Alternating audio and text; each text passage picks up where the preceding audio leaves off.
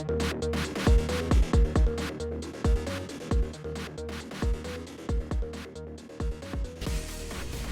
right, hello everybody and welcome. This is Starship Adventures and welcome in tonight for yet another adventure as we take a look at the sights and sounds around this great planet that we live on, planet Earth.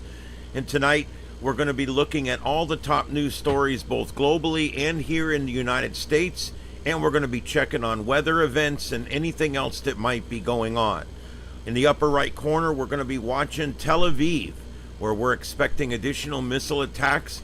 They are in the wee hours of the morning there, and usually you have sunrise right about the end of our show. So we're going to check out the last few hours of the night there in Tel Aviv.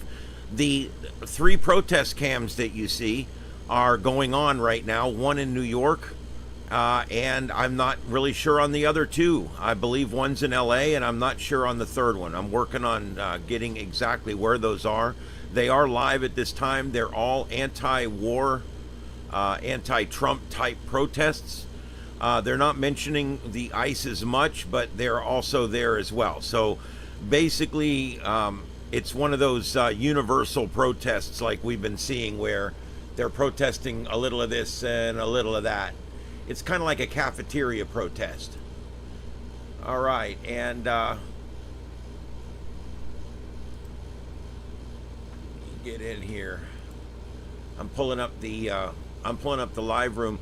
We do have two other lives up tonight. We have three lives total. One is the FT8 system on 20 meters, which I'll be switching to 40 meters here before long, and the other is the MMSS TV, which is the SoScan TV for amateur radios. Those are live right now on our channel as well. So we have three live feeds going out. Plus Carlotta Alata is live with her frog and toad cam. There's all kinds of big, huge toads over there. And also we are live tonight on Starship After Dark, where we have the 7.2, the infamous 7.2 channel. The channel that everyone loves to hate, but yet still goes and listens to for hours because it's entertaining as hell. So there you go. I got all that going on live tonight. Plus we're live here in the studio for our show here tonight as we go around the world and check it out. I'm going to give everybody a few minutes to get on in here. You're looking at radar out of Tampa, and you're looking at what is storms that are getting ready to move through our area here. They're a little bit, a little north and east of us, but there's a chance some of this we might actually get to hear some of this as it goes by. So we are monitoring that here at the studio. We also are dealing with about 10 severe thunderstorm warnings. There is, out here we've got a complex of storms in New Mexico, and these are crossing into the panhandle of Texas right now. If you can see where we're at, out of Nevada, Nevada into Texas. And here they come. They are nothing tornado warned yet. Let's take a quick peek and see on the split screen, do we see any rotation? And yeah, there's definitely a couplet right there. Something that bears watching. I wouldn't be surprised if we saw a tornado warning on this one coming up.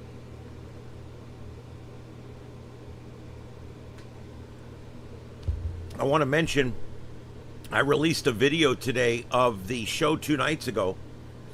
I cut out that section where those tornadoes were on the ground. Yes, Carl, these are protests. I'm trying to figure out exactly where they all are. One of them, I believe the lower right one is in New York, and the center one up there is going to be in LA, I'm pretty sure. And that other one, I'm not sure where it is. I'm going to go back. I need to go back and try to figure that out. So let me do that real quick here.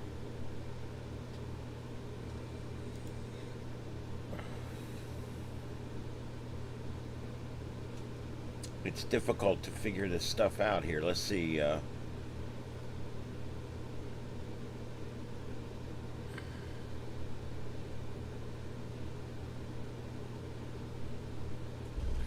Yeah, this that other one up top there, that's Southern California. That SoCal is putting that out.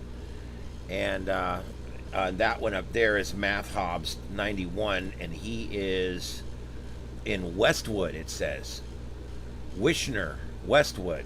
I don't know where that is, but he's in Wishner, Westwood. That's the one up top here. The one right center is L.A. Bottom right is New York. And so those are live.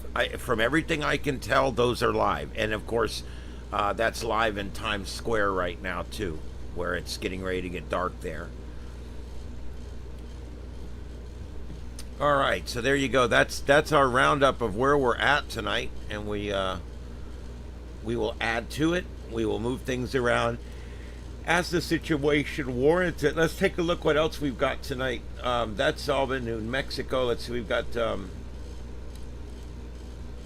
look at this all the way up here. This is going to be all the way up here in Nebraska. This is in Nebraska, and we actually have 4 storm chasers on this, and we've got a hook, ladies and gentlemen. Oh my, here we go. We are back in the game here. Let's get this stuff going. This just happened in the last few minutes. We've got it hooking up here. Let's get our storm chasers lined up. Let's see.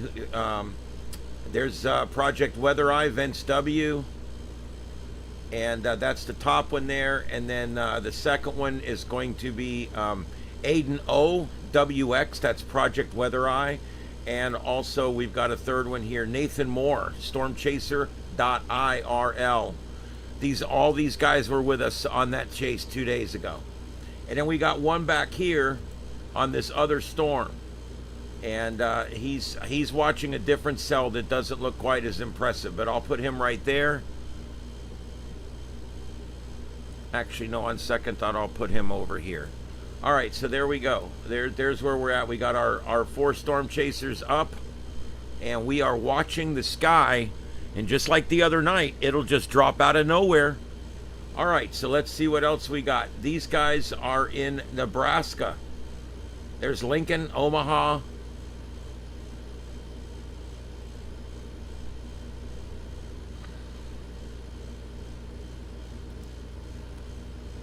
See if I can figure out what.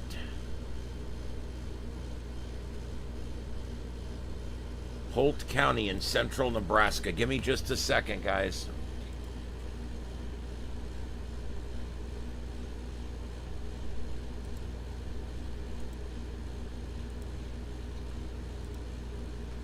Nebraska. Holt County.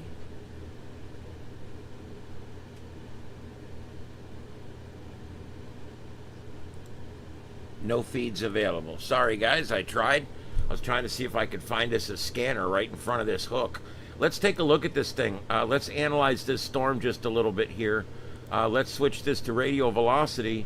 And yeah, we do have a rotation there. And not a specifically strong one right now, but enough to produce a tornado for sure.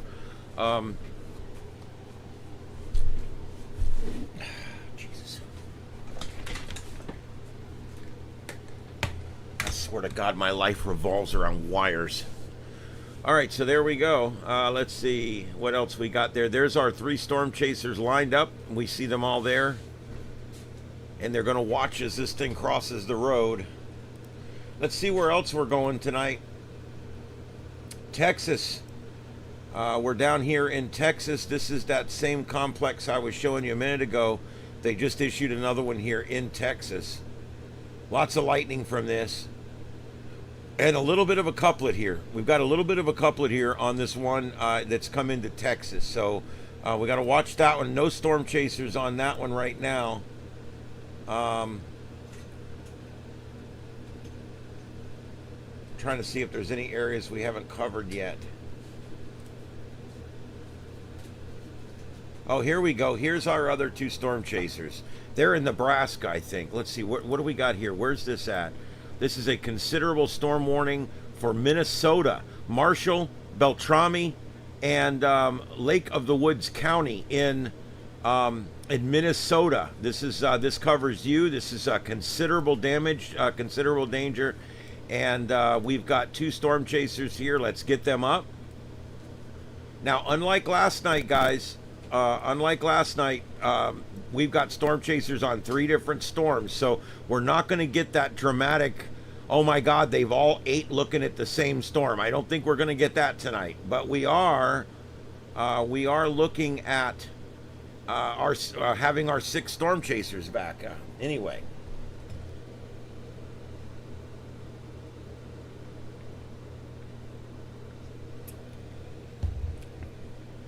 So there you go. We're good. We've got storm chasers monitoring 3 different storms now in 3 different states. These guys here are way up by the Canadian border, guys. I mean, these guys travel, man. They get to see the country in ways that we've never thought of. They go crisscross the country. They'll be all the way in Nevada, and they'll follow a storm all the way until it exits off of the Outer Banks of North Carolina. It's absolutely amazing. These guys stay with these storms. Look at the wind in that lower storm. I want to go back to that storm. That's this one here. And let's go back to here, and let's get the radar coming up to work here. There we go. Let's get the radar out of Sioux Falls. There's our couplet right there. And here's our guys coming up this road. They're moving up this road to try to get in front of this thing.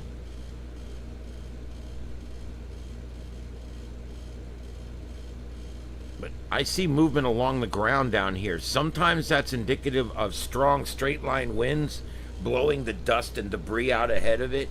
Other times it means we've got something on the ground that we just can't really see. All right, so we have 6 storm chasers. If it gets intense, I'm going to zoom in. If it gets intense, I'll zoom in on the radar and bring that up full screen. But for right now, we'll leave it on the splits here so we can still see everything that's going on.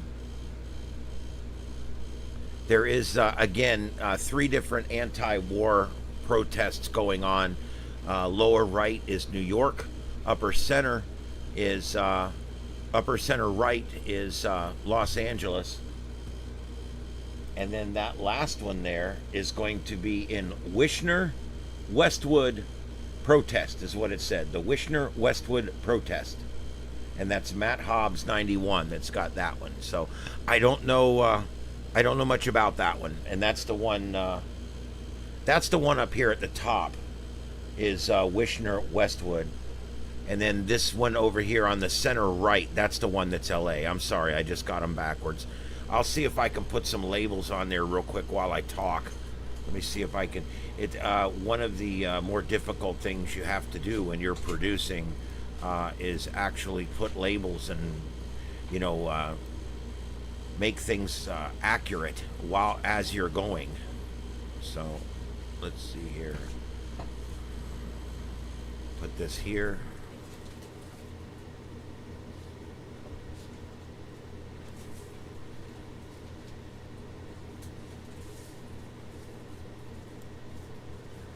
All right, so there we go. That's Los Angeles, I know. And then I thought I had a New York tag. Let me see.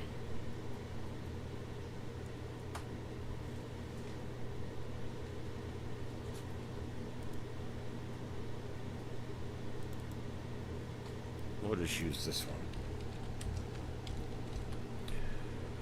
All right, I'll put New York on that one so we know which one we're looking at.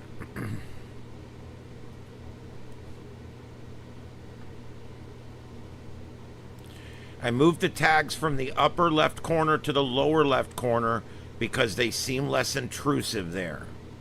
If I'm wrong, let me know, but they seem less intrusive there. All right, so there's Los Angeles, there's New York. Let's see what else we got here. And again, we are watching these, we got 6 storm chasers on 3 storms.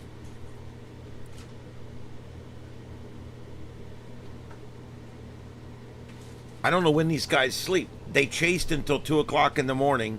They must go, I don't know if they sleep in their car, they get a hotel, and then they get up and they got to move because they got to catch up with the storm. Sometimes the only way I can figure out they do it is they stay up all night and drive. I don't know how else they do it. A lot of Mountain Dew. A lot of Red Bull. Which will give you kidney stones if you're not careful.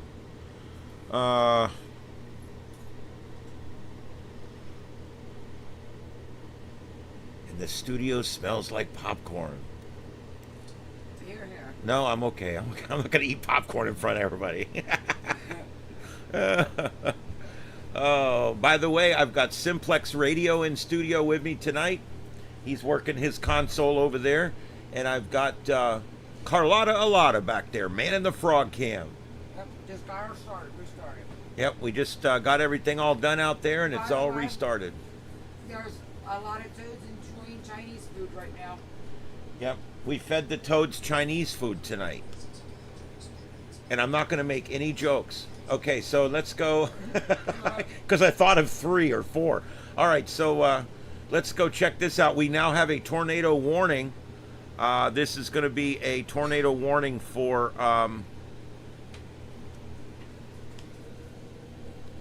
Wapiti, WMA. I don't know what is that, a town? All right, so anyway, it's right north of Gregla there, Goodridge, right north of there, moving northeast or east-northeast. And we do have the 2 storm chasers on that are going to be the 2 on the right over here. Lower right, center right are these 2 guys here. And theirs has just been upgraded to a tornado warning. So now what I want to do is find a different radar site. I want to take a look at this. Let's pull up this radar out of Canada, see what that... Nope, we're out of the radar range for that one. Let's see, what else do we got? How about Duluth? Let's pull that one. Nope, we can't see anything on that one either. Radar sucks up here, guys. Let's see, what about this one? I think that's the one we had.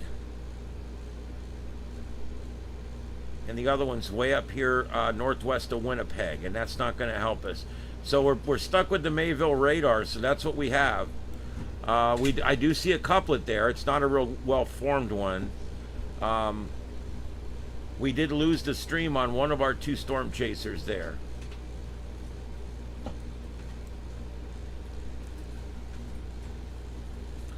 Okay, and yep, that one failed, of course, that live stream.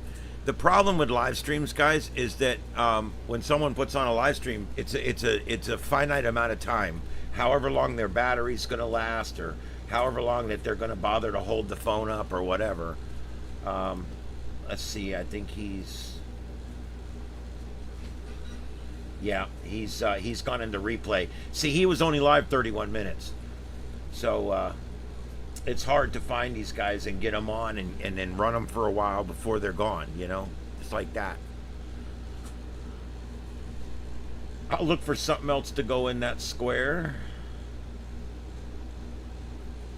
That lower right corner, it's called the Escalate Rally is what they're calling it. Let's see, it says protests war in Iran at Times Square is what that lower right one is. That's at Times Square.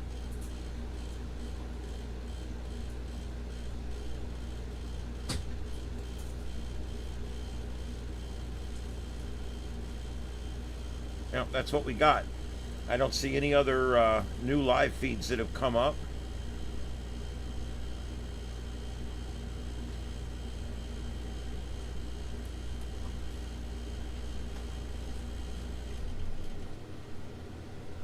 Apparently they're protesting in Tokyo.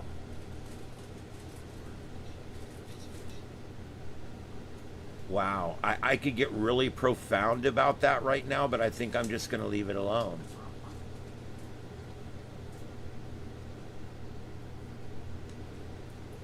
Because they say history's that bitch you can't get around. No. Well, it is. Because you know what? No matter what you do, somebody's going to pull up your history and put it in your face. And I have no problem with that. None. All right. Anyway, let's see here. All right. Looking for tornadoes. We got 6 shots up now. Lower right. There it is. We've got a tornado on the ground. Lower right. It's going to be this storm right here, the one they just issued the tornado warning on. So there we go. Let me see if I can get some scanners out ahead of this thing. This is going to be... oh, where the hell is it? Beltrami and Lake Beltrami and Lake of the Woods.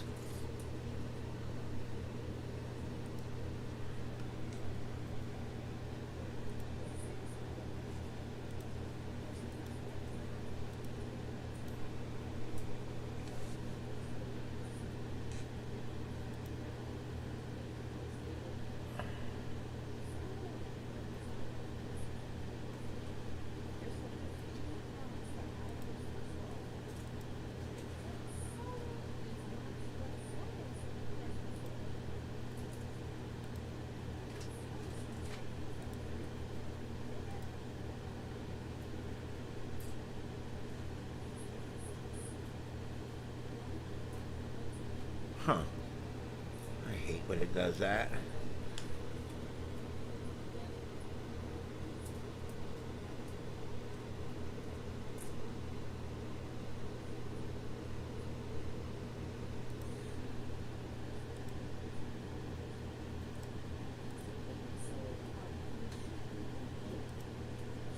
All right, Beltrami fire and Solway fire. I'm adding those. I'm going to get rid of these others from yesterday that I don't need in here because we're not in that part of town right now.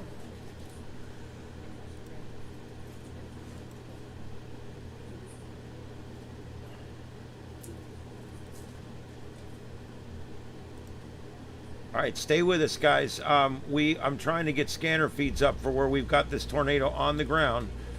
I do have 2 fire departments up here, and their scanners are active, so you can hear them. Let me just go make sure my sound settings are correct.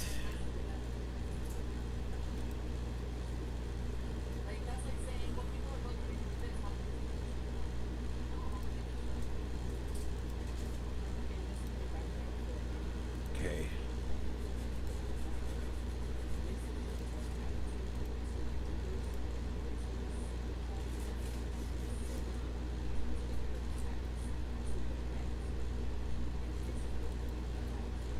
There we go.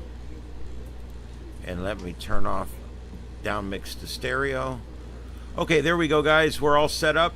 You've got fire departments in left and right ears. I'm doing that separately to make it a little easier to hear what's going on. We lost his feed again. He actually had this thing. We could see it. And we lost his feed. Let me try to get this Lake of the Woods County. Let me see if I can get that up here. Add. There's nothing easy about this.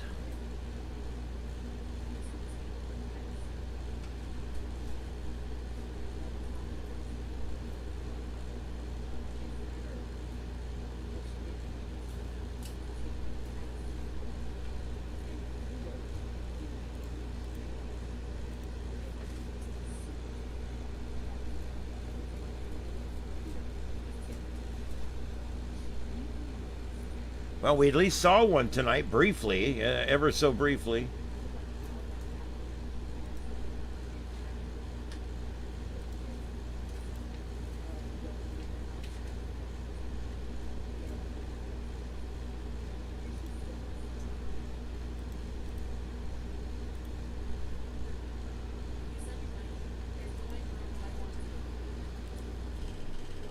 All right, I got Lake of the Woods County Fire and roads and parks and EMS. All that's up right now. So we've got 4 scanner feeds, 2 in the left ear, 2 in the right ear, so we can hear if anything happens.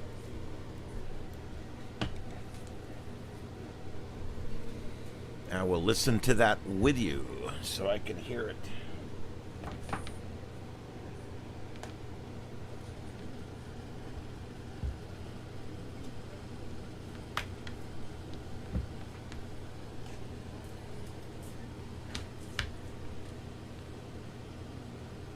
All right, there we go. All right. Turn off the talk back on that so I don't hear myself back because that echoes bad. Okay, there we go. All right, so now we're going now, and we are hearing the scanner feed.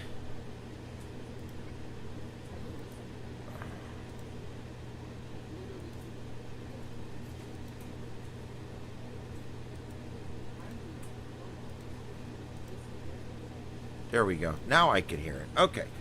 All right. So we're monitoring that. Not a lot of traffic right now. I haven't heard anything actually, but we are monitoring these two counties that are involved right here. This one and this one. This is Beltrami County. Beltrami County is currently 6,000 people without electricity. So we're already starting to see the power outages ramp up here as this couplet makes its way up towards Baudette, and it is coming for areas up here in Baudette and areas to the west of International Falls. It's coming up that way. And yes, you heard me right. This is almost going to go into Canada. We are southeast of Winnipeg. Just to kind of show you where we are. Radars are a little thin up in this area, so we don't have a real good shot of this storm with a radar. So this is what we have. We've already seen a tornado once come out of this cloud, out of this storm, and I think he might be trying to get back up on it again here. Let's see here. We're looking at the two lower right screens, right center and right lower. Those are the two guys we're seeing on this storm right here.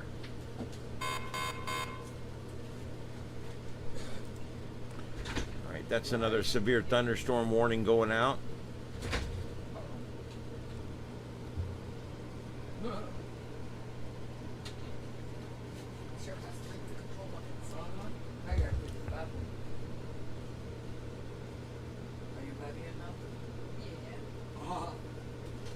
Yeah, Carl, overnights in radio will ruin your health.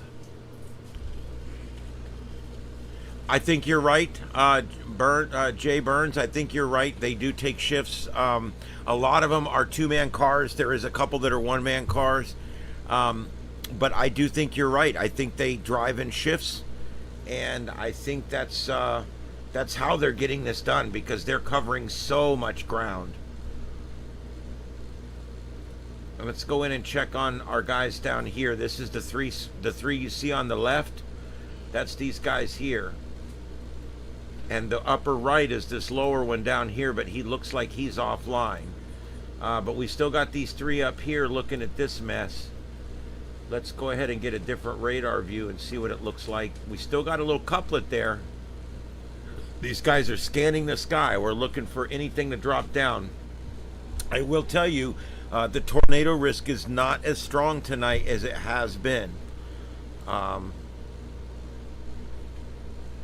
So I'm not sure if we're gonna see a lot of tornadic activity tonight. Thank you everybody for coming in. This is Starship Adventures. My name's Ian, live tonight in Starship Studios. I'm with Simplex Radio and Carlotta Alata, and we are in the studio tonight providing coverage right now on 5 different live streams. We've got the Frog Cam up on Carlotta Alata. Yeah, and we've got the 7-2, the Naughty channel from Ham Radio, up on Starship After Dark. And we've also got FT8, a weak signal digital communication mode, up on Starship Adventures, one of the other streams here on this channel. And we also have up SSTV, which is how to send pictures via radio. And that's up live too, so you can check all that out.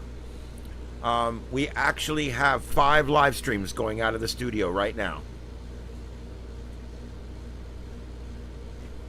Are you seeing the lower right radar screen, center screen, bottom? This guy's driving backwards.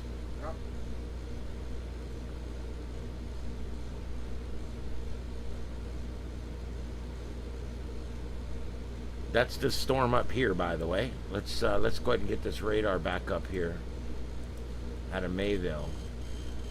There we go.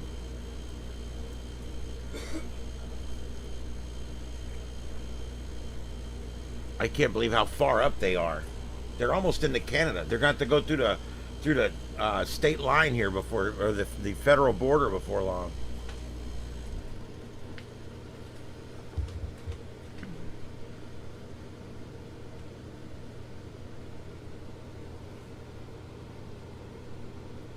Hey, Monster, what's up? It's the equivalent of when we come Reupload tube stop. Yep. Is that what it is? Oh my God. Especially the Chinese. Oh wow. We put down some Chinese food, and the frogs are eating the Chinese food. So, if you ever wondered, did toad frogs like Chinese food? The answer is yes.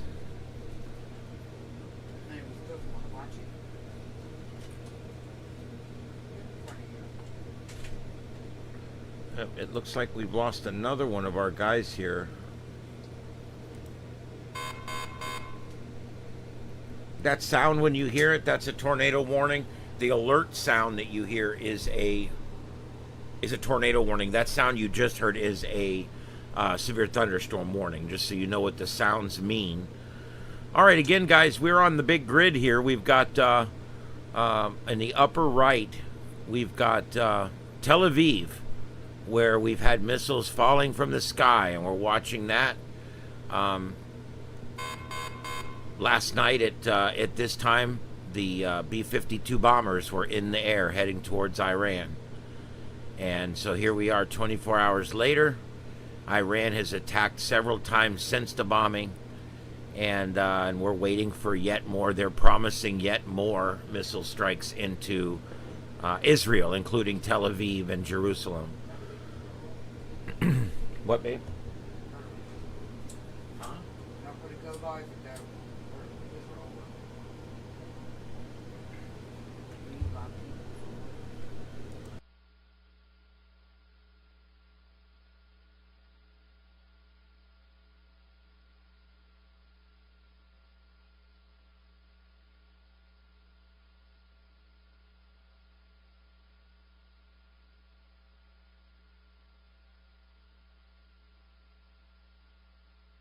All right, so anyway, let's see where we are at now. If you guys have any questions, please put them in. As always, I will answer any questions about science, space weather, questions about terrestrial weather, hurricane season, which we are now in, tornadoes. I can answer questions on most natural disasters. And I love to talk about all that kind of stuff. So if you have any of that, or ham radio, any of that, propagation, science, like I said, I will talk about just about any of that kind of stuff that you guys would want to talk about on here. We've got a small crowd tonight. I assume that's because it's Sunday night.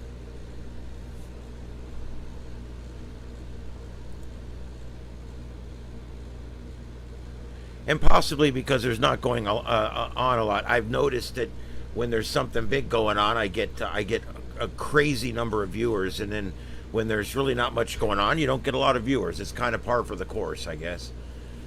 So anyway, again, I am watching the chat room. Yeah, we've got lightning here, but I don't know if we're going to end up. It looks like that whole mess is going to move off to the north of us. Yep. Yep, that whole mess just went through La Belle, and it's moving off to the northwest.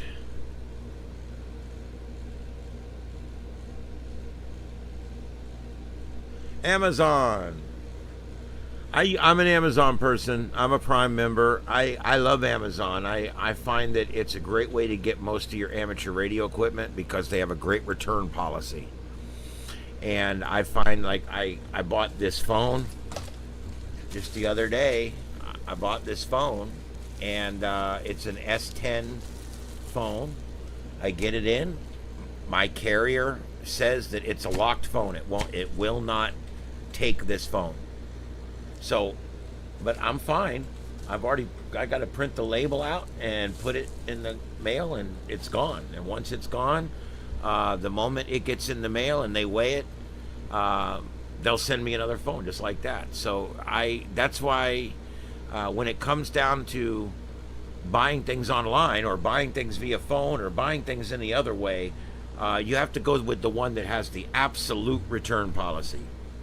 If I need a taillight for my truck, yeah, I'll go to Amazon, I'll go to eBay. But the truth is, oh well, it's so slow right now. It don't matter. Yeah, it didn't matter. I don't know where everybody's at tonight. Sunday they got children are dropping off and picking out old people are Yeah, I guess there's something else going on somewhere. All right, nobody has anything for the chat room. We'll see how long we go tonight. If things pick up and we find stuff going on, I'll stay on for a while. If not, I'm probably going to clear out of here in 20 or 30 minutes. We'll see how it goes. I like to come on when there's stuff going on and there's a lot of folks in. So, all right. So is that our only tornado warning right now? Let's go up and check. Yes, that's our only tornado warning right now. We do still have the one shot. This shot right here is live, and this is tornado warned.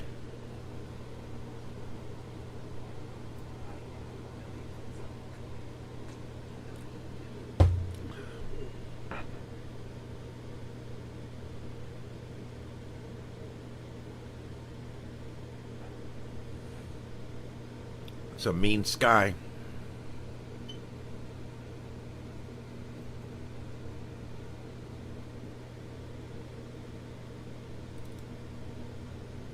All right, so that's that. All right, I'm going to run down and see if we've got any new videos. And in the meantime, let's go ahead and let me pull up my news summary. All right, let's do this.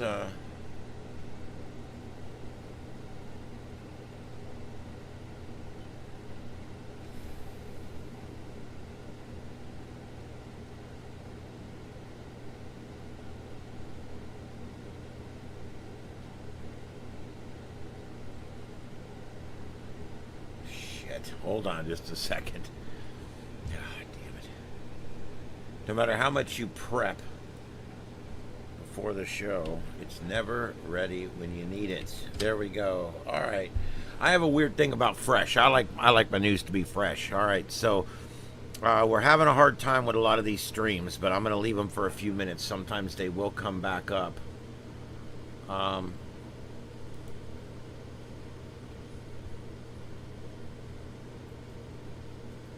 Okay. All right. So the first thing tonight that the first news item that we have out there is, of course, the Israel-Iran conflict. It has intensified. As you know, last night the United States bombed their 3 nuclear production facilities with our MOABs, our mother of all bombs, MOABs, whatever you want to call them. And we did. We believe, anyway, that we've taken out their ability to purify uranium to weapons grade, and that's what had to happen. Their leader has vowed a crushing response, although I don't know with what. They have very limited resources. They tried to do a ceasefire, but the bottom line is. You know, everybody needs to be on board with a ceasefire in order for a ceasefire to happen.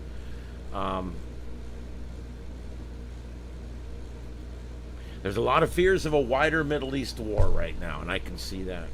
Okay, we've got in Brazil. This is crazy. A hot air balloon. Okay, it crashes and it kills 8 people, and now they're starting to worry about safety and stuff like that. A hot air balloon crashed in Santa Catarina.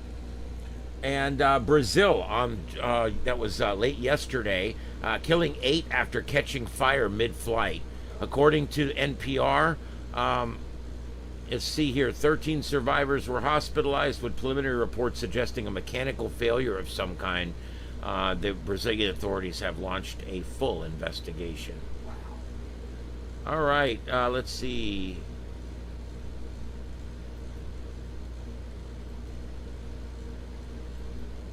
The Tehran has apparently this just came in. Apparently, just this afternoon, Tehran, Iran is experiencing a near total internet blackout, disrupting communications after the U.S. airstrikes. This is coming from the New York Times. Iranian officials claim the blackout was a defensive measure against cyber attacks, and that came from Breitbart. Protests erupt in Tehran against the government's handling of the war, with limited footage emerging on X.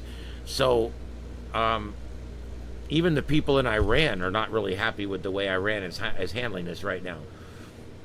They're saying that the The blackout in the internet in that region could worsen, causing a humanitarian crisis.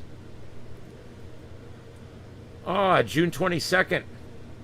Let's see. Did you forget what it was like when there was no internet? Yeah, I know. I was just kind of thinking. I was actually going to say that. I was just going to say that. It's like, how could not having the internet cause a humanitarian crisis when we went a long time without the internet? Let's see here. South Korea and Japan today celebrated 60 years of diplomatic ties, and their leaders vowed to deepen their economic and security cooperation amid tensions in the region. Public events showcased cultural exchanges, but protests in Seoul criticized Japan's historical stance. Let's see here. The milestones boosted bilateral trade talks with a new agreement expected soon. All right. Nigeria mob attack leaves dozens dead, 22 arrested. Nigerian police arrested 22 suspects linked to a mob attack in central Nigeria that killed at least 12 people. The attack stemmed from ethnic tensions with homes and businesses destroyed. Let's see. Already did that one.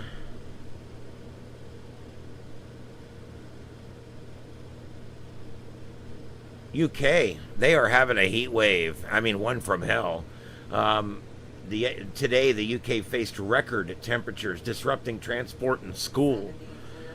Health officials issued warnings for vulnerable groups with hospitals on alert. The heat wave was linked to climate change, is what they're saying, but you know how that is. See, that's why they call it climate change, because that way, no matter what happens, they can say, look, the climate changed. Whether it's man-made climate change or not is still the answer. And the jury is still out on that, and so am I. Sparking debate on X about environmental policies. Of course it did. They'll use any heat wave, any freezing temperatures, any big rainstorm, any upward flux in hurricanes, any bad tornado patterns, no matter what it is. Oh, look, it's climate change. Truth is, the climate changes drastically on this planet every year. Iran demands UN emergency meeting over U.S. strikes. Yeah, whatever. You know what?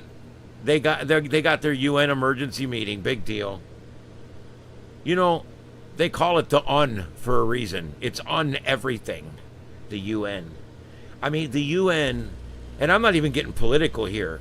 Matter of fact, people on both sides feel this way. The UN is worthless. It's absolutely worthless. We pay them so much money. We pay them more than most everybody else combined. And we give them a place in New York to be. And yet, we're treated like crap by the UN. Absolute crap. Not a big fan of the UN. All right, let's see here.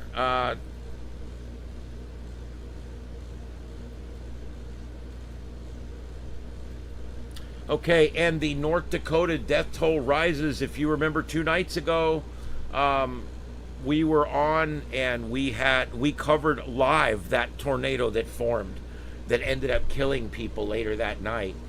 And we covered that live here. And if you want to see what that coverage looked like, just go back and look. We've got a video that I released.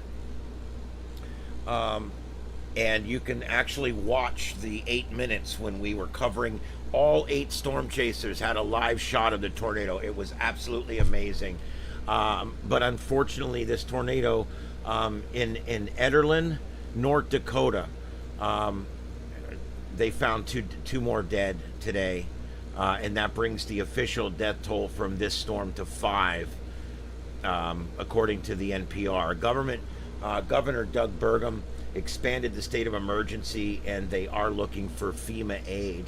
Rescue efforts continued amid widespread damage to homes and infrastructure. Public support on X grew with fundraisers launched for the affected families. And a heat wave across the U.S. You know, we just talked about the one in the UK. Well, there's one in the U.S. also. We wouldn't want to let them have all the fun. A heat wave spread to the Midwest and Great Lakes with triple-digit heat indices. Power outages affected millions in Texas and Illinois. Health officials open cooling centers and urged precautions. And let's see here.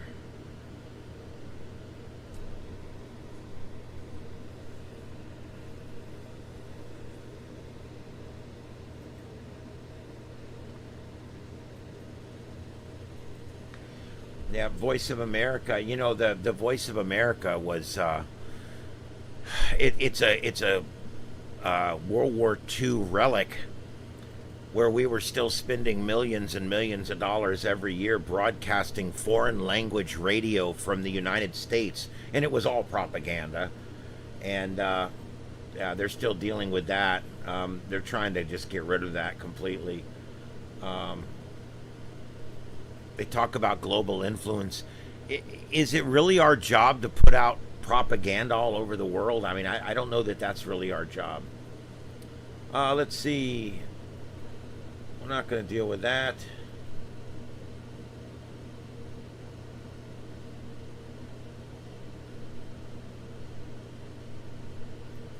All right, USDA has recalled contaminated meals. Oh, there we go, a tornado warning. Let's go back and take a quick peek at that. Okay, that's a reissuance of this same one again. And again, right center and right lower storm chasers here have that one. And I'm looking, I don't see anything right now. He is up in the forest, though. He's having a hard time getting horizon. The one there. There's not a lot of roads up there, and these guys have all gotten themselves out on roads that are going in the wrong direction.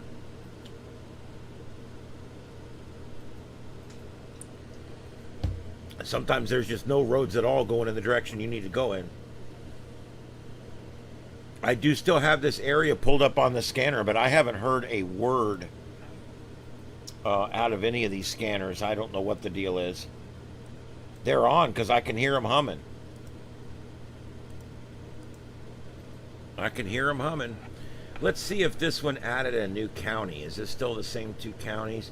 This is an observed tornado.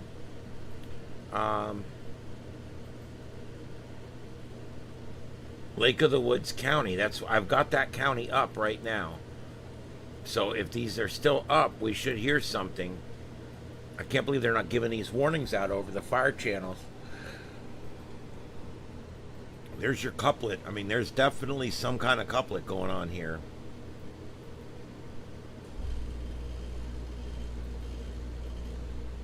And it is going to come close to Baudette.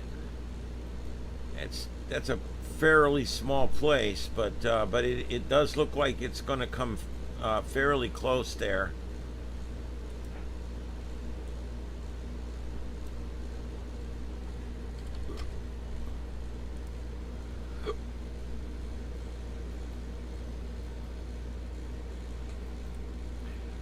Yeah, Baudette in less than 40 minutes. About 40 minutes. And Beltrami County, the storm just left your county. It's literally crossing the county line right now. That's why this new tornado warning was issued for the next county. And we're now in Lake of the Woods County and moving east-northeast.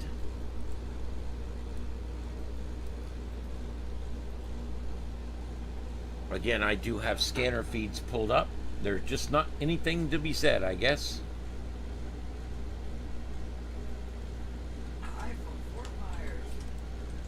Yep.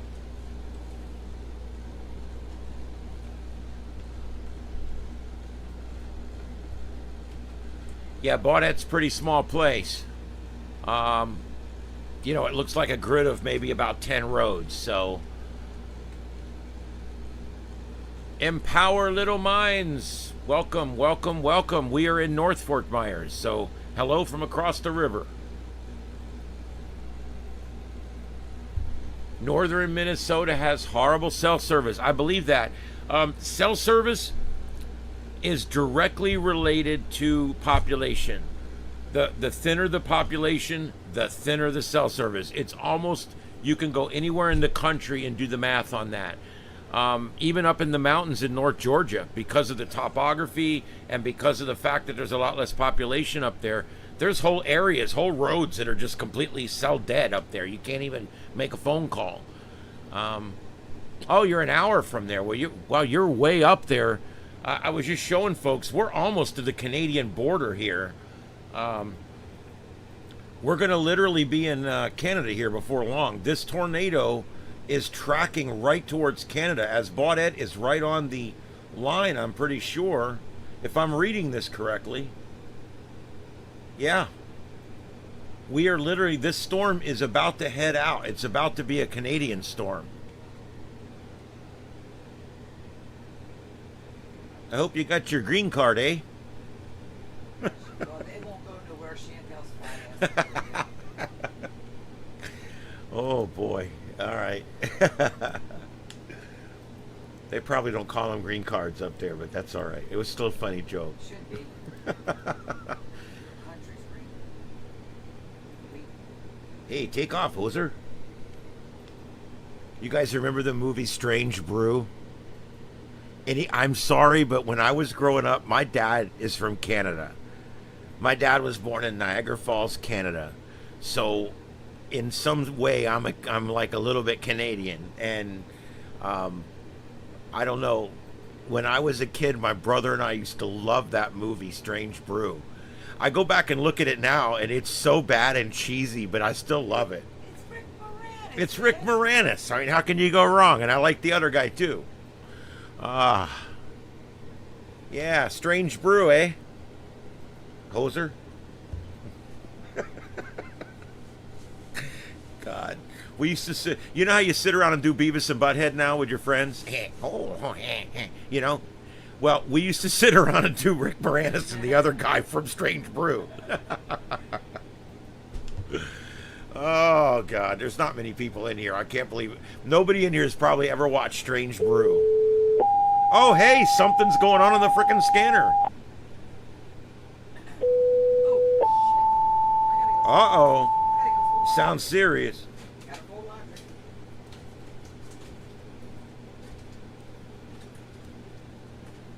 Attention, Baudette ambulance and Baudette fire. We have an automated fire alarm going off at ANI, zone 593. Fire copies. Fire copies at 1955. And I believe Baudette is in Lake of the Woods County. You guys can probably help me confirm that. Trisha Feist. I probably said that wrong. I said trash first. I apologize for that. Trisha Feist. I like that. My mom's name is Patricia, and her whole family calls her Trish. Trisha Feist. Yes, it is. Right. Is that the South facility or North facility? All right, well, that's this county right here we're listening to. I do not know. All I know is that it is zone 593. So we've got a fire alarm activation at a commercial business there. Uh-oh, that's the other ear. Well, that sounds serious. So there's some kid playing with the phone. Battle 72, Bemidji Fire. Bemidji Fire needed for a tree on a power line has started arcing. Return to 3001 Cedar Lane Northwest. She did give an address 3001 Cedar Lane Northwest for a tree on a power line starting to arc. All right, there we Copy go. that main facility. Thank you. Well, at least we know we're in the right place. And the power outages down here in Beltrami County.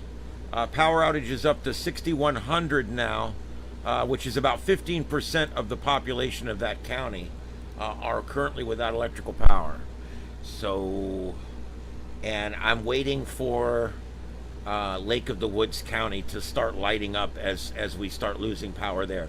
We do still have one storm chaser, two storm chasers. We've got Storm Runner Media here. Storm Runner Media, that's the lower right down here that's kind of fading out on us. And then we've got this one here. This is Tornado Peggy. I wish I knew how to pronounce that. Peggy. Yeah. Anyway, we got him here in the center on the right.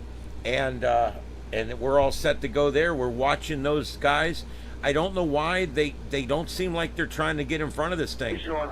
I almost think they're not. Maybe they're not prepared to transition into Canada. Maybe, I don't know, or maybe they're going around to get into there. I don't know what they're doing, but the very next county that this thing's going to go into is actually in Canada. So I think this is going to be a first for us here. We're going to chase a storm out of the country. I think that's a first. I'm not sure.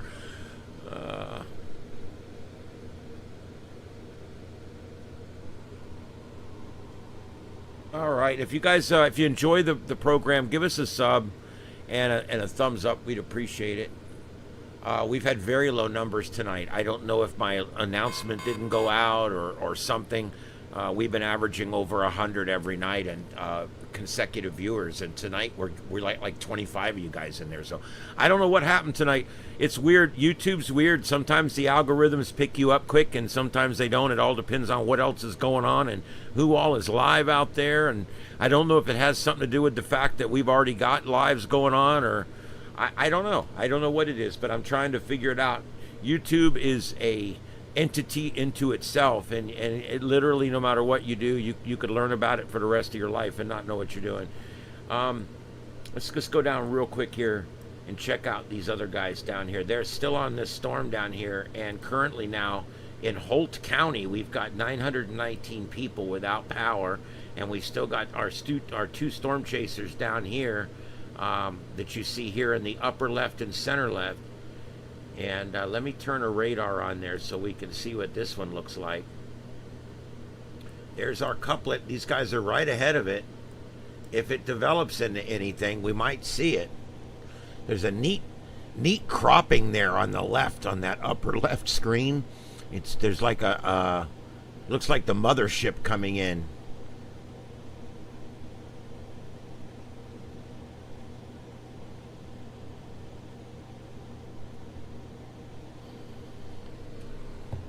Harrison Fire to Bell, trying with these shows and routes.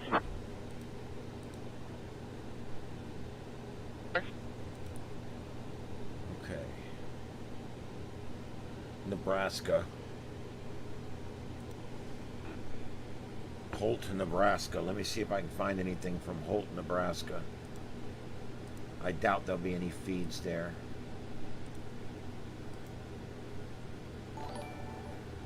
Thanks for the sub. I appreciate it. Social Rob, I appreciate that.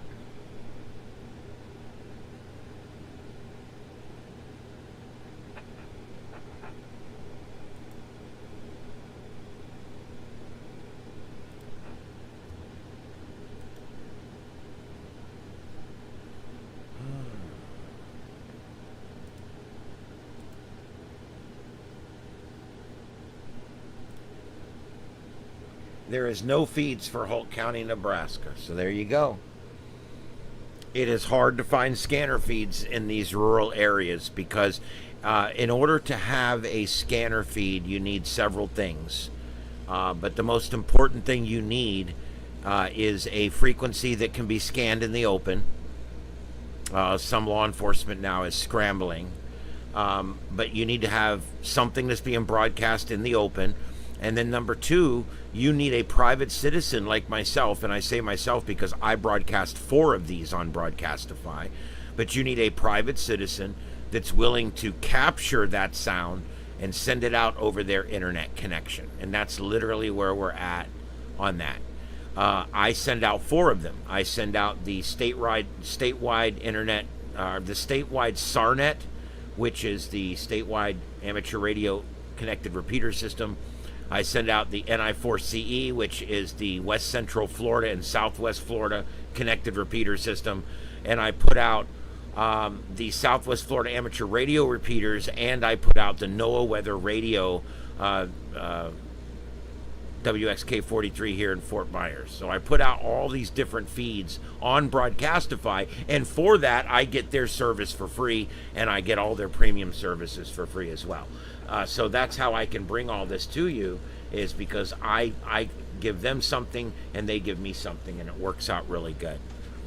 If you send a feed to Broadcastify from your house, It's great because you're helping people out, but it's also great because you get a free account with Broadcastify, and now you have access to 1 year's worth of archive data on every single scanner in the world. And you can create dashboards and split left and right ears and do all kinds of different things that you can't do with the standard service. So anyway, that's how that works. Let's go back up and check this tornado warning. We still have this one in Lake of the Woods County. We still have this tornado warning up here, and it is moving towards Baudette.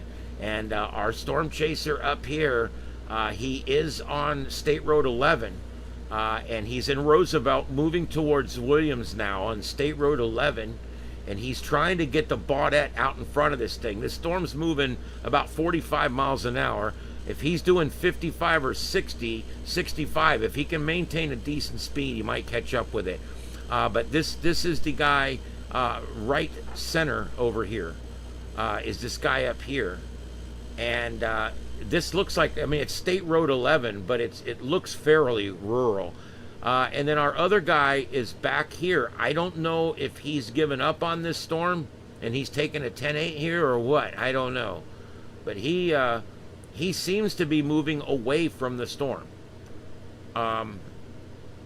It's kind of weird. I don't know. Now he's going south on this road here. I think he's waving off this storm and going to another storm, or he's going to go stand by down here for the next wave. So I think we're down to just this one storm chaser that's still on this storm. As far as daylight goes, it's getting close to sunset up there, probably in the next 30 minutes or so. And so we're going to start seeing some sharper light angles and eventually some darkening conditions as we go forward. I guess one of our protesters here, he took us to lunch with him, it looks like. Hey, I was protesting, but then I got hungry, and so I went to Carl's Fat Boy or whatever he's at there, and I'm going to go in here and get me something to eat, whatever.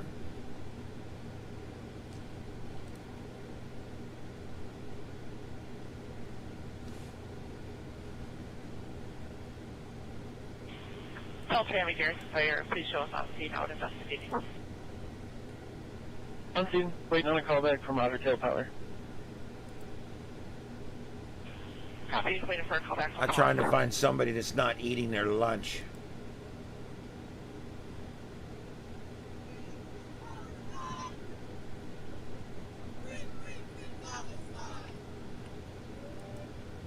Well, there's a protest. Now, whether it's live or not, Hook Global. I tend to think this is probably a replay. I love it. It says live from Times Square, which means absolutely nothing. All right, I'm going to take it off of this guy here that's decided he's going to stop and eat.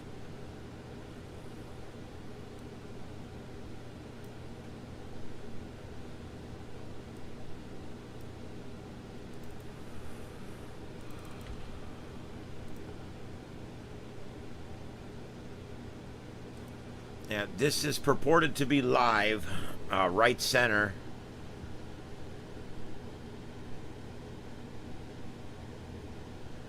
But who knows? It's probably earlier today.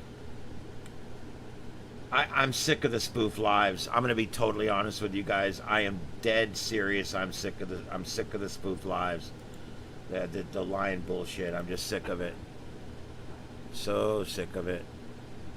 All right, let's do this. Let's turn this one off. And we'll go to a full.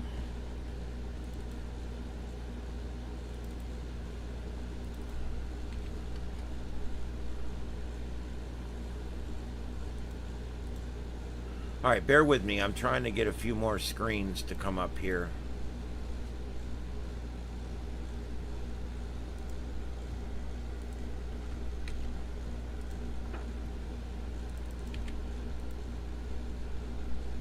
There we go.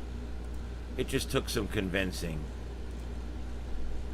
I'll never understand how this shit does what it does. I don't know. Oh, let's see what I can put up here for you guys. Let's see what we got here.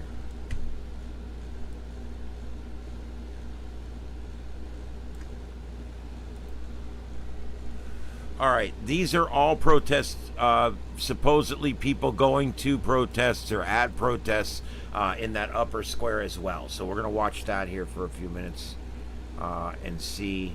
But again, I'm relatively sure these are live.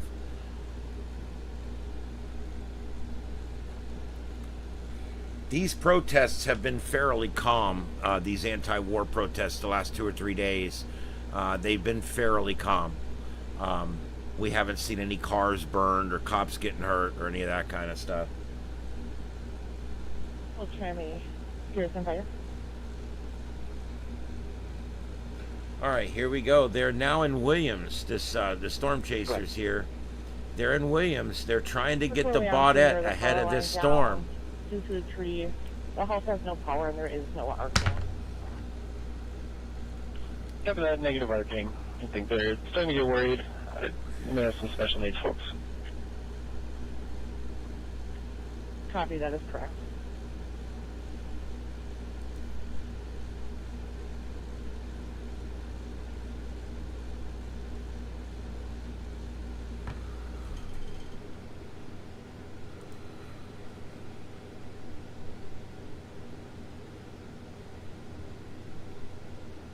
I think the thing that surprises me the most is when they ask these protesters, why are you protesting?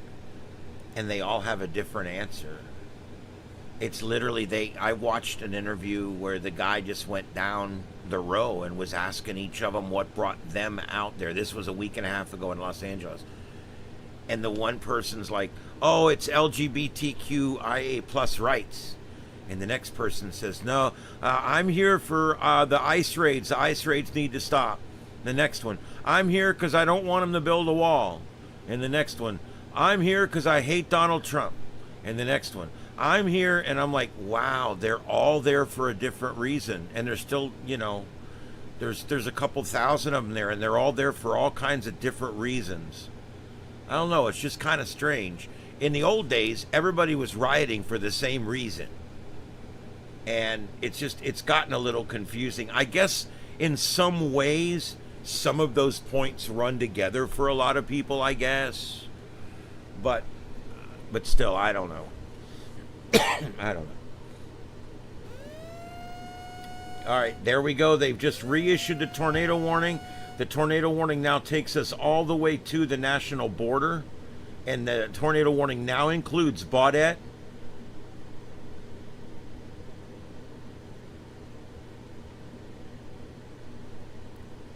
That's a crazy lowering there, center left, but I don't think there's anything tornadic there.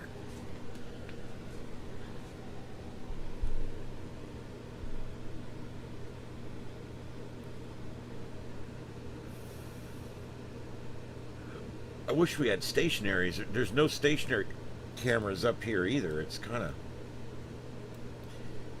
I don't know what it is about this service, but look down here. When you get near Tennessee, look at all the cameras. I mean, there is so many cameras in Tennessee, and every one of these is an actual live camera that you can pull up, on top of high schools and different things. But the network started down here, and it's mostly all the southeast on this network. You got there's Ryan Hall, y'all's house. That's the Weather House, y'all squad. Beautiful shot there in the mountains. But when you get up to these areas up here, like where we are up here, there is no network cameras up here or anything like that. So all we really have is just our storm chasers, which now have passed Williams and on their way to Baudette, trying to get ahead of this couplet. And it looks like they're doing a pretty good job. They're slowly making advancements on it. I think they're going to get there ahead of time, and maybe we can get a shot of this thing as it goes by, as it leaves the country.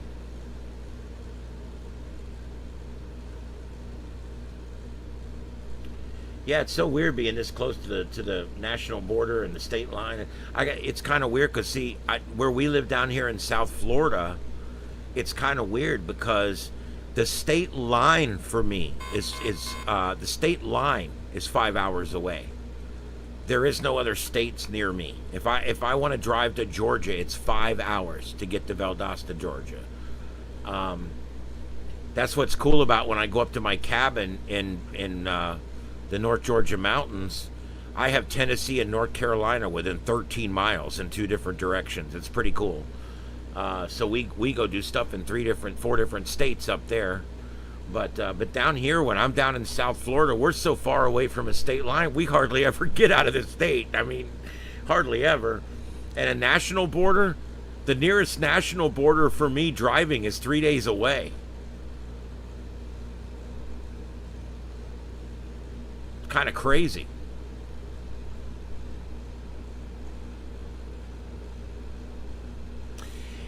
Yeah, it's just this network. It's not necessarily that there's no cameras there. I could probably pull up the news stations and try to find something. But in more rural areas, there's less cameras. But also in that part of the country, this network has less cameras as well. So there's 2 different things at work there.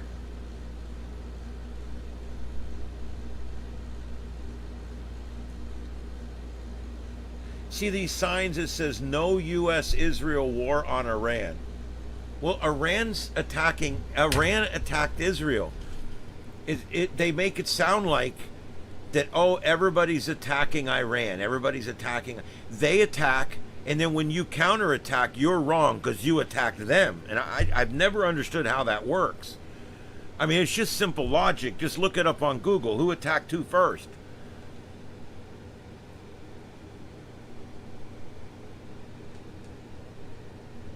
A lot of bad history in the Middle East, unfortunately. All right, so here we go. They're halfway now between Williams and Baudette. I'm really watching this. This is that right center screen. We met up with Ottertail. No power to the home. We are going to go ahead and clear scene, back to quarters, back for assignment. Copy, Garrison, clear scene, 2015. Thank you very much.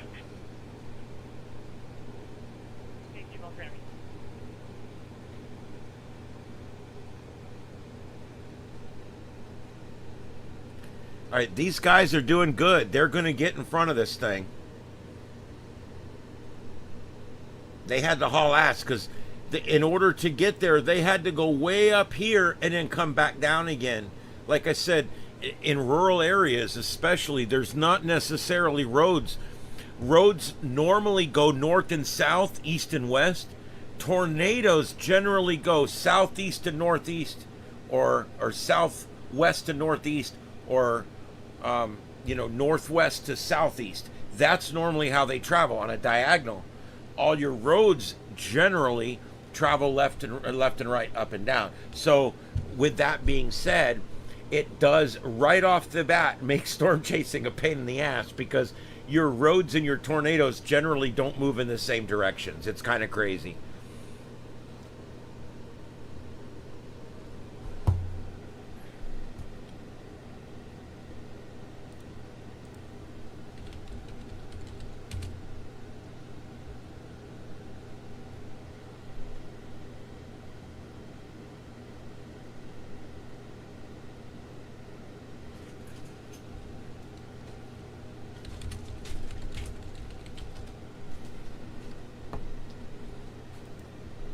Trying to see if there's any other webcams up in that area that I can get.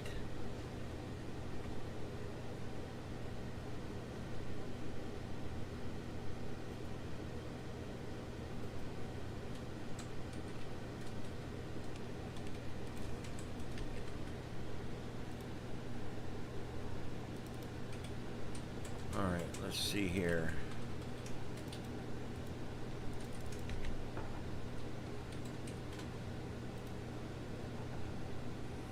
I'm going to try something here. Let me see if I can get this to work. You know, I'm not going to do it that way. I'm going to do another capture here.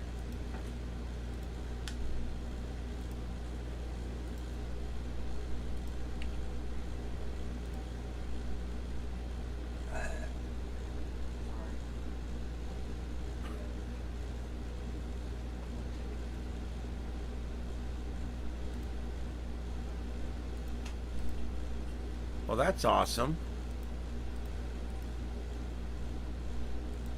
All right, let me continue to figure out what the hell's going on here, because it didn't create the thing I needed it to create.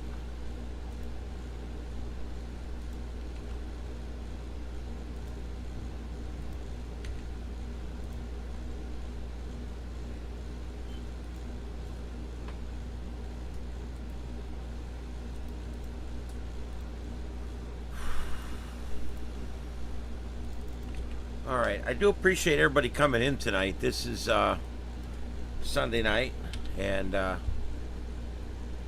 not so many folks in tonight, but that's perfectly fine. We'll still have a good time in here. I do appreciate those that are here. I found a shot here. I'm trying to get it to work.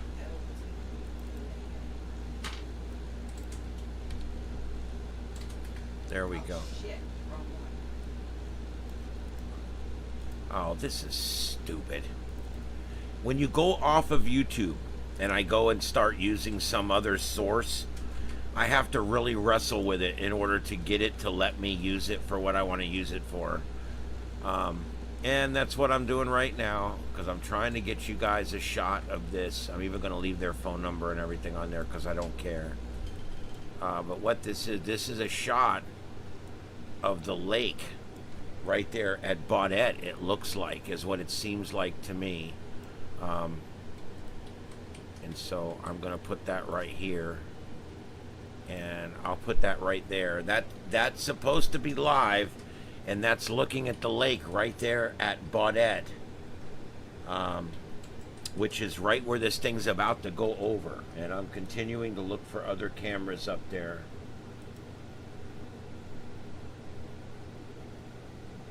There is actually some cameras around Lake of the Woods, it looks like here.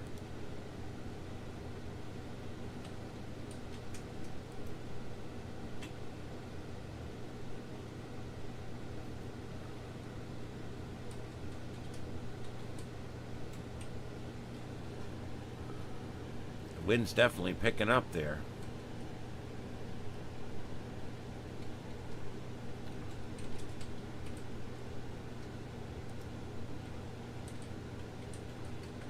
That one is not working.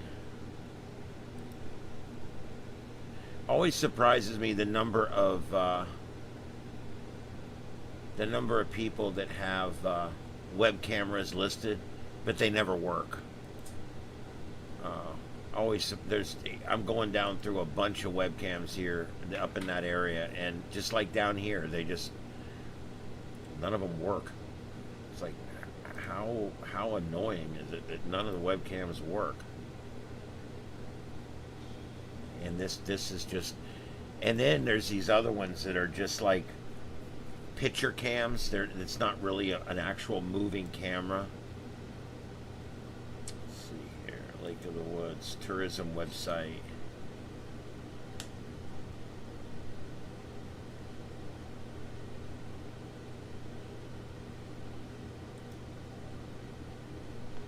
Well, we'll see what we can come up with here anyway. And there, you're starting to see a sunset there, left center. You're starting to see the sunset through the clouds. I always say this because I think it's worth noting that during the sunset phase, you'll see some of the some of the coolest shots.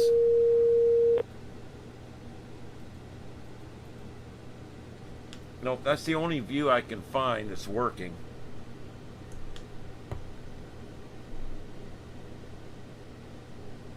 Yep, that's the only one I got that's working. So,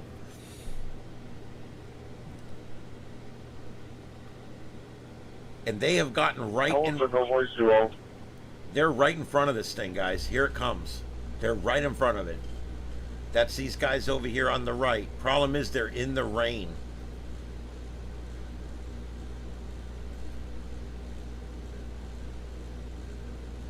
I wouldn't go any further if I was them. I would stop.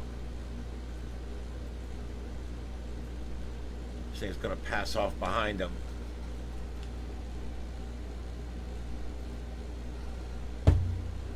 Your tornado is right where your bright colors come together. Right here. Go ahead, Joel.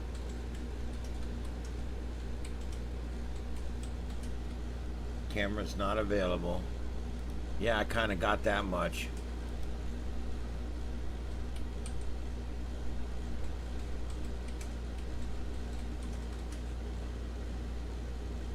That was just the activation for the tornado alarms, correct? Oh, thunder, baby, thunder. Ooh, and lace white lightning. Very nice.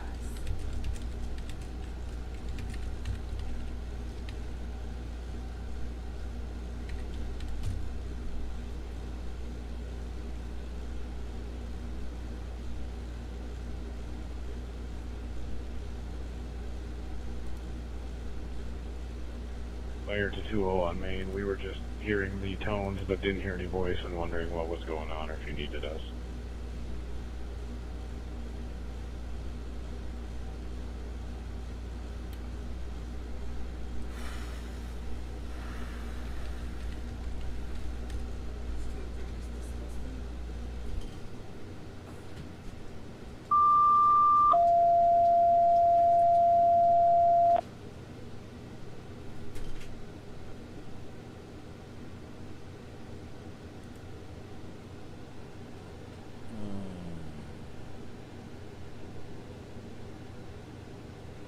July 7th.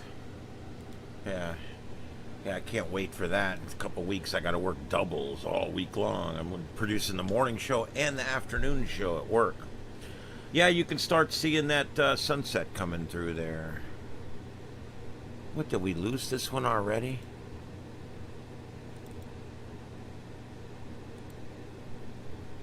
I'm going to reload that page and see. No, it came back up. Let's hope it stays up. Maybe there's a timer on it. The wind's really whipping there where the boats are. That is right out ahead of this thing. This thing's going to go right over that site, and it's going to go right over our storm chasers. So we only have 2 cameras out ahead of this thing. We've got the one there where the boats are, where it's really starting to rain and blow right now. And we got our storm chasers, which are just over to the left of that, right here. This one right here would be the center right.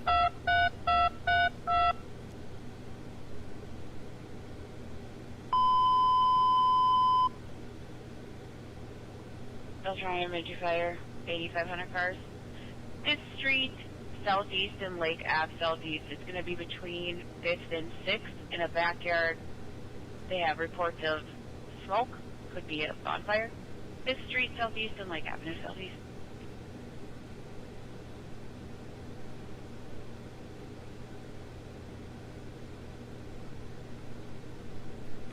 It does seem to be intensifying a little bit.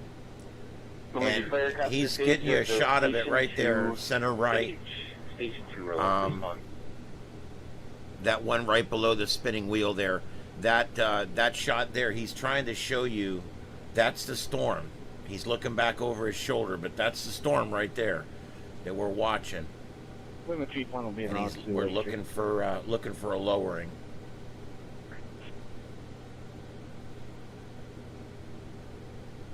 I'll take it full screen if they get something.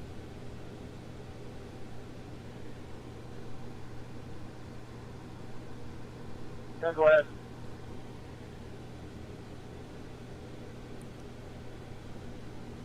All right, guys, thanks for being with us. We're going to stay on this for a little bit longer here. Yeah, that's true. They could cross in Baudette. I figured there was probably a crossing there, but I did not know. Yeah, I mean, I have no idea. You know, I don't travel outside the country. I never really thought about it. For now, there is no confirmed tornado on the ground at this time. Copy that. Sirens off. No confirmed tornado. Thank you. All right, so their sirens are activated, but they don't see a tornado at this time.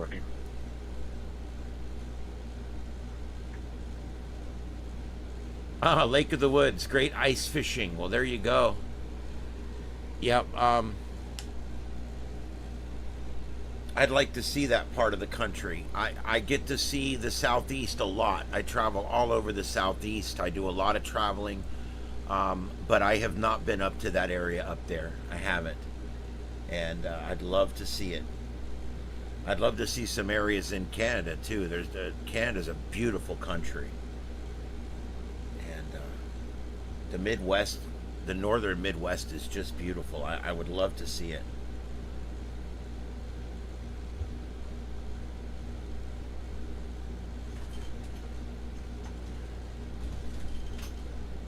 All right, that again, the one right here, this one on the right of the radar, just to the right of the radar in the center, that's these guys that are right here, this little square, this little circle, that's them. And this whole mess is just about to go right over the top of him. He's stopped, he's stationary now, and so we do have a stationary camera. Also, the camera where those boats are is also right here at Baudette on the river as well. And so that's the only two shots we have of this coming over.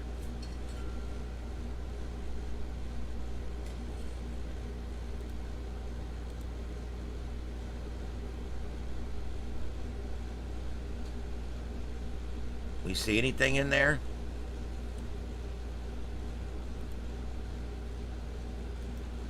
Trying to see if I see anything in there.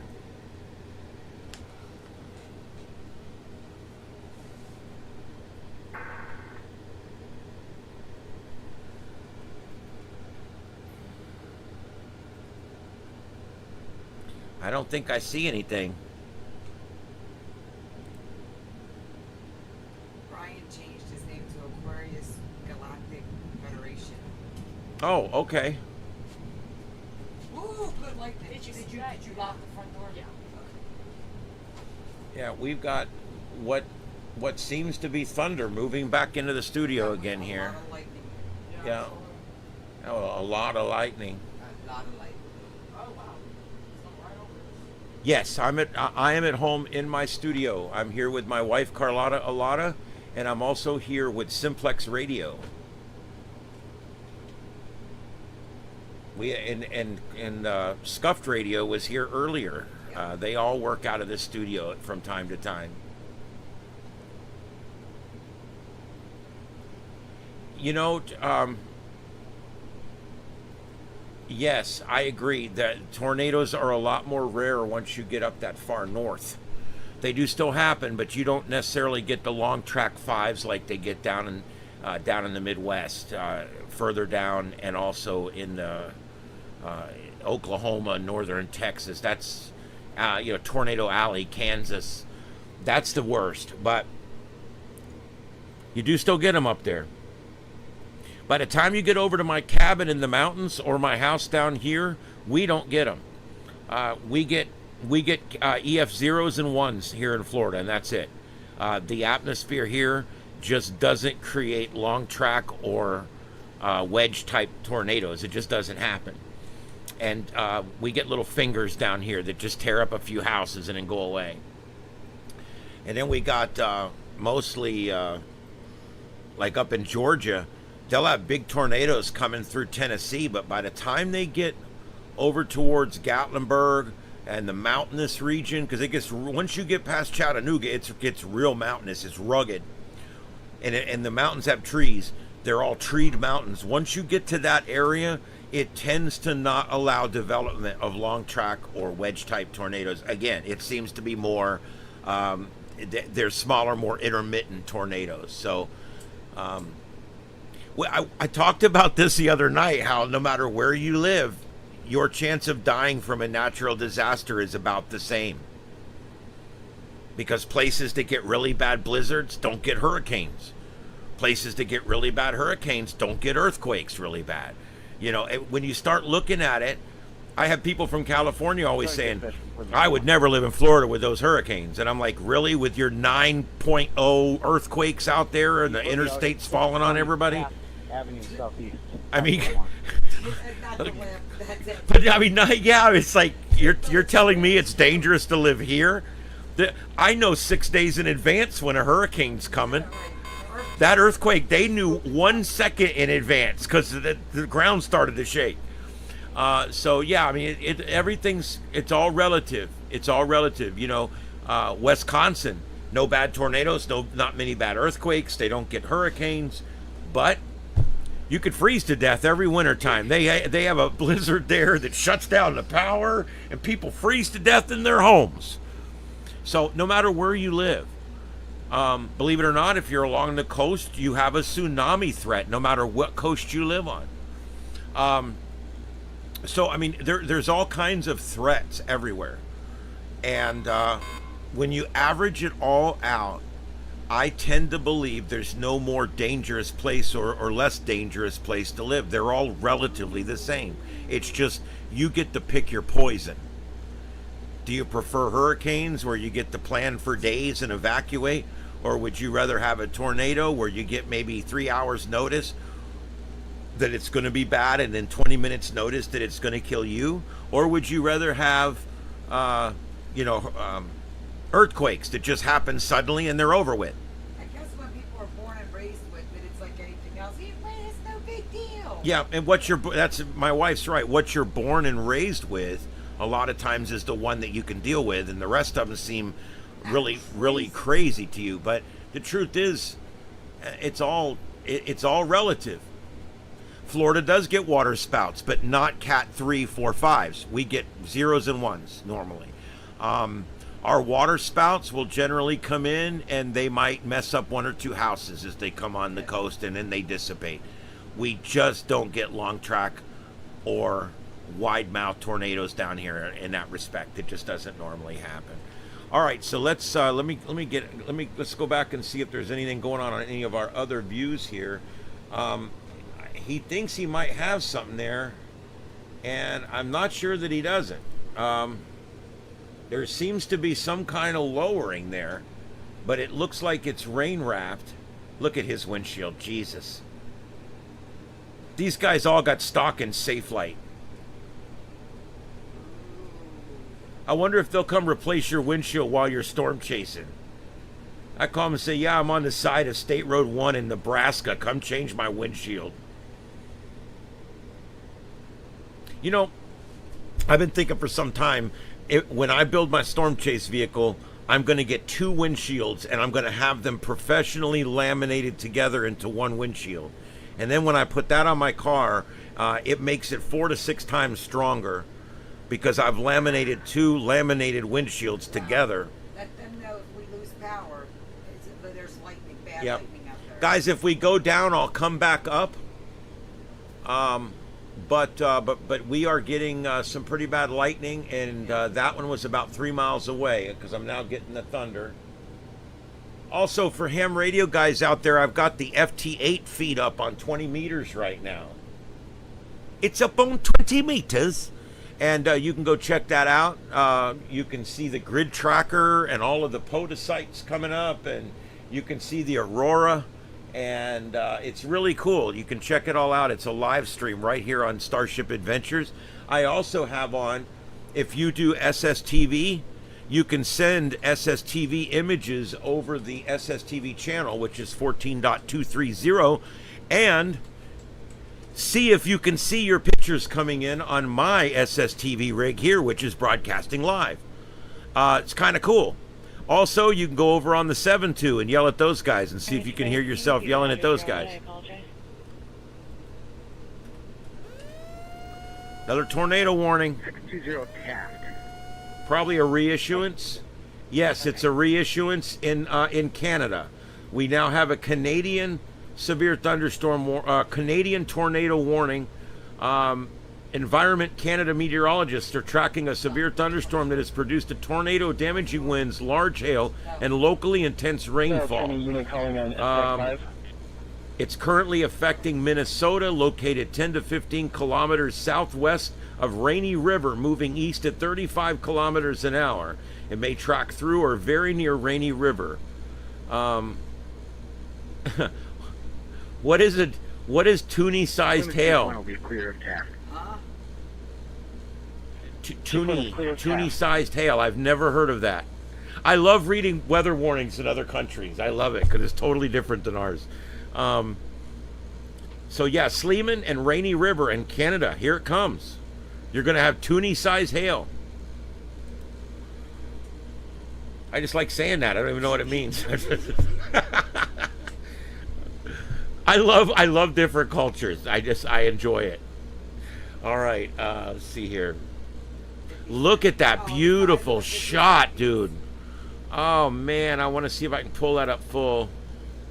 Where are them guys at? Brash or whatever it is the size of a 50-cent piece. Oh, okay. Wow, that's big. $2 coin. Okay. All right. Okay, yeah, thank you, because I didn't know that. Guys, I want you to check out.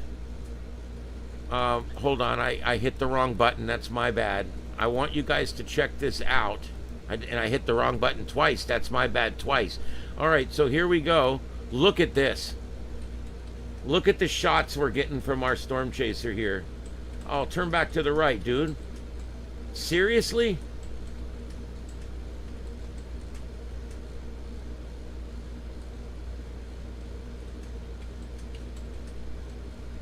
Seriously, you guys? That was a beautiful sunset that we are not going to get to see now. Okay.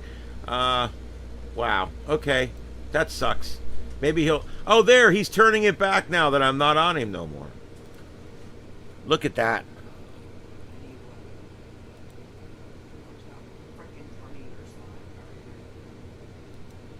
Look at that, guys. Is that amazing or what?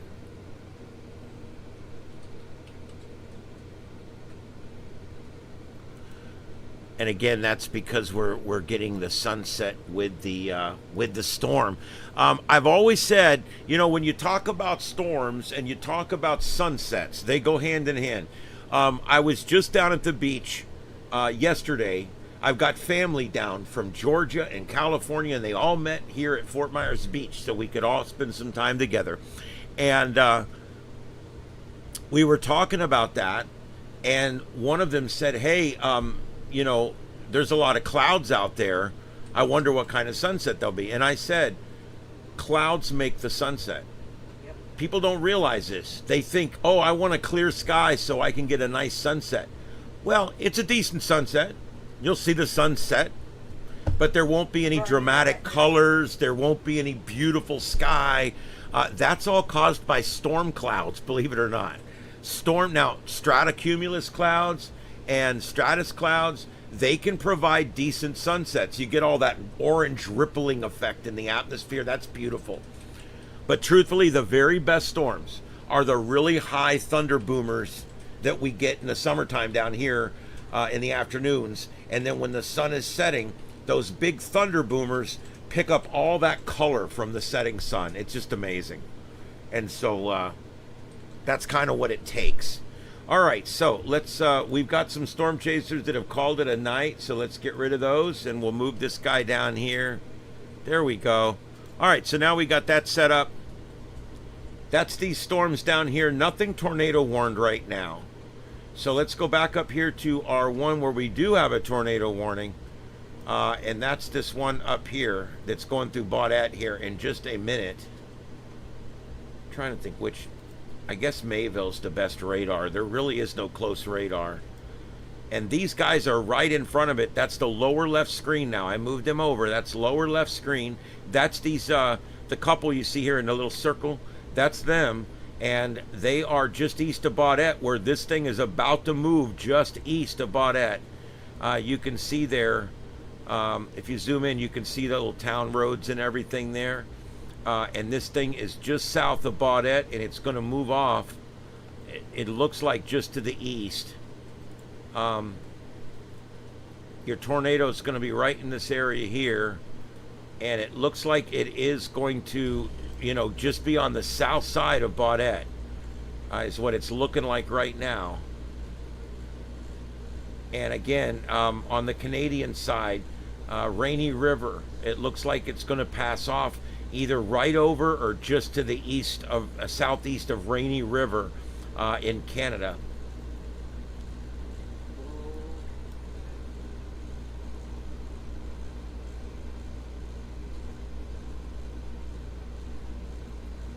Yeah, I haven't been to Hawaii. Hawaii and Alaska and California, probably the three most beautiful states we have. And I live in Florida, but I'm going to tell you, those three states there beat this one. This one's great, but California with its diverse climates and just everything from a beautiful beach to a beautiful ski resort 3 hours away. I mean, you just can't beat it. And then of course Hawaii. My God, with the volcanoes up in the snow, people are swimming. You can see snow. I just think that's amazing. And yeah, and then of course Alaska. My God, some of the most beautiful vistas in the world are in Alaska. Just absolutely an amazing place. So we have such. I always said, why do I need a passport? I could spend the rest of my life in the United States and never run out of things to see that are absolutely amazing. And other places are like that too. If you lived in Canada, you could probably travel Canada most of your life and not see it all the same way here. It's just, there's just so many amazing things to see that you don't have to travel that far and that wide to see amazing things. All right, there we go. That's the latest update that just came in there. Still looking like it's going to be just south of Baudette. And he's trying to get a shot of it, but I don't see anything on his shot that looks like it's a lowering or rotation or anything. He's way up here. He's kind of gotten up ahead of it, and we're looking the way he's going, so I think we're kind of looking away from the storm. I don't know if he's going to eventually spin around so we can look back.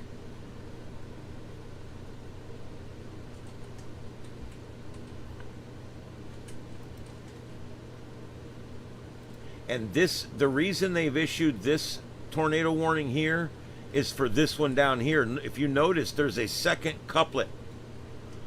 We most definitely have a couplet right here. And we most definitely have a couplet right here. I mean, we've got two separate couplets. And they're both moving off in this direction. And this one looks like it's going to go just south of Baudette and just south of Rainy River. And this one here is traveling through a pretty unpopulated area. Trying to see what's ahead of this. And nothing really until it gets to the state line. Now, I say nothing. If you're the guy with the farm down here on this road, you're like cussing me out right now. But there's really not a lot between these two storms and the state line. The federal line, except again, it's going to move just south of Baudette. I think we could see some pretty bad winds there.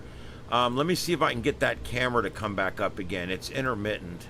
Let me reset that camera. Yep, it's still up. I don't see the flag blowing anymore. I don't know if the flag is not blowing or did it blow off. I don't know. I can't tell. But anyway, I'll keep that up. Also, the upper right, we're keeping an eye on Tel Aviv, Israel, where there is threats of more missile strikes tonight. And again, they're having a long night there. Something, I don't care what side you're on, because I'm not going to get political. Okay? But could you imagine spending a night in a home in a war zone? You know, I mean, just think about that. They hear missiles flying over their house at 3 o'clock in the morning. The kids are in the other room sleeping. I want you to think about that. It sucks. And it sucks for Iran, too. It sucks for those innocent people in Iran, too. Just because their government's messed up. It sucks. It sucks all around. Regardless of how you feel, you've got innocent people underneath these governments that are getting bombed right now. You could be completely on the other side, and what I say is valid, because I'm talking about the people laying in their beds at night, hearing the missiles fly over their house, knowing that their kids, poor people, knowing that their kids are sleeping in the next room.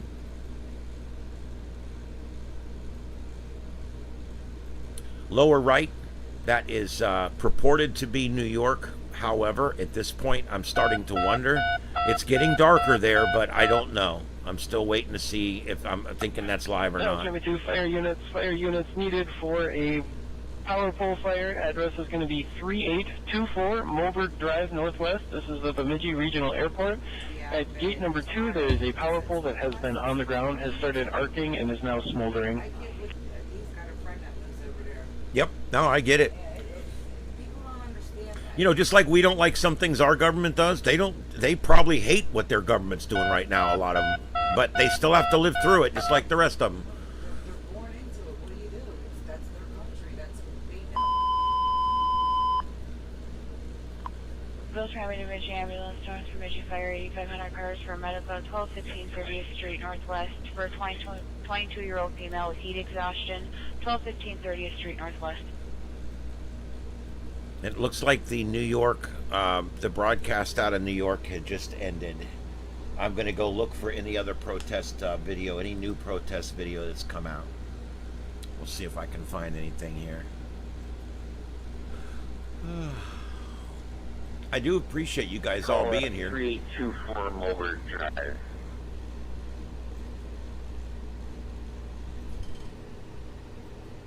No, I bet that doesn't help. That sucks.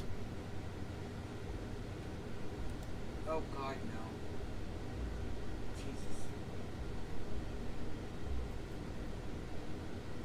I'll tell you what, I know how good we have it here, and I don't squander it. But on the flip side of that, we have it that way because a lot of people have done a lot of the right things along the update on the way. fire at the airport. We have an additional fire popping off there. Address is going to be right by it, 4303 Hangar Drive. There is a transformer on the ground that is now also exhibiting active flames. Trying to call the power company. So that's at their airport there, the airport in Baudette. I guess there's a smaller airport there. Or at least it's somewhere in Lake of the Woods County. There's an airport, and they now have 2 fires there associated with power line issues. So apparently it has damaged the power lines there around the airport, causing 2 fires.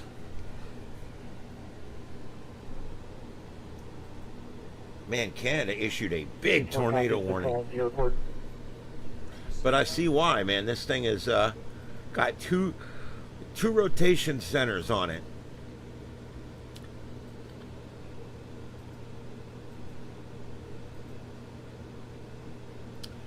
Oh boy. Well, our prayers for her. Hopefully she'll be all right. It's a tough situation, dude. It really is. There's just not words. We don't pick where we're born. It really sucks. All right. Boy, that couplet there is starting to really show some, something there. And then, of course, we've got this one up here.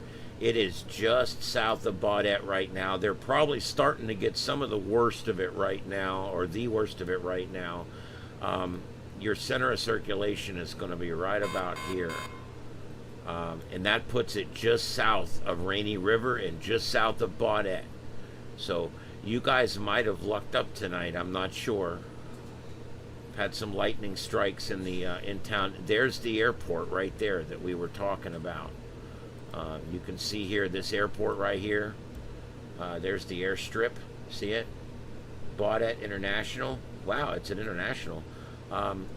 They're having power poles and power issues there with fires right now, and that's on the northwest side of Baudette. The rotation's passing off to the south and east. Probably in this area right now. Probably right now the center of circulation is probably right now at the national border, right on State Road 11, getting ready to pass and go over the line into Canada. So here it is, Canada. You can have it.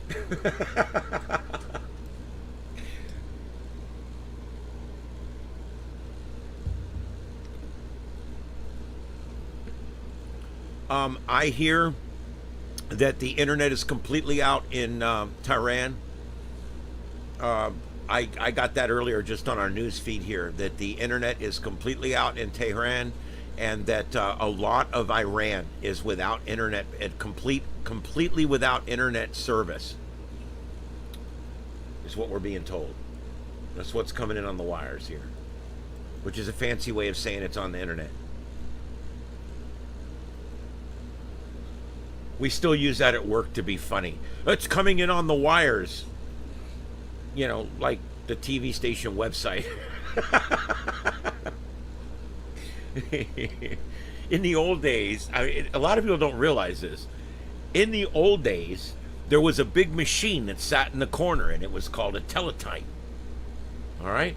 And when the network would put out the news stories, they would show up in the local newsroom on the teletype. And the teletype would sit there quietly for an hour, and all of a sudden it would go. Does that sound familiar? That's where they got the news music. In the old days, the sound was not a sound effect. In the old days, it was the actual teletype sitting in the corner. Did look at your screen. There's something that's asked there, Gary. For cover, Chief 2. What? Are you en route? Yeah, he's got some bull riding thing on there. We are. Well, there you go. Maybe it's a protest ride. Copy direct en route. So, anyway, what happened Okay, was, copy. and this is because this is a fun story. What happened was, back in the day, when breaking news would come in, okay, when breaking news would come in, you would hear the teletype go off, right? So the teletype would go off, and it would go, and that became the sound effect, the what they call sound trigger for the newsroom. And they started playing that sound effect when there was breaking news. Breaking news. That became the music that you hear today. It's breaking news. It's the same thing you hear today. It literally came from the sound effect of the physical teletype typing on paper in the corner of the newsroom. Yeah, I think it's cool. I think that's really cool. And so today, when you hear it come off the wires, it came off the wires. It was a wire that connected your teletype machine all the way to New York or wherever, and it came down on the wire to your teletype, and it went chicka chicka chicka chicka, and it printed on yours, and then you ripped it off and you walked over and you read "Today in New York," da da da da, right off the teletype paper. And that's how it was done. Rip and read, they called it. And I think that's so cool that today you still hear a lot of times that chicka chicka chicka chicka chicka chicka chicka chicka. You still hear that music in the background, because that music has become the sound of news coming in.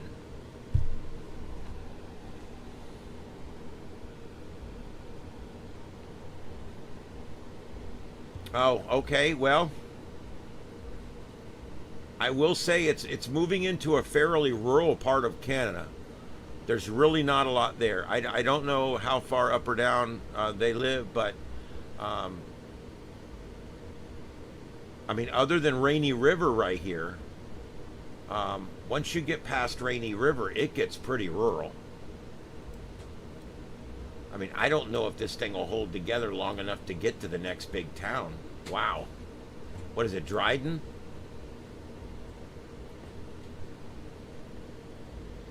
Maybe, okay, there's a small one here called Nestor Falls. It's going to pass off to the south of Nestor Falls. And Emo, I think Emo, you might get the one pass off to your left here just a little bit.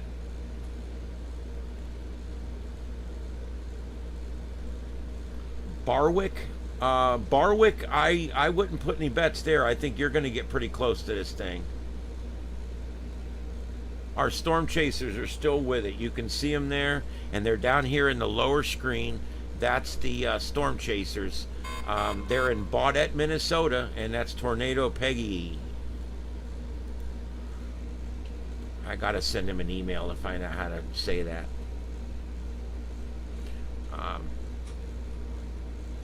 the storm chaser going through his gear there, showing you all the different things he carries with him when he's storm chasing. And those boats you see, that is in Baudette. So the storm's kind of passing there now. It looks like it didn't get too bad right there. I still got that scanner on as well. I am going to be going pretty soon. We're coming up on 10 o'clock Eastern.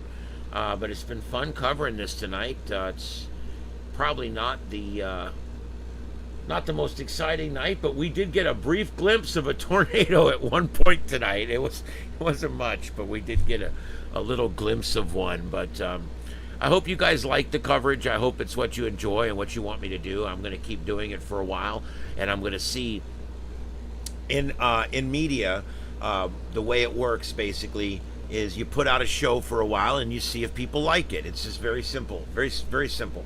You put it out, you see if people like it. And that's kind of the stage I'm in right now, where I'm going to put out this news product called Sights and Sounds of Earth.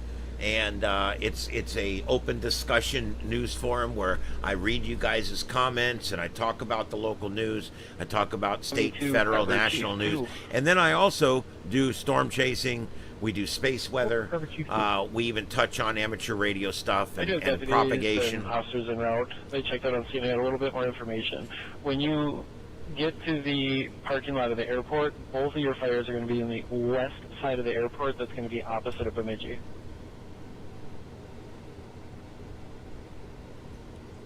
Copy. I think we see them out here in the field. I do, Carl. I love storms. I want to chase them. But I am not in a position right now to chase them because now when hurricanes come down here to Florida, we chase them in 2 or 3 different ways. We chase them. We have these remote cameras we go put up a day before the storm so we can capture everything and bring it to you. And on occasion, Joseph and I do go out and storm chase. We even bring Carlotta with us. So we do things. But I'm working on a fisheye lens up here. I'm working on a camera that's going to go right up here. And you guys will be able to see the entire studio in a fisheye lens. It'll be pretty cool. Should have that within a week. That'll be pretty neat. You guys can see the whole studio in here. Let me see here. Real quick before we go, if you guys could do me a little favor. I'm trying to get our newest channel here, Simplex Radio. I'm trying to get him over 100. It is so hard to get started on YouTube. You know, you guys know I've been doing this 5 years. 5 years to get to 17,000 subs. It takes a long time, and most of that came in bursts. You know, it's just you have to be steady and going for a long time to get YouTube to work. And so I'm trying to help the other channels here get their stuff going too. So if you could give these guys a sub, I'd really appreciate it. They have great content. I'll tell you, my wife's channel is it's fun. If you guys haven't checked it out, it is. She's got a frog cam up over there. That's pretty cool. It's like these big, huge ass toads, and they literally come up every night. We don't even know exactly where they come from. I'm sitting here looking at the camera now. We've got about 8 of them on there. They're all looking at the camera like we're goofy or something. But she put down some Chinese food. They're all down in the Chinese food eating it. But they're literally down in the Chinese food. It's crazy. You ever seen frogs eat Chinese food? Here, I'll put in the link. Do me a favor, guys. Give her a sub. It's a lot of work keeping these cameras up and keeping the area all set up like a little resort. I think we're going to put in a few more pools. We're talking to contractors now. Maybe a few more oven pans. I watched one earlier get stuck in that light green bowl on the right. Okay. And he did the little jumping thing for about 4 minutes. I thought he was going to run out of energy and drown, but it didn't happen. He finally got out. He finally flipped back the other way and crawled up on another frog, and that's how he got out.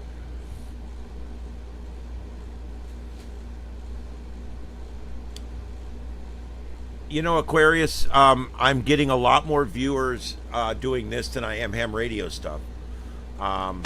We started out doing nothing but highly technical, scientific roundtables where we would get a bunch of people together on Zoom and we would solve Earth's scientific and technological problems and show people how to do stuff and build radios and build antennas, and we got no viewers doing that.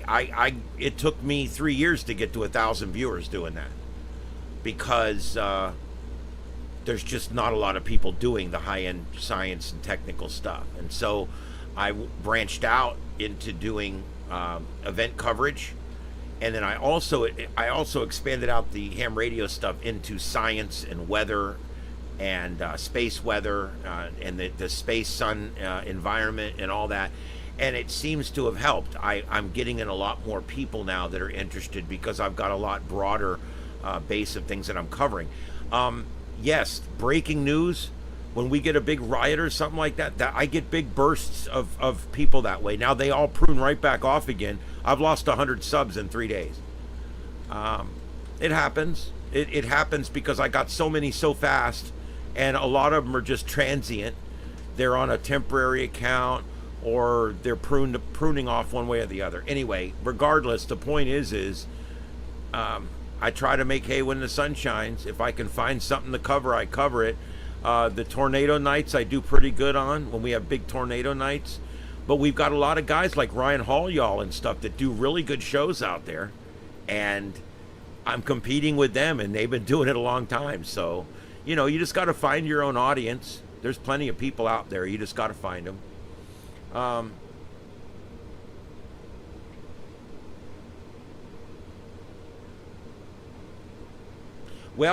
Talking about NDEs, I love the paranormal, and I'm always willing to talk about the paranormal on here. So if I'm in here and you guys want to talk about a near-death experience or a UFO sighting or Star Trek, a ghost, or about your favorite Star Trek episode, I also will talk Stargate and Battlestar Galactica.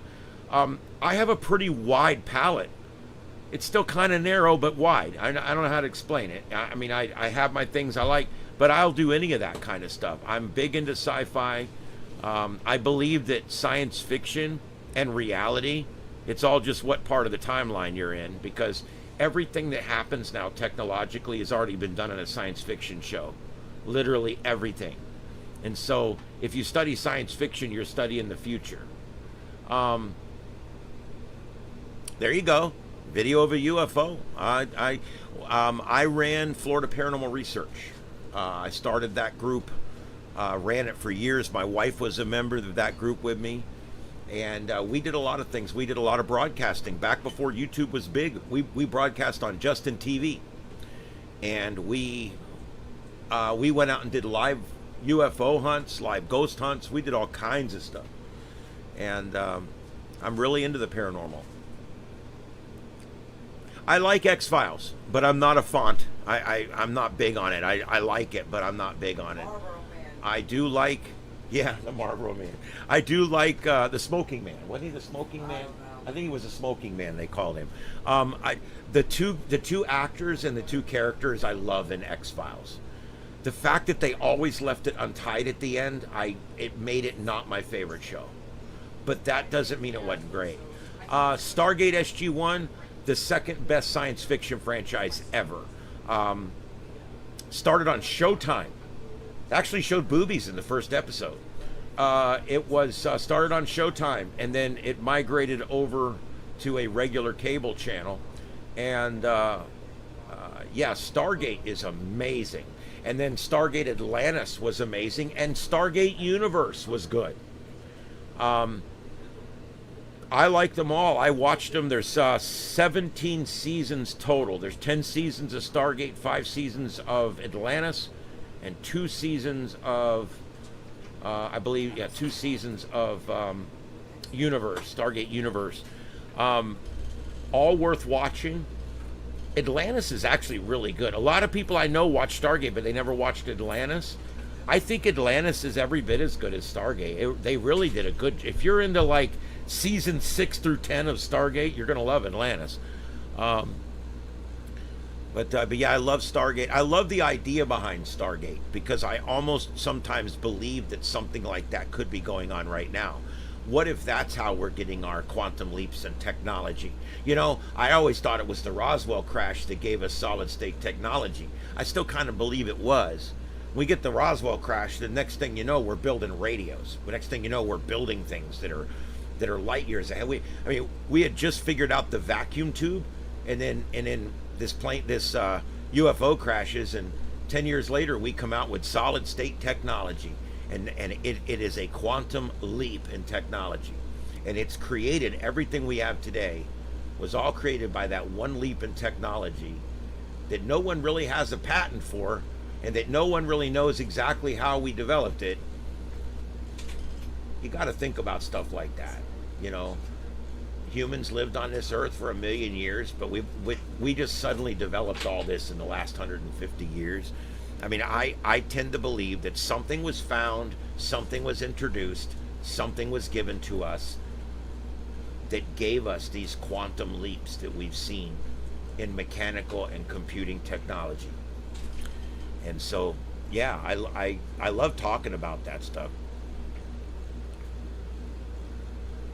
Yep, I love History Channel and Discovery Channel and all that. There was a time in my life where that's about all I watched.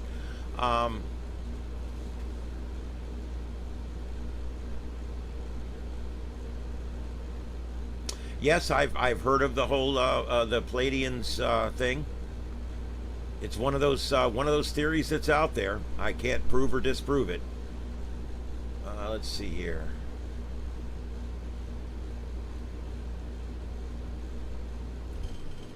Yeah, I do believe in that. I don't know. I also believe that the grandfather paradox, or the butterfly theory, or whatever you want to call it, I also believe in that, and I believe that any time travel would probably mess things up irreparably. And so I don't know how it would happen unless you go by the rule that every time you change timeline, you create a new future. I don't know. The whole time travel thing bugs me. I think that there's some things that we will develop in a reasonable amount of time, and there's some things that may never actually happen. And I'll give you an example of that. I believe that food replication, actually making food out of energy and atoms, I think that's literally 30, 40 years away. We're getting so close on some of that stuff. We're going to have food replicators where we can actually photocopy a meal. And when that happens, no one will ever be hungry again. Of course, you think we have obesity problems now. Of course, in 30 or 40 years, we will probably have solved that as well. Now, there's already this Ozempic shot that's killing half the country and the other half's losing weight with it. But I mean, there's stuff coming, and I think a lot of this stuff that's coming is going to help with things like that as well. So then you've got things like warp speed, traveling faster than light. It's going to happen. We will get there. That still doesn't mean that we're going to travel to the nearest star right away, because even faster than light transport is still going to take us 30 plus years to get there. So, but I do believe that faster than light transport will be developed, and I do believe that eventually humans will venture out to the stars. But there's some things that I don't know if they'll ever exist. The transporter, for one. I just don't know if we'll ever be able to tear a human down, turn him into electricity, basically, transmit him via radio from one place to the other, and then recorporealize him back into a physical form that still contains not only the brain and all its memories, but also contains the soul that that person has in it as well.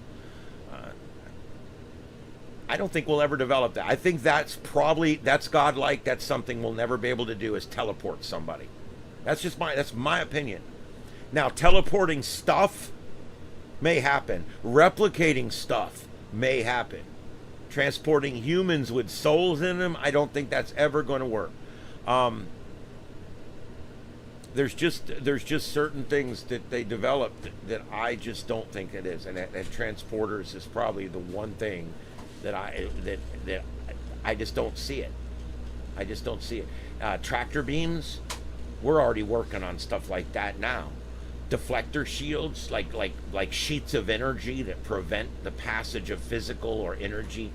We're already working on that stuff now.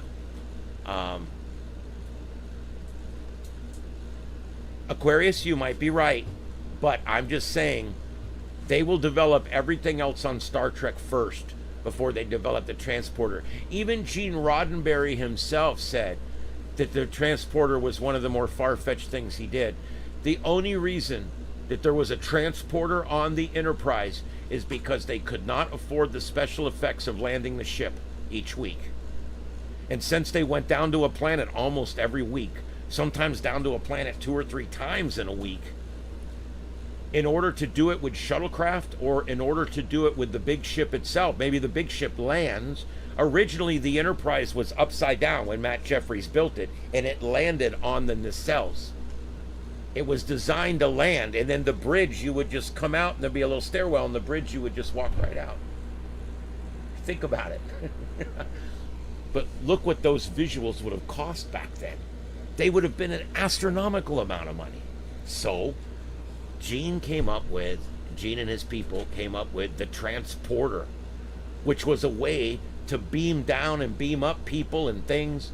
And now we no longer, all we had to do was put some glitter in some water and spin it and put a spotlight on it, and boom, we transport them down, because that's how they did that effect. It was nothing but glitter and water, and they would spin it like this.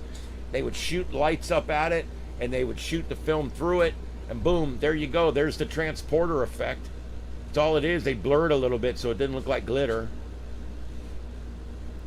But that's why they did that. It had nothing to do with Gene. That was not one of the technologies Gene originally wanted in Star Trek. Warp drive, sure. Deflector screens, sure. Shields, yes. Phasers, of course. Phasers, we're working on shit like that now. Phasing energy and then directing it in a direction. Hey, we're working on that shit now. The cops will be carrying some kind of directed energy weapon in the next 40 years.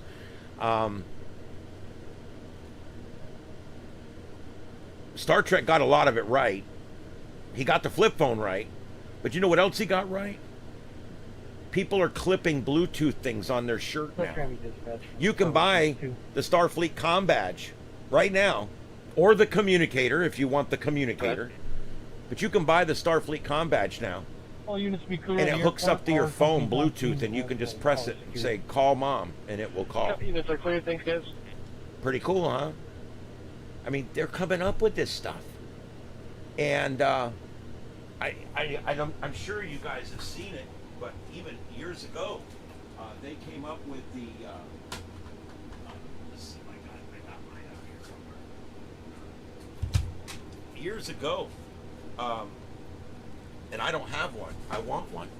But years ago, they came out with the communicator that is actually Bluetooth, and it hooks up to your phone, and you can wear it on your belt or put it in your pocket, and when the phone rings, instead of the phone ringing, the communicator goes boop boop, just like on the show. And then when you want to answer it, you just flip it open and you answer it, just like the communicator. And that is available. They're under $200 for that unit. And now they're making the pin-on one now that pins on your shirt. It's got a magnet that goes behind it that holds it on your shirt. It's not even a pin, it's a magnet. And you touch it and it answers your phone. I thought that was pretty cool. You got to admit. I mean, I want one. That's actually on my wish list for toys, is the Bluetooth communicator. I just think that would be probably the coolest thing ever, to have the Bluetooth communicator. Well, not the coolest thing ever, because truthfully, the coolest thing ever would have to be the phaser. That's what I want. This is, if I could choose something, it would probably be this. That's what I would choose. Isn't that cool? This is one of the toys that was made recently, This is a really cool one. This is the one I wear cosplay. I do cosplay every now and then. And I love Star Trek. And this is the one I wear it. It is camera ready. It's a toy. But it looks real, doesn't it? I mean, it looks as real as the fake ones, right? I mean, this one's camera ready. The Type 1 does not come off the top on this one. That's the only bad thing. But it actually has multiple settings. That's overload. It actually goes on overload. Like in the movies. Remember, it was hidden up in the light. And stun. Kill. I don't know, I thought it was pretty cool. It even has an off button that turns the whole thing off. And this is a toy, and it's got lights on it. This little light turns red and blue depending on whether it's on stun or kill. And the light on the end, I don't know, thought it was pretty cool.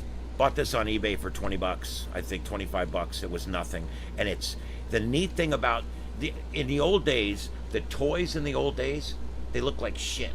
They were always big or they didn't look right. Now they make toys that are camera ready. This toy, when I stick it on my Velcro belt, it looks, you could shoot me and put it on TV. I mean, it looks like, other than I'm fat and out of shape and I would never be in Starfleet, you could literally put this on there. Now, this toy, this is different. This one's not camera ready. This toy is not, I bought this for like $12 and it didn't even come with a box. I just wanted it. But this one, notice that there's no holes in the upper piece. And this one is a very inexpensive toy.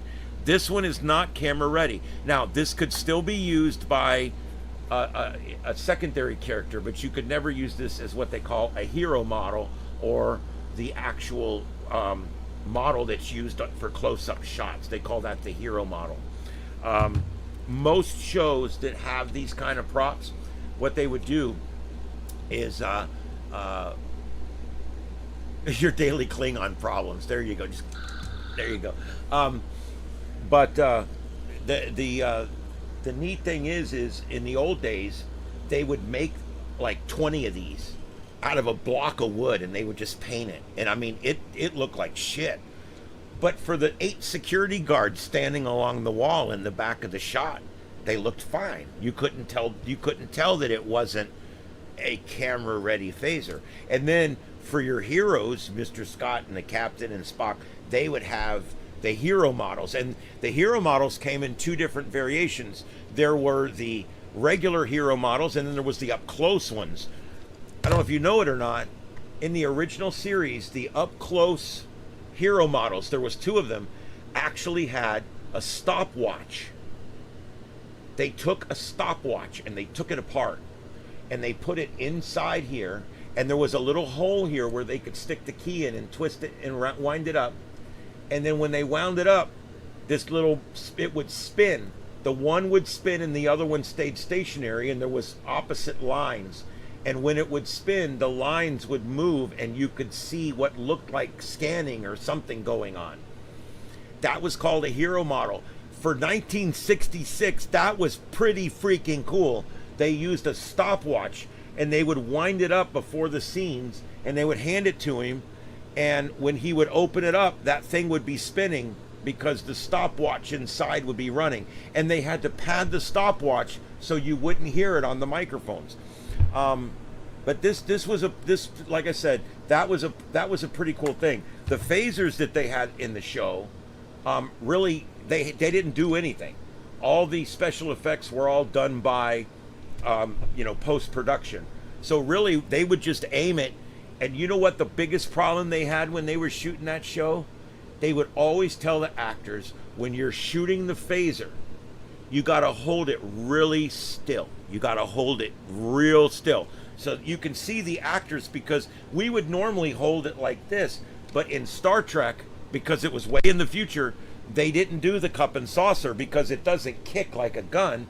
You didn't have to cup and saucer, so they did a single hand shot, and they would always tell them, hold it steady, And when you're firing your beam, you have to, well, look how hard it is for me to hold that phaser steady while I'm firing. And if you go back and look in the original series, you'll see the phaser move, but the beam doesn't. I love that. That's because the actor was not able to hold it. As a matter of fact, in 3 or 4 of the up close phaser shots that you saw, they took a close up shot and they just froze the person's hand in the position, and then they showed the beam coming out, but it was a freeze frame that they were using so that the actor wasn't moving. They would use a freeze frame of the phaser so that the beam would stay in the right spot on the end of the crystal. Always thought that was so cool. By the way, I'm wearing my Space Timeline shirt tonight. My wife bought me this. You can see all the different shows here, from Star Trek to Babylon 5 to Star Wars. There's the Millennium Falcon, and that's Battlestar Galactica way back a long time ago. And then, of course, you got the TARDIS at the top and the TARDIS at the bottom because it travels all through time. I love this shirt. It's all the different shows in the timelines on there.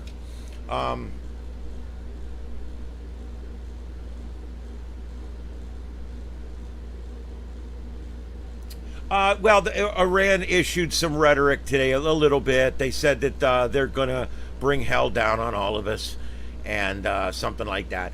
I don't know. It is what it is. We shut down their nuclear ambitions at this point. I don't know. Right or wrong, it's done. And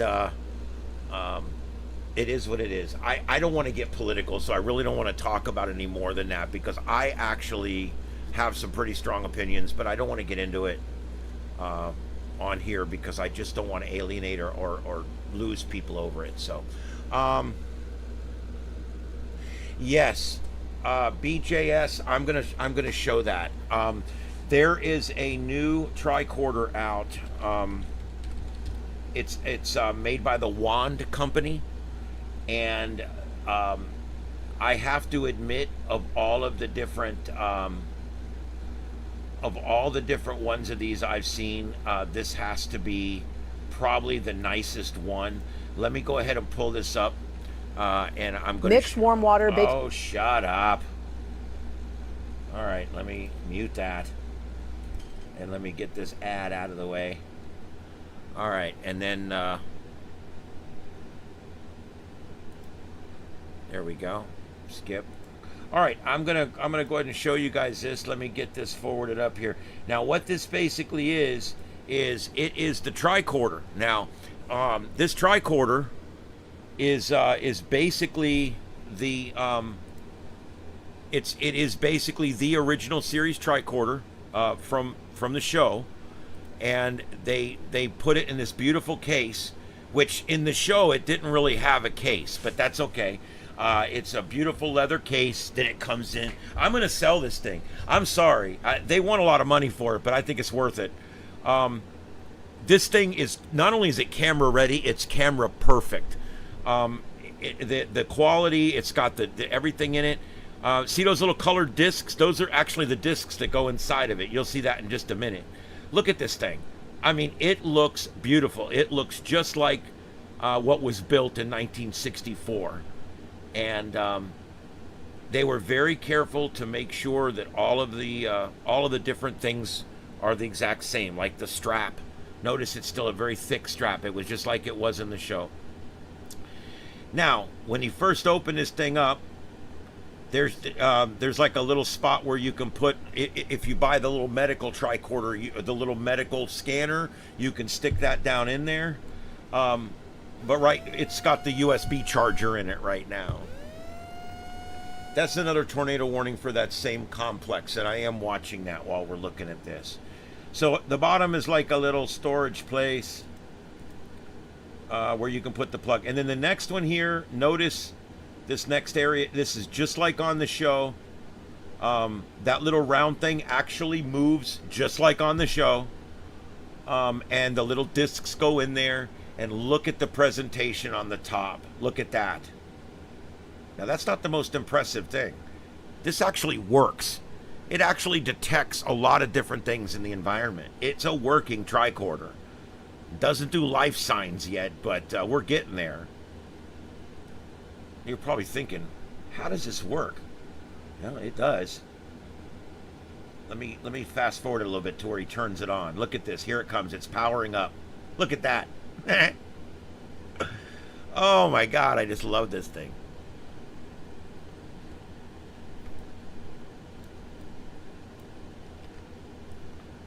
Yeah, I'm centering this up a little better. I know it's kind of effed up, but let me.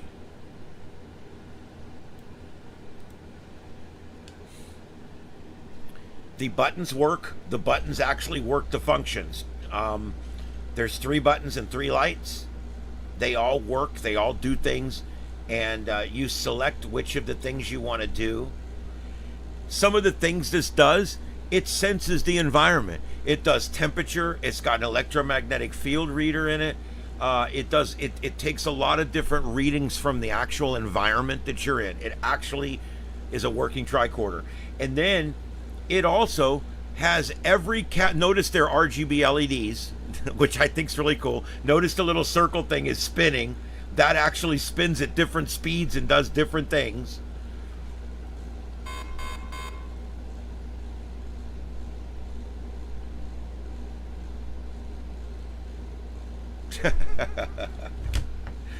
Oh God. Another thing this thing has, every captain's log. I think that's pretty cool. You can go to like a certain star date and it has the actual captain's log and it will play it back for you. It actually plays back the captain's logs from the show. And what's cool is some of the captain's logs were not actually in the show. Some captain's logs were recorded for the show but weren't used. And some captain's logs were used in the promo for next week's show, but were never actually used in the show. Those are in there too. All captain's logs are in there. I actually have a Geiger counter. We were using them in ghost hunting, and it was one of the things I decided I probably should keep.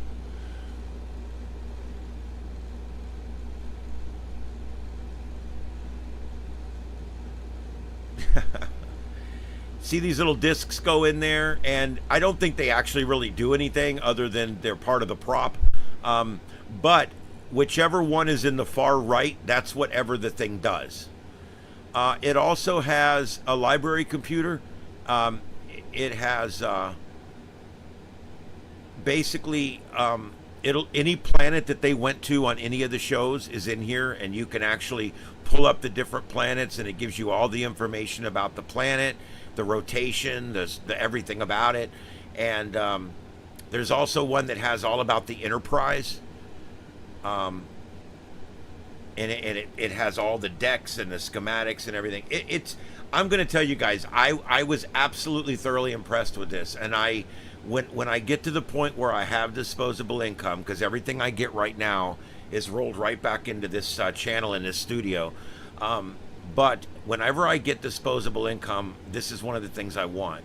I want the WAN Company's working communicator, the phaser remote control, and the now working tricorder. They make all 3, and they all 3 work, except the phaser doesn't shoot people. It changes the channels on your TV.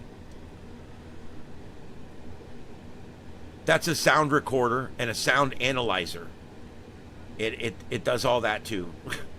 It does all kinds of stuff, dude. I want one of these so bad you have no idea. They're like $300 or $400. But I'm not going to sit here and tell you that that's a ridiculous amount of money. See, that's an EMF detector. That right there is the EMF detector. And the detector's in the bottom of the tricorder. And what it's doing is it's detecting that plug that's in his room. It actually works as an electromagnetic field detector.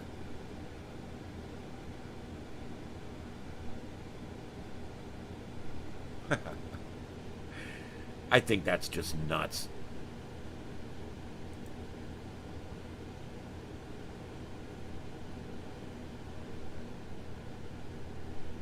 There's the menu. And you don't have to change the discs if you don't want to. You can just go to the override menu and you just pick the one you want, and then it'll go to it. I love the little light crystals. They're so 1965, yet they're so current because they're LED RGB, and they change different colors and everything, but they look so original. I mean, wow, look at that.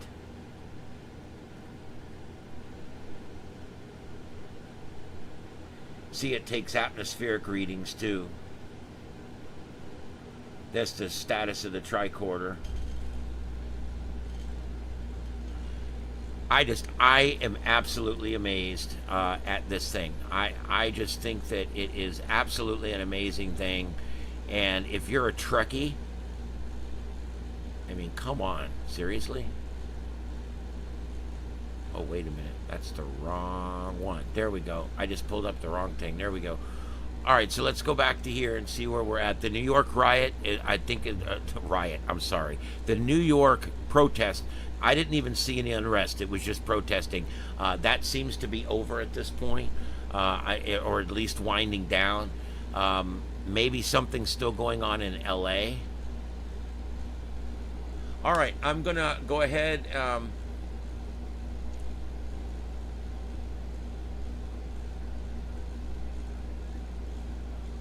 I don't have a Patreon.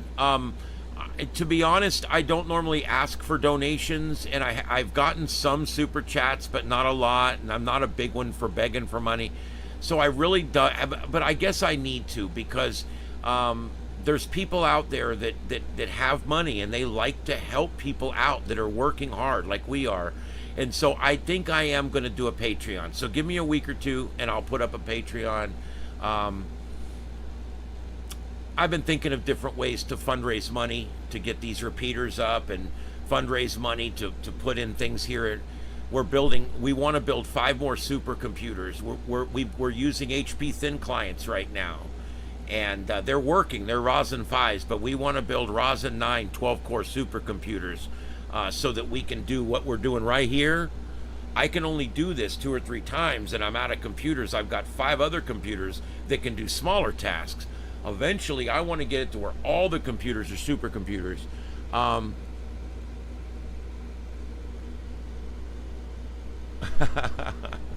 That's what we probably should do, as a ranking system where we all start out as ensigns and we work our way up to admiral. That would be fun. Oh, I wouldn't rule something like that out. That sounds interesting. The rank of Commodore. I've always loved that rank, and I'll tell you why. My favorite guest star ever to appear was Commodore Matt Decker on the episode The Doomsday Machine, which still to this day is the best hour of television that's ever been produced. And in my opinion, and if you don't believe me, oh well. But if you don't believe me, I'll deal with you later. I actually believe that The Doomsday Machine, the original series, 2nd season episode, The Doomsday Machine, with William Wyndham as Commander Commodore Decker. I even have an episode, a show that I did from the auxiliary control room on the Enterprise, talking about that episode, because much of that episode is shot in the auxiliary control room set, which I always was fond of, that set, because you didn't get to see it as much.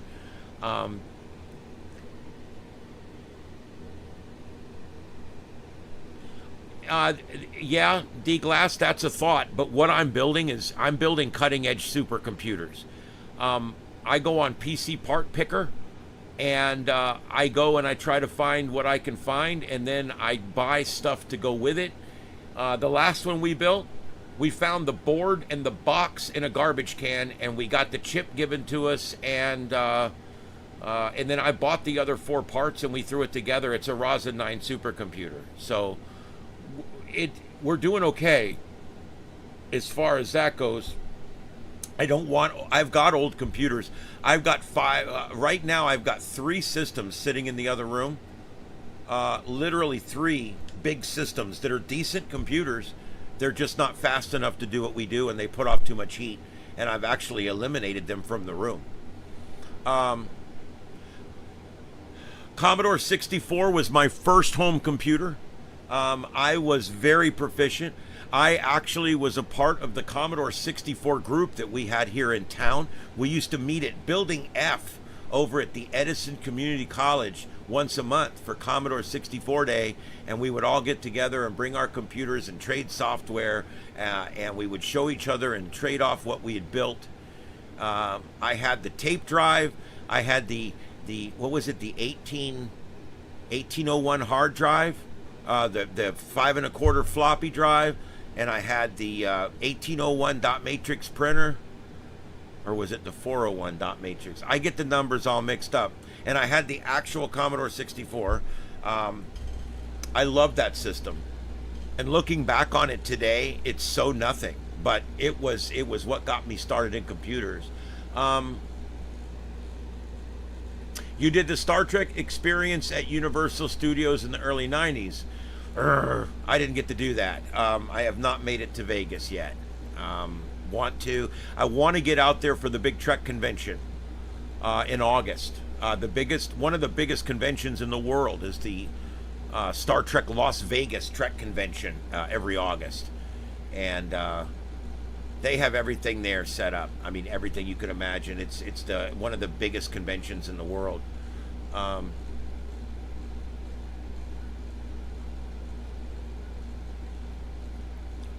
That's cool. And I'm a Radio Shacker from way back. When I was a kid, my mom and dad would drop me off at the shopping center, knowing that I would be okay because I was with the guys in Radio Shack. And I'd run in there and I'd bring my equipment. I'd bring whatever I'm working on, and we would take it apart, and the guys would help me fix it right there at the counter. If a customer come in, he'd help the customer, and then when he was done with the customer, he'd come back over and we'd start soldering on my radio again or whatever it was we were working on. I loved Radio Shack. We still have two here.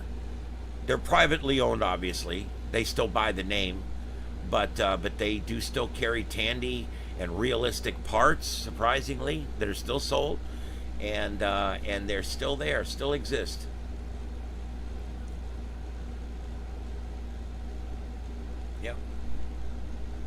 Yep. Star Trek is definitely my love, my first love.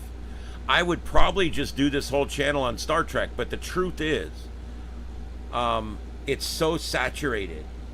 There's so many people that do shows on Star Trek. There's thousands of Star Trek podcasts and thousands of Star Trek YouTube channels and I needed something that was a little more niche. I got into the ham radio. That turned out to be a little too niche. So now I've backed up a little bit, and now we're doing breaking news coverage and science and all kinds of neat stuff. And I still dive a little bit. If you guys haven't seen it, the Star Trek set that they have, it used to be in Kingsland, Georgia. It just recently was moved to a mall in Sandusky, Ohio. You can go there. They have the entire Star Trek Constitution class Starship set up just like it was at the Desilu sets in 1966. It's got engineering. Engineering even has a freaking roof, the ceiling. It's got all of the... It literally has all the rooms. It's got the cabin that they used to use. I don't know if you know it or not, but when they shot the original series, they only had one cabin. They only had one cabin. That was Captain Kirk's. When they shot Spock's cabin, which was on the other side of the hall, all they did was move the desk and the bed to the other side of the room and shoot it from the other angle. That's it. But you thought they were on the other side of the hall because Captain Kirk was on this side of the hall and Spock was on that side. So naturally, his quarters would be backwards from Kirk's, right? Easily done. They just moved the bed and the desk around, shot it from the other side, and now you've got a left-facing corridor suite instead of a right one. And the conference room, you know, the conference room we saw so many times, they've got that recreated perfectly with the table, the exact same looking table and everything. It's got the three-way screen on it. It's just absolutely amazing. I mean, I was so thoroughly impressed with these sets that I was beside myself. We went up there and spent a day, and then I went back up a few months later and spent a whole weekend shooting up there. I've got a bunch of different stuff that I've shot up there, and you guys can go back and actually see where I actually walk through all the different sets. I'm trying to pull it up right now on my channel, but we'll see. We'll see how this goes here. Playlists. If you just go to playlists, you can see I've got a Space 1999 playlist and I think I've got a Star Trek playlist. There we go. Yeah, there we go. Let me see which one this is. All right, so let me see. Yeah, auxiliary control room. This is the check this out. There I am in the auxiliary control room, and isn't that amazing? It's so cool to actually be there. I mean, it's like, I don't know, that was my ship of dreams. When they opened the door and I walked in, I started tearing up. I couldn't help it. But you can see here, they got, it's the whole, and then here I'm in Captain Kirk's quarters. I don't know where the batleth came from, but there's Captain Kirk's quarters. Oh, wow, you're going to ask me that.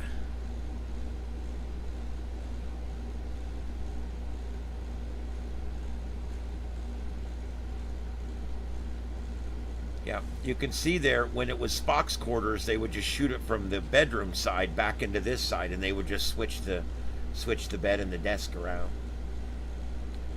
But it was so neat to actually sit in Captain Kirk's chair. I mean, I know it's a different set. I mean, when Star Trek went off the air, when they shot Turnabout Intruder, which was the last episode, when they shot Turnabout Intruder, they struck the sets right after that. That room where the Desilu set was set up was used for something literally a month later. They struck those sets almost instantly. Yeah, I wore a red shirt all day and I lived to tell about it. How about that? There I am on the bridge. It was so amazing to sit in that chair, dude. I mean, I sat in that chair and it just like, I looked around and it's like, oh my God.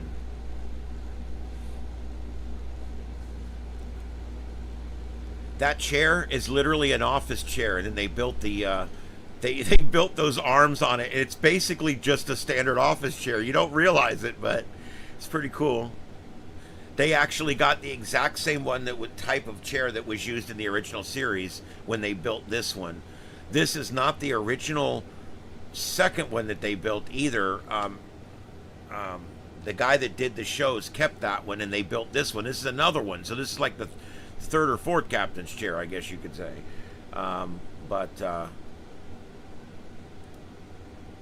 Absolutely amazing that, you know, the whole sets and everything are just, I don't know, it's just really cool how it all come up.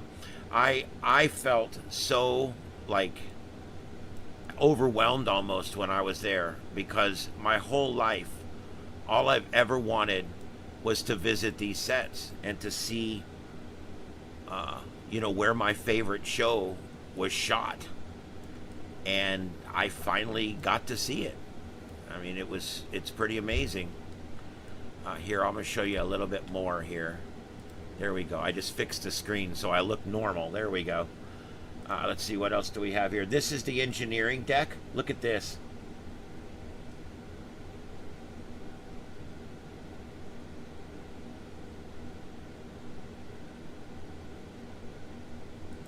Here we go. I take you on a little tour of the engineering deck here.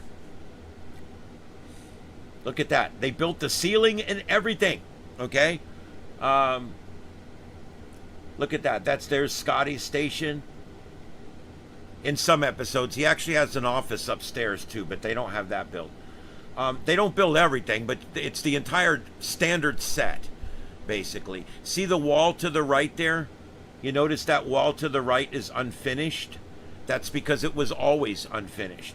That wall where that blue tarp is there, that wall right now is there because they've got all the stuff they're working on behind it. But eventually they wanted to finish that out and put the two big engines over there and all that. And then right up where that light is up here, right up here, that's where Scotty's office was. Remember, because when you were in Scotty's office, you could look down and see the engineering deck down below. And I don't know if they'll ever actually build that, but they built the upstairs, which was surprising to me. As you guys know, after the first season, engineering got an update. There's my wife. Engineering got an upgrade, and they built the second story on engineering up above the control panels there. And you can see there the railing up there. They don't let you go up there, but the actors can go up there when they act out the scenes, because you can see them walking around up there. Look at that. Isn't that amazing? No, not my big belly. I'm talking about the top up there. They actually built the ceiling, which I think is amazing, that they would actually build the ceiling to complete the entire thing. Look at that. I mean, every little detail is done. And the engines that were in here, which was never really clearly defined, but we assume they were the impulse engines. But these engines, that is forced perspective. I want you guys to think about this. You know, in yes, Janice Rand. If you go to Disney World, you look up and the castle looks like it's 20 stories tall. It's actually only 7. Because what they do is, every story it goes up, everything that goes on the castle is reduced by a certain percentage. And by the time you get to the top, that top window up there is only about half the size of a standard window. And so when you look up there, it gives you your mind thinks you're looking up 20 stories, but you're really only looking up 7 or 8. The same thing here. Each of those tubes is quite a bit smaller than the one before it. And by the time you get to the back, those tubes aren't very big at all. That room is only like 12 feet deep. But if you look in there, it looks like you could drive a bus down through there. But it's all forced perspective. Really, really cool. And they rebuilt the forced perspective to make it realistic. And then there's the, you guys know what those gold balls are? Little quiz. What episode did you see the gold balls in? What was the first episode? It was Devil in the Dark. The episode where the Horda was down in the caves, and it was the first episode where they had a cold open where none of the crew or the cast or the ship was even seen in the cold open. It started down on the planet. Remember, they left poor Schmitter out there and he got ate by the thing? Well, anyway, the gold balls were, the copper looking balls were originally made as her eggs. They were the Horta's eggs down in there, right? Well, after that, they brought them in and they put them in the engineering deck and they used them on these motors here as like a thing on top. But do you know what they actually were? Remember in school the red bouncy balls that we used to play tag with, or we used to, you know, throw them at each other, those red squishy balls? It's those painted gold. That's all it is. Squishy ball painted gold.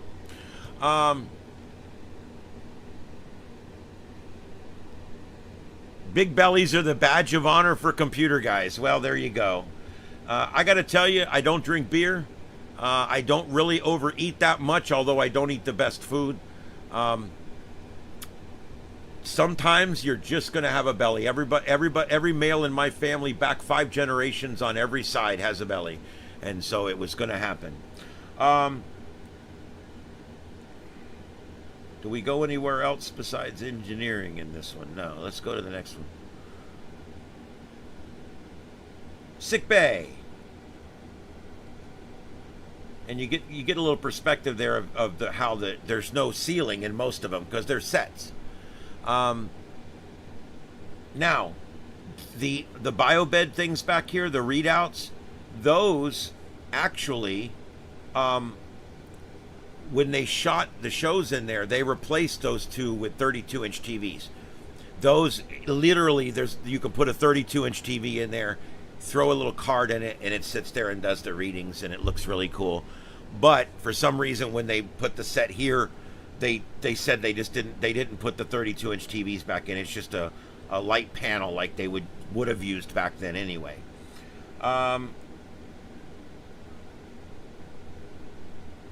You guys, a little quiz here for Star Trek people. What episode was this used in? What episode was that piece of equipment used in? I'm gonna give you guys a second to put it in the chat room. That is a very specific piece of equipment where 3 guys would stand and look down into the holes and do stuff. 5 points if anybody knows what episode that's from.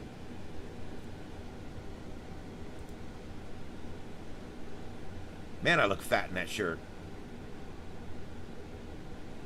I got phaser off that belly.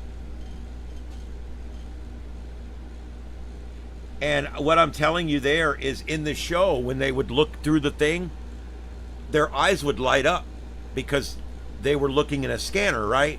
Well, no. What they would do, they would actually take their cell phone and they would turn the flashlight on and just sit it down in there. And that way, when they looked in, their eyes would light up like they're looking into a scanner. I thought that was pretty cool. All right, so what? I don't think any Romulans. Yes, Brian, you get it. I'm going to go ahead and give you full credit. It was the Romulans. The name of the episode was Balance of Terror. First season, one of the best episodes made. And in the Romulan ship, that was the navigation console for the Romulan ship, and there it is back there in the background. And this bio bed here with the suspended animation device in it was used in an episode of Star Trek Continues, and that was a really good episode. So if you haven't seen Star Trek Continues, I strongly recommend those 11 episodes. You can, as a matter of fact, you have my permission to consider them canon, because I do.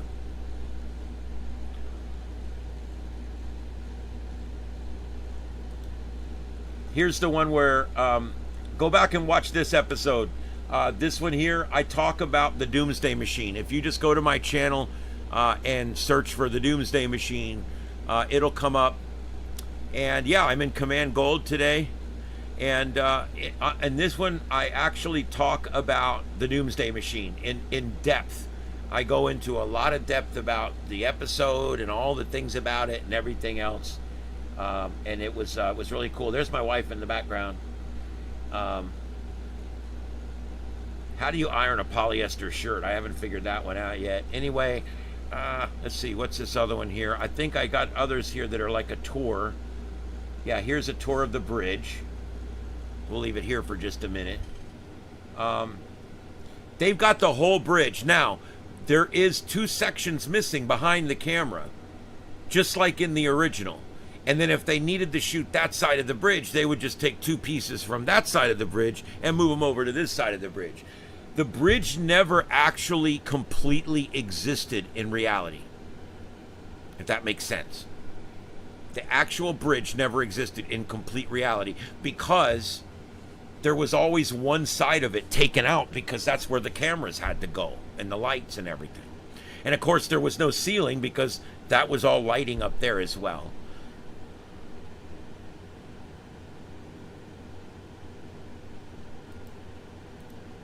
The screen, there's the shot right there. All we need is Sulu to turn around and look back at me, and that'd be the perfect shot.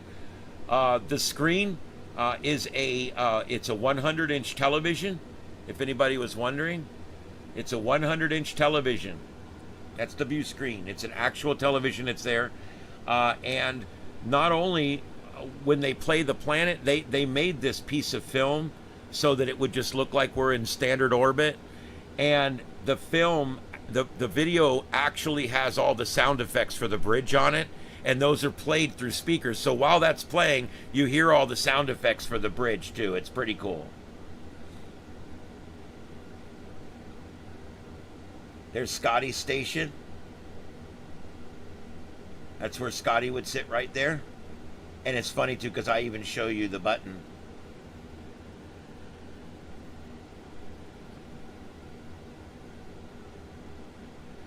I think I do here. I think I'm trying to remember if I do that. At some point, I show the button that would have blown up the whole ship on a certain episode. I just love stuff like that. There's a good shot of the set. That screen there lights up. It says condition red. Remember, that's what that screen there is for. And when they go to red alert, the red light blinks by the door, and that sign there lights up condition red. A lot of people didn't even notice stuff like that in the original. And here's the okudagram. That's what they call these cutouts that they use. They call them okudagrams because they were designed by the famous Okudas.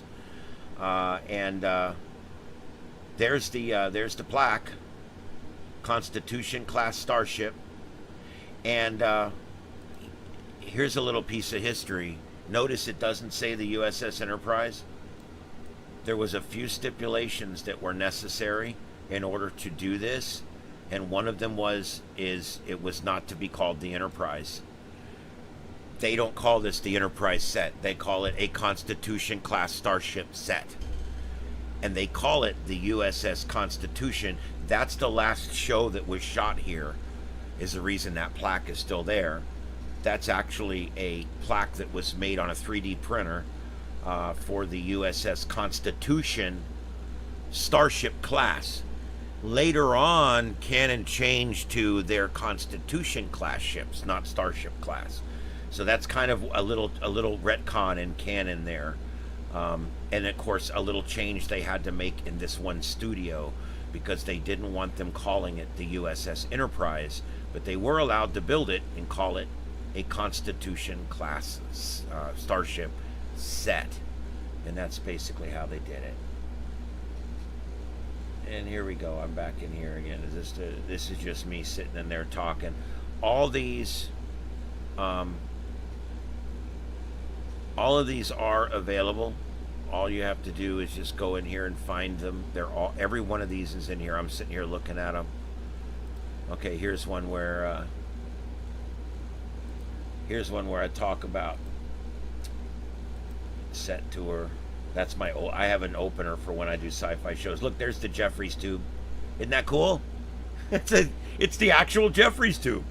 I wanted to crawl up there and fix something.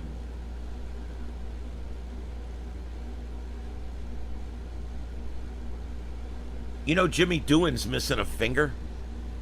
And when they were shooting all the shots of him in there with all the tools, if you look really carefully, you can see that he's missing his ring finger. I think it's on his right hand. He lost it in a war. He was fighting for Canada. And there you go. There's the brig. Did you see the brig back there? See those things on the wall? You know what those are called? They're called plantons. You know why they call them plantons? Because they're just pictures. They hang on the wall like pictures. They plant them on the wall. They're plantons. And they did the same thing in the original series. If this was deck 5, they would hang plantons down the deck. And then in the next shot, if they were on deck 7, they took the same hallway. They changed the color of a couple of doors. They put up a few new plantons. And it's a completely different hallway on a completely different part of the ship. Yes, Scotty is Canadian. Jimmy Doohan was Canadian, yes. But yeah, those are called plantons. And there's the turbo lift. You can see there behind me. There's the turbo lift. And then over here to my left is the actual thing you would climb up. You would see the guys climbing up and down near engineering. Remember that? Now, of course, you can't go down here because this set's at ground level. But in the original set, they would actually build this set up some so that the guy could crawl down under the set and it would actually look like he's going up and down the ladder. That's just literally a piece of transmitter tower in there. And when they built some of the other ones like that, they just used PVC pipe.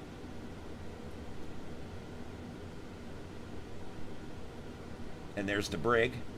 The brig is simply some pieces of aluminum that they had in there and some bright lights, and it looks just like on the show. There's the brig.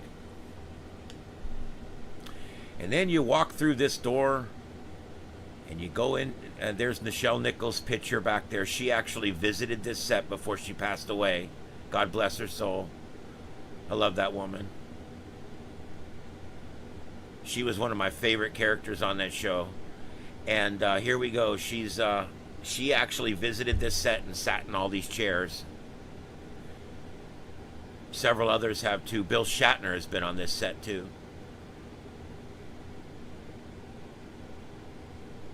Look at this. The walls are signed by all the people that worked on it. Is that amazing?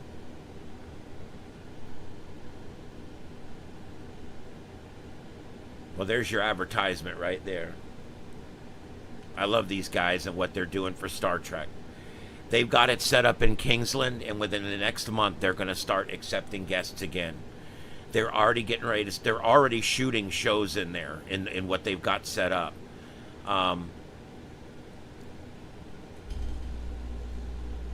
Look at that. Actually on the bridge. Absolutely amazing. God, I just love that stuff.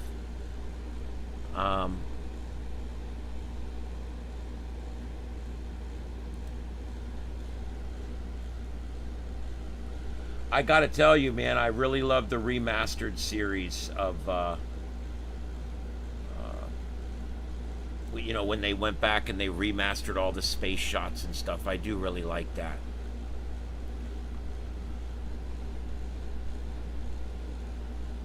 Notice my wife's shirt. Vulcan in the streets, Klingon in the sheets. I don't need to explain that to anybody, do I? I'm an engineer, not a miracle worker. Scotty was my favorite of all characters.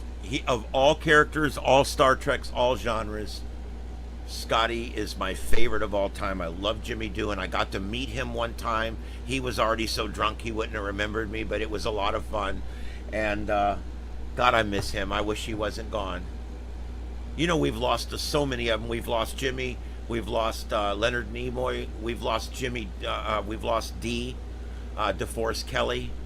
And of course, we've lost Nichelle Nichols. We do still have Walter Koenig, who played Chekhov, and we do still have George Takei. Oh my. We still got him, and we still got Bill Shatner out there. So we still got 3 of the original cast members, and we've lost, I guess, 4. Anyway, there you go. I hope you enjoyed the little tour. If you're up in that area, I know that a couple of my people are up in that area that watch our shows. If you're up in that area, you could easily go see that. It's in Sandusky, Ohio, and it's going to be in a shopping mall. You just walk up and either pay them $20 or give them a $20 donation, whatever it is, and you get to go in and spend a few hours in there, take pictures, take video, have a good time. Don't touch nothing, really. Don't. You can sit in the chairs. You can kind of touch the buttons, but you know, I can't believe the access, to be honest with you. I cannot believe the access, because the shit's delicate, okay? And they let you go up and literally touch the buttons and take your pictures and sit in the chairs. And I mean, I got to sit in the captain's chair. When you sit in that chair and you look forward, if it doesn't bring a tear to your eye, you're not a Trekkie. Well, if you get back up there, man, that's where it's at.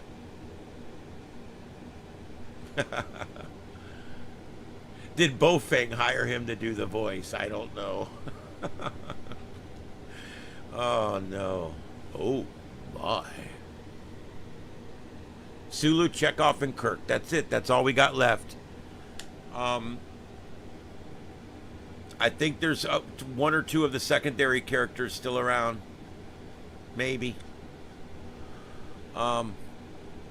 Pretty much all the directors, the producers, All the people that were anything important on that show are gone, pretty much.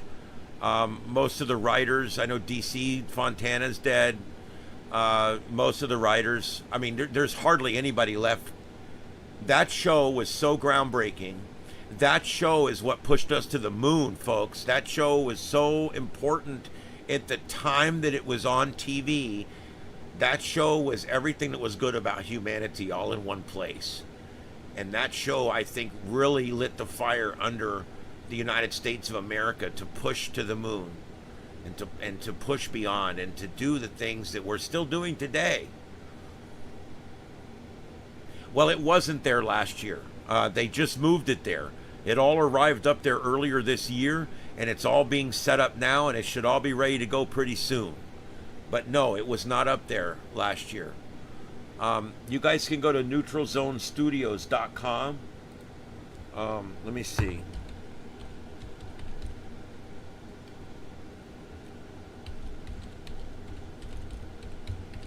I want to make sure I don't put in the wrong one. They don't have a lot on here right now because they're going through a reorganization. But it's still, the website's there. You can see them all. And they've got a brand new website coming soon. So check back.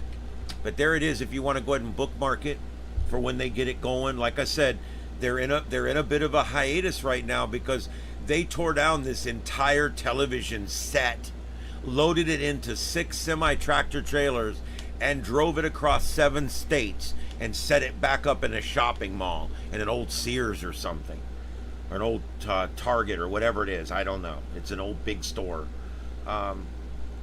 They're also already working on their next fan film.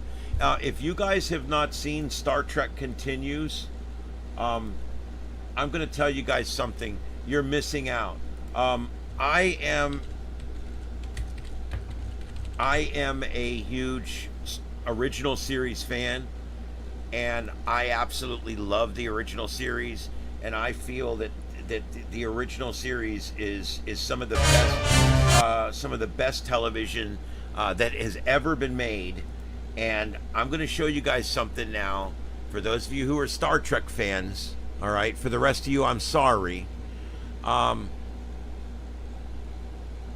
Yeah, you're going to have to go back. Let me show you something that was made on that set. Do you guys remember the episode Mirror Mirror? That's the episode where Kirk and Scotty and Uhura and Bones travel to a different alternate reality where the uniforms are different and the Enterprise is part of an evil galactic empire and not a benevolent federation. And everything's backwards in this universe. The ship circles the planet backwards. Everything's different. And the ship even there's those subtle differences on the ship too. The back on the captain's chair, the logo on the doors is different. It was a really, really good episode. Now, Star Trek Continues. Uh-oh. Hold on, let's see what this is. This is that fire department.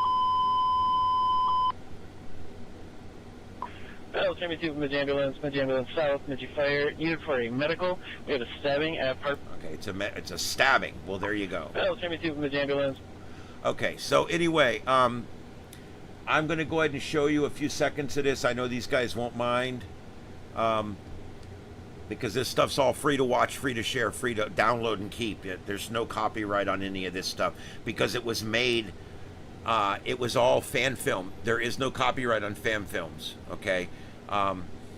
Now, this takes place, do you guys remember at the end, your favorite episode, Brian? That's awesome. It's one of my top 10. At the end of this, you're going to freak out if you've not seen this. At the end of the episode, Kirk is standing on the pad and he tells Spock, change can happen. It starts with one man. And Spock looks at him and says, I will consider it. And he beams him away. And we never know what happened when the mean Captain Kirk beamed back to that ship. We do now, because they show us in this, and I think that's what makes it so awesome.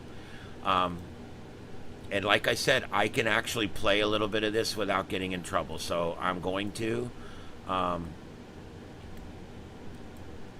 Let me just get the screen set so you can kind of see it. It's in the old format too. It's in the old TV format. Waste of lives, potential, resources, time.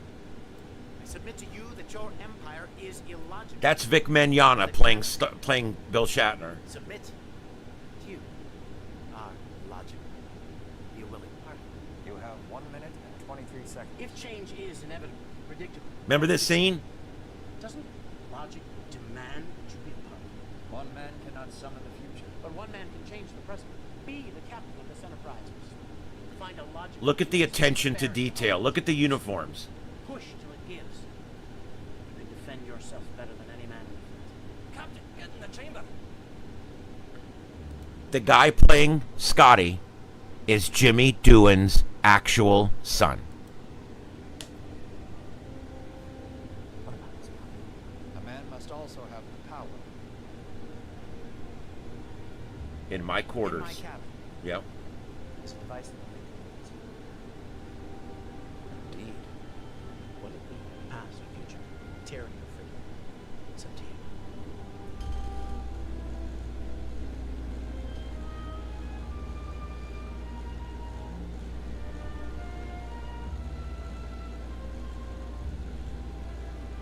It is time. In every revolution, There's one man with a vision. Captain Kirk, I shall consider it. These guys are good, man. This is a fan film. It was made with volunteer money, donated manpower, and sets that were built by people out of love. And now this was the end. We have no idea what happens after this moment because they beamed back and that was the end. Now, if you go back and watch this, because I'm not playing the whole thing, it's 40-something minutes long. If you go back and watch this, you get to see what happens when the evil Captain Kirk beams back to his ship after being trapped on that wussy-ass ship that he was on. What's going on, Mr. Spock? it is agreeable to see you again, Captain. It appears you were temporarily interchanged with counterparts from a parallel universe. Most of the crew is unaware of these events. I was able to... I know what happened. Mr. Spock. I want to know why. Who's responsible? The ion storm created a transporter irregularity, resulting in a transposition of the landing party's quantum wave signatures.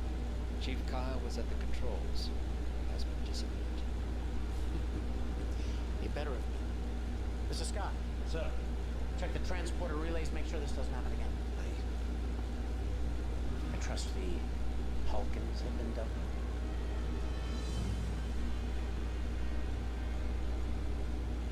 Apparently, I have to do everything myself, don't I? Dr. Bridge, is the Hulkin capital city in firing range? Coming around again in 4 minutes, sir. Good, on my way. Welcome back, Captain. See you. You know, at this point, they could AI their faces and make them look like the original, but that was not ever the intent with this, and this was made a few years ago. This is that same set that I was standing on. Lieutenant, get the Hulkins on Strait. Notice the back on the captain's chair. You only see that in other ships, never on the actual Enterprise. Immediately. It is merciful of you to forgive Mr. Chekhov after his assassination attempt. I agree that the agony booth made a sufficient impression. Where's the holdup, Lieutenant? Do you have them? Council Thorn, standing by. Your time has run out. I'm tired of playing it. This is no game, Captain Kirk. Oh no, it's not. You have 30 seconds to relinquish your dilithium crystals. This phase is the last one you'll see. That would be most unwise, Captain. But we're prepared to die to protect what we hold dear. Have it your way. Start the countdown. Ready phasers. Wait. Load photon torpedo tubes. Full spread. Captain, the Hulkins have no planetary defense group. A torpedo barrage is unnecessary. The radiation fallout would likely annihilate the entire population. Likely. fitting, isn't it? An example to all who defy the Empire. Captain, if I may. Logic dictates that the survival of the Hulkan civilization could prove profitable for the Empire for many years to come. Okay, so I'm not going to show the whole thing. I just put the link into the episode. Yeah, the woman that plays Uhura in this is great. She does a great job. They all do a great job. As a matter of fact, I have actually been thoroughly impressed by this series. They've got a number of episodes here. I want to show you guys this. Guess who shows up in this episode? Do you guys remember Do you guys remember? Do you remember the episode with Apollo? Do you remember that one? Where Apollo was down on that planet. It was shooting lightning bolts up and they had a big hand that was holding the ship in space. Do you guys remember that episode? Well, guess what? That episode continues and continues too. Guess who shows up? The original actor that played him comes back to reprise his role as an old, worn-out Apollo that's dying.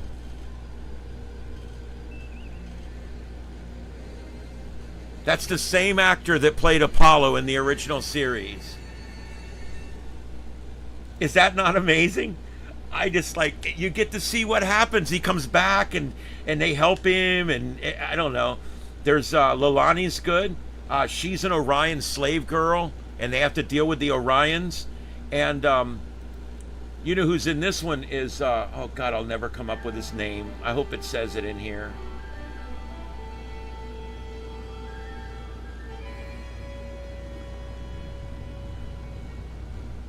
I can't think of the guy's name now. But anyway, there's stars. Stars have been in all of these. In this one here, 2 of them actually get transported back to the Civil War, and it's kind of cool. This one here, look who's in this one. John DeLance is in this one. He plays the leader of a planet. He played it for free. John DeLance loves Star Trek. He played Q, remember?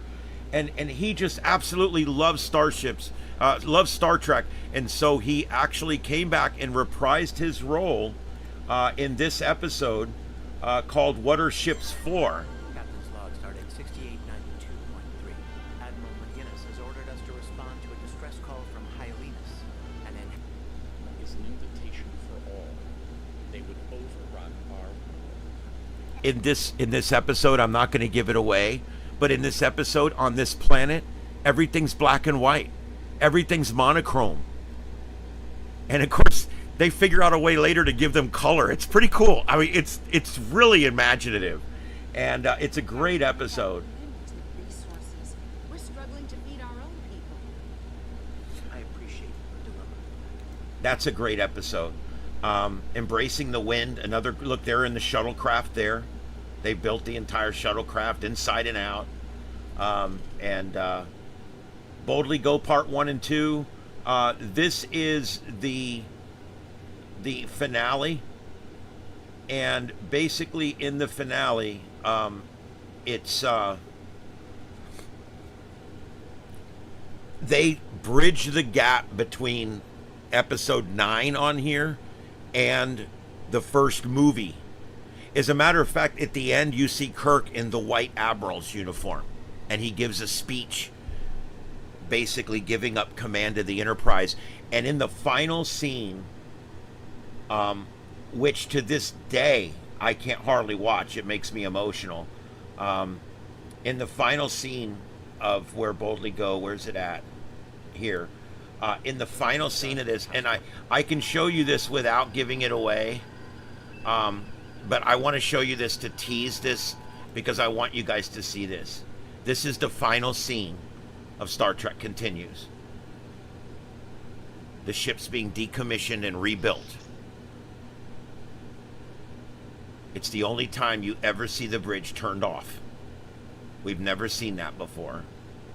And there he is in his Admiral's uniform. 3 stripes on the arm. 3 full stripes. And he's walking around the bridge for the last time. No music. No nothing. Just him and emotion. This scene makes me emotional. Vic Mignogna's great. I mean, for a B actor, he is really good. Probably never got his due. Captain's log. This will be my final entry. So end the voyages of the Starship Enterprise under my command. During its 5-year mission, we explored strange new worlds. We found new life, new civilizations.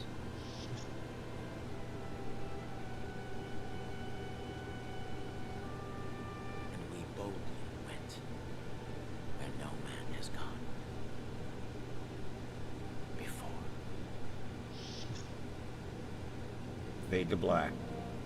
And then all they do here is they show the back out here, and then they basically just go to a static shot of the bridge, and that's the end of it.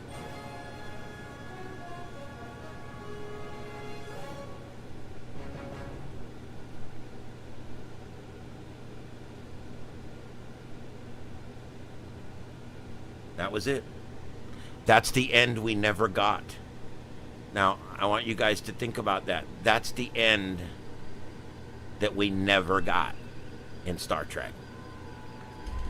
And in my opinion, other than the actual show itself, Star Trek Continues is the best thing that has ever happened to Star Trek. Now, there's other ones too.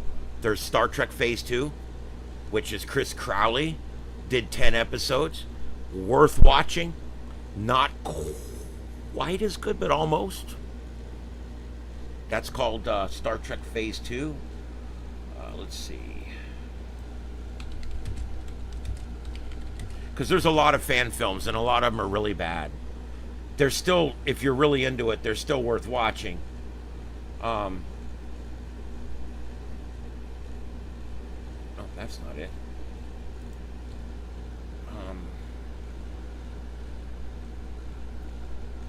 Yeah, here we go. Star Trek New Voyages is what this one's called. And this particular one here is... let me see if I just want to get the... here we go. This is a direct link to their playlist. If you like the first one, watch it first. If you like it and you want more fan production, the next one to go to is this one. This is the next one down, and it's pretty good. In this one here, George Takei actually comes back and reprises his role. And in this one, what happens is they end up getting Sulu from way in the future, so they can use the current day actor, which I thought was really cool. And here I'll show you. Here's Sulu. Here's George Takei appearing. Let me switch it. Let me switch the screen. Here's George Takei appearing on Star Trek Continues on the same set that I was on.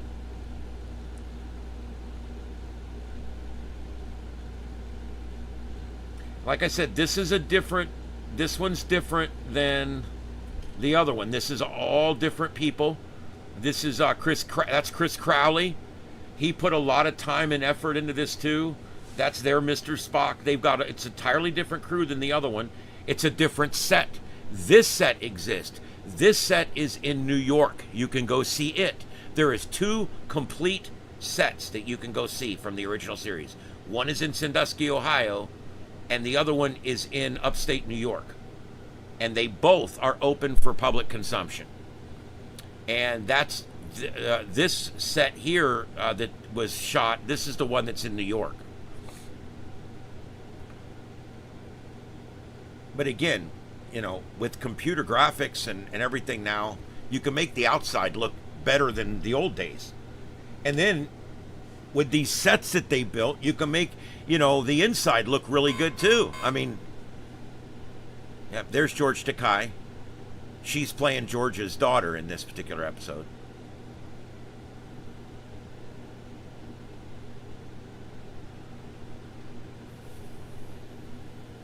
Anyway, there's a lot of these episodes. There's 10 of these. There's 11 of the other ones. That gives you 21 full episodes, and they're good. I mean, I don't know. I think they're really good. I think they're worth watching. But Star Trek Continues is by far my favorite. I definitely like that one the best. Is there other ones out there that are as good? No, but there is a lot of other ones out there. There's 3 or 4 other fan productions that are worth watching, and then there's a bunch of other stuff that's really kind of cheesy. Here we go. We're back to the first one here.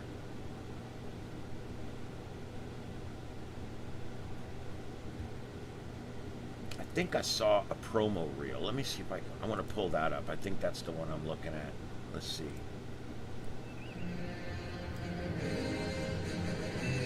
Apollo, all I desire. I'm going to play this. It's 4 minutes. It kind of shows you each episode and a little shot of each episode. You expect us to...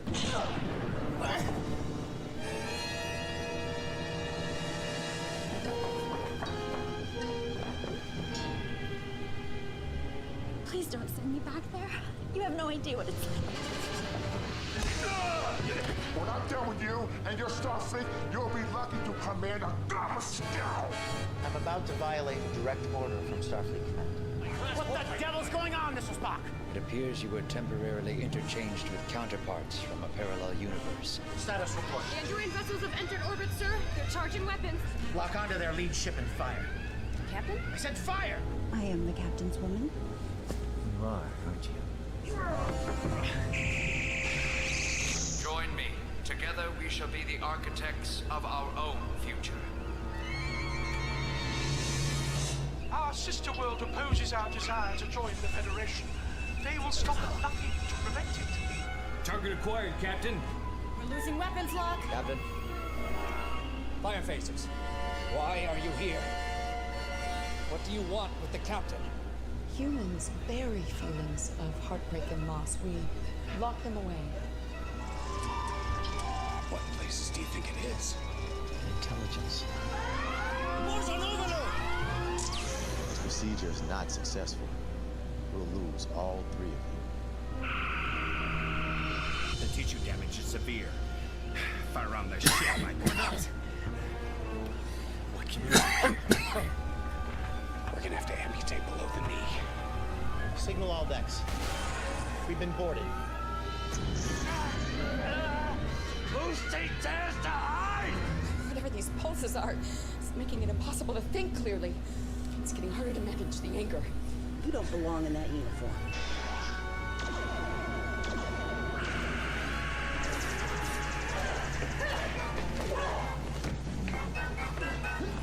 So, Commodore, to what do we owe this project? The crew of the Hood has been lost. Enterprise, we've got a containment failure. Get us out of here. Inaccurate. Data in error. The computer would appear to disagree with you, Commander. I'd prefer not to discuss the matter, sir. Their deflector screens have activated. It's impossible to get a look. We can't bring them back.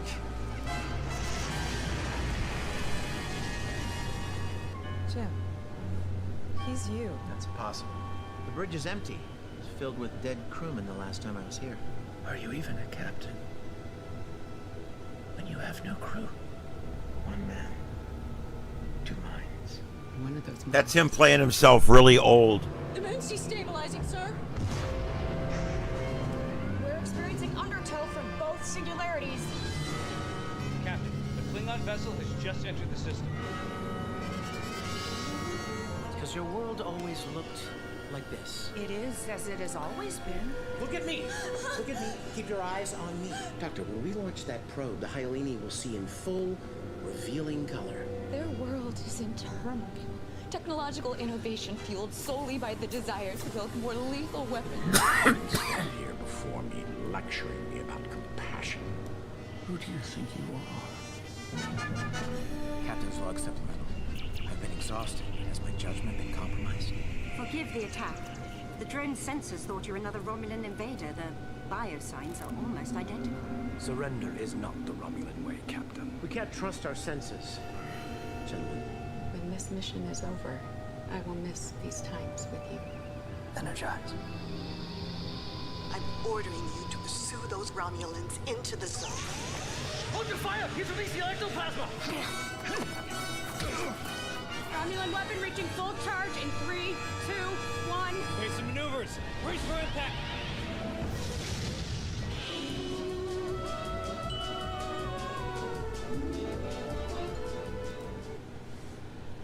There you go, guys. Star Trek continues.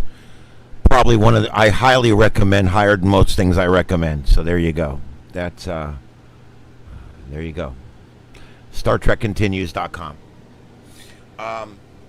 If you are an original series fan, there's 21 episodes that you didn't realize exist. Another whole season that you didn't realize exists. And now you get to go and you get to see them.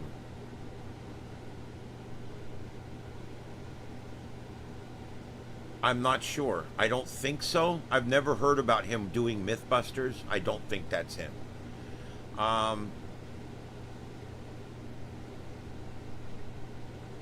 Yeah, I don't think Vic ever got his shirt off, but yeah. Oh my God. You know, in Galaxy Quest, when they beam him back up after the rock monster, Grok, remember that? And they beam him back up and his shirt's ripped off. And Rickman's standing there and Rick goes, at least you got your shirt off. That's my favorite line, I think, in that whole movie. Because that was a dig on Shatner getting his shirt off all the time. At least you got your shirt off. Anyway, I love that. All right, so let's take another quick look around here. Our storm chasers have all gone to bed. Yeah. And we have no tornado warnings nationwide at this point. The only bad weather we're watching right now is a couple of severe thunderstorm warnings right up here in Canada. I don't even think we have, we have 2 severe thunderstorm warnings in Colorado right now. These are the only 2 in the United States right now, and it doesn't look like anything tornadic. But anyway, yeah, there you go. Stone Object, hey, what's up? Welcome in. We were talking about all kinds of stuff, and then we got talking about Star Trek. Yeah. So anyway, it was neat to be able to actually see the sets and walk on the sets and sit in the chairs, and it was just a lot of fun, and to know that I watched those episodes that were actually shot in that set, and I really enjoyed them. I don't mean to I don't know. I'm trying not to overstate it, but when I found these a while back, about 5 years ago, I found these. And I sat there and watched them like I was a kid again. It was new Star Trek that I had never seen before. And it didn't take me long to get used to a different, to different people playing the roles and everything. Man, very, very good stuff. All right, any more questions or anything, guys? I'm getting ready to let it go. I've been going for 3 hours and 33 minutes.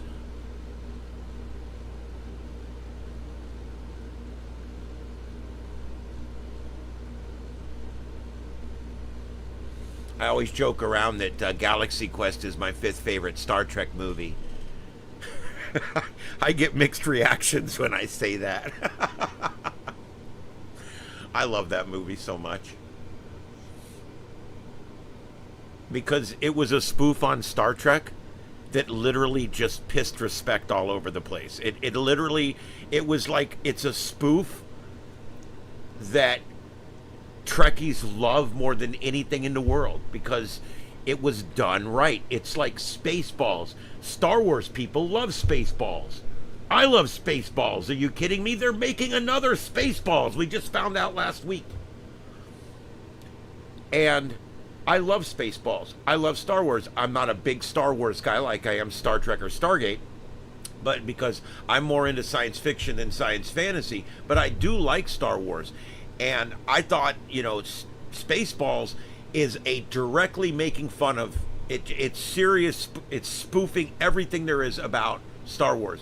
There's very few Star Trek spoofs in Spaceballs. There's a few, but not many. The same thing with the other way around. On Galaxy Quest, it was 95% spoofing on Star Trek, with just a couple of other odd references here and there. And what's funny is the fandom from either show, they love those two movies. They love it. Yeah, Tim Allen, Sigourney Weaver, how can you go wrong? I mean, they're two of the best that ever did it. And yeah. All right, Aquarius, yep, we're all going to be signing off here because I'm done. I'm tired. I got to work tomorrow. I'll be on tomorrow night when I get home from work. I get off. I was getting off at 9 last week, or at 8, and I was coming on at 9. Next week I get off at 7 all week. I'm going to be getting off at 7 for a while. Coming up in a few, like 3 weeks, I'm going to be working doubles all week. I'm going to be producing the morning and the afternoon show, so I may take a little bit of a hiatus coming up in about 3 weeks for a few days. It's very difficult for me to produce the morning show. I have to be there at 5 a.m. and I produce till 9. I'm there till 10. And then I go back in at 2 o'clock in the afternoon for pre-show on the afternoon drive show. And then I produce that until 7 or 8 o'clock in the evening. So when you work doubles like that with like 4 hours in the middle, it makes for a really long day. And so I may back off a little bit that week, but I'm going to be doing this every night for a while. Most nights, I may have a bye night every now and then just because I'm not feeling well or whatever. I am old. But I'm really enjoying this, just coming on and talking about whatever you guys want to talk about. Hell, I had no idea tonight we would be talking about Star Trek Continues. And as a matter of fact, I might do something. Maybe we'll do a whole night just on sci-fi or something. If there's no news breaking or nothing going on. Maybe we'll do a whole night on sci-fi or something. But there you go. Let's put this on full radar. There's really not a lot going on. There's your nationwide radar, and the only place we have any weather at all is up here. From up here in Sioux Falls and up towards International Falls, all through that area there. That's it. And we've still got these 2 thunderstorm warnings down here. Northeast of Denver, and that's pretty much what we're watching on the weather. All right, guys, if there's anything else, well, I don't know, Aquarius, sometimes I feel old. I mean, it used to be I used to sit around and bitch about how everybody's always bitching about their aches and pains, and now I've become one of those people that sit around and bitch about their aches and pains. It's kind of weird how that happens. Douglas, you're welcome. I love Star Trek. I think I'm going to say something now, and it's my favorite show, so I'm biased. I'll admit it. I'm biased as hell. But I think no show in the history of television has ever made a bigger impact on us as a human race than Star Trek and the entire franchise of Star Trek. Nothing. There's been no show. I want you to think about something. There's 1,000 movies out there that show the future. 980 of them are dystopian, meaning that they show the world as worse than better. They show Mad Max, for instance, even like Babylon 5 and shows like that weren't necessarily a bright future, you know. And in all these shows, they all had one thing in common, mostly, especially movies, had one thing in common: a dystopian future where the world is shit, where there's not enough food, there's been nuclear bombs, there's all kinds of man-made this and global warming that, and we're all gonna die. And that's basically so many shows and so many movies.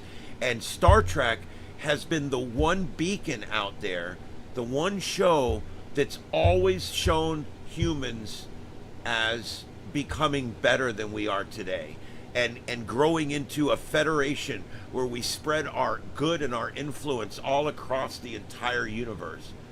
Now that might be poppycock horse shit, because I don't know if humans can ever be that way, but maybe we can. But the point is Star Trek gave us a hope that no other movie or TV show ever gave us, really. And when people watched Star Trek, what they liked about Star Trek was the fact that every time you tuned in, it was humans, and they were out doing good things.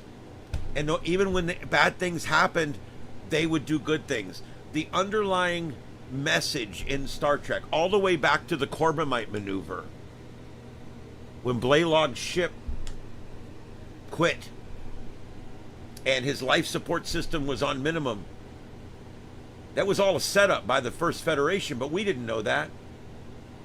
And Kirk had a free run back to the Federation. He could have made a home, but he stayed.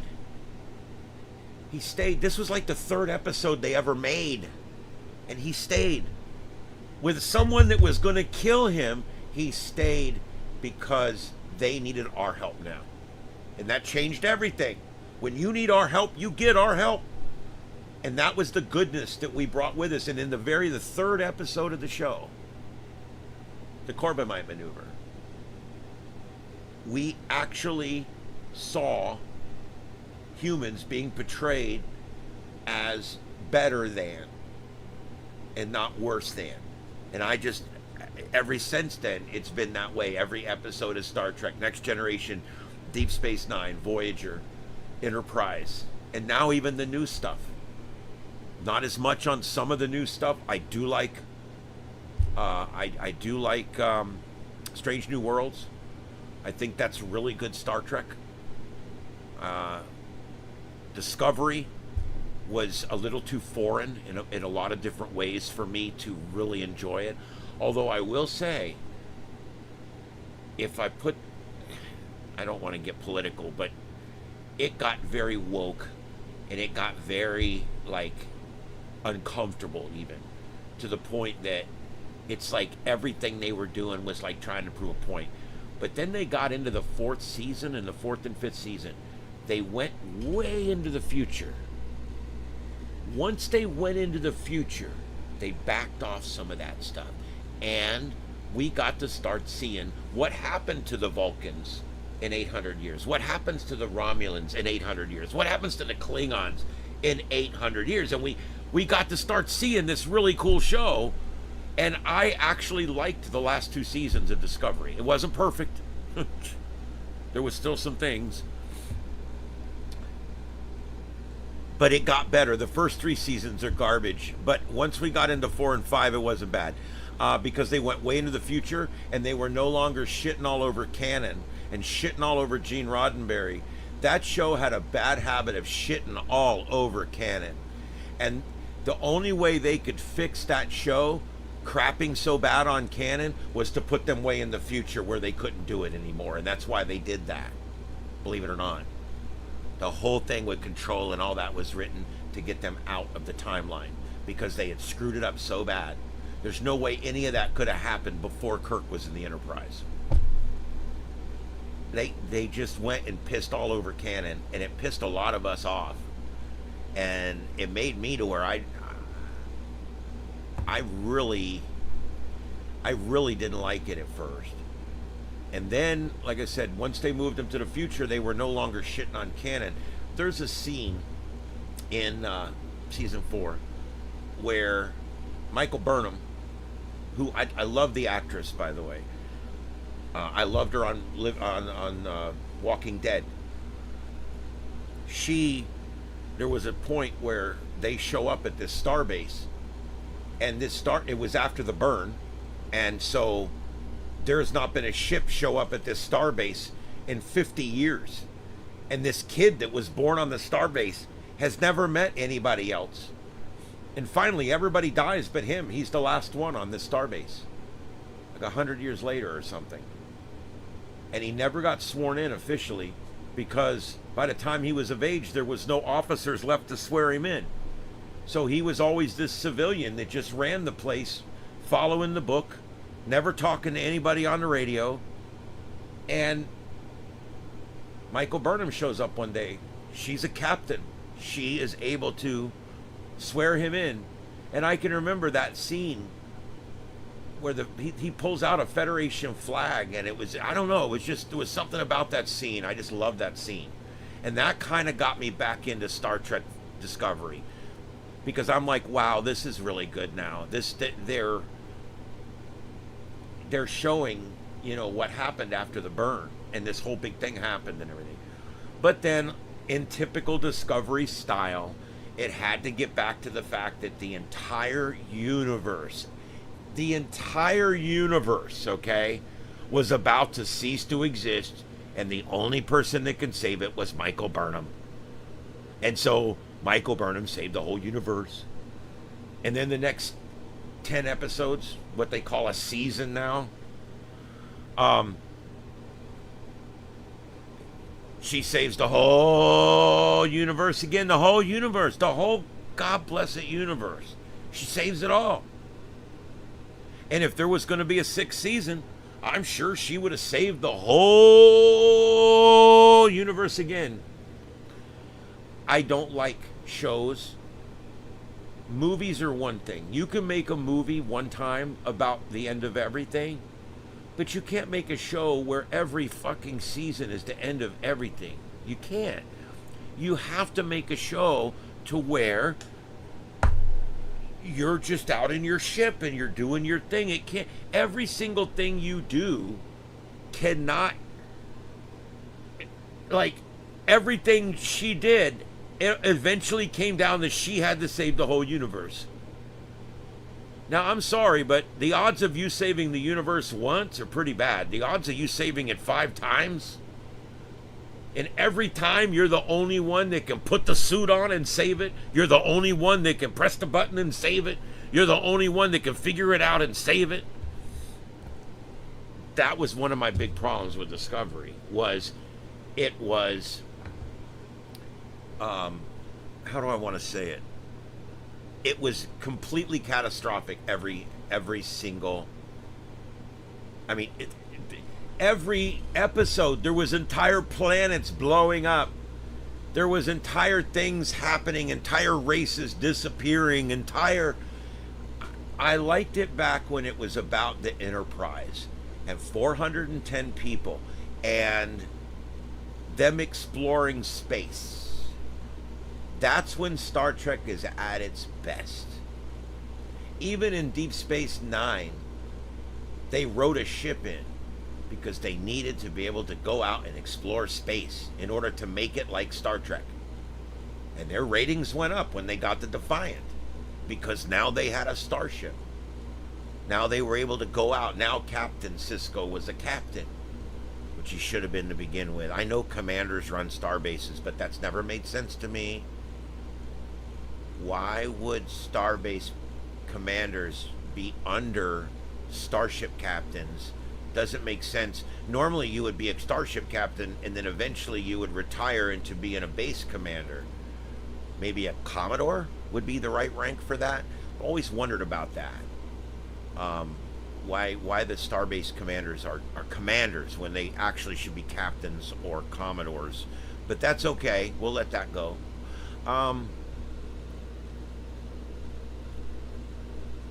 Yeah, Star Trek Conquest. Or how about Starship End of Everything? End of the Universe, Season 3.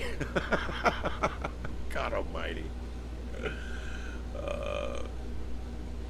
Parallel Universe Rights. I love it.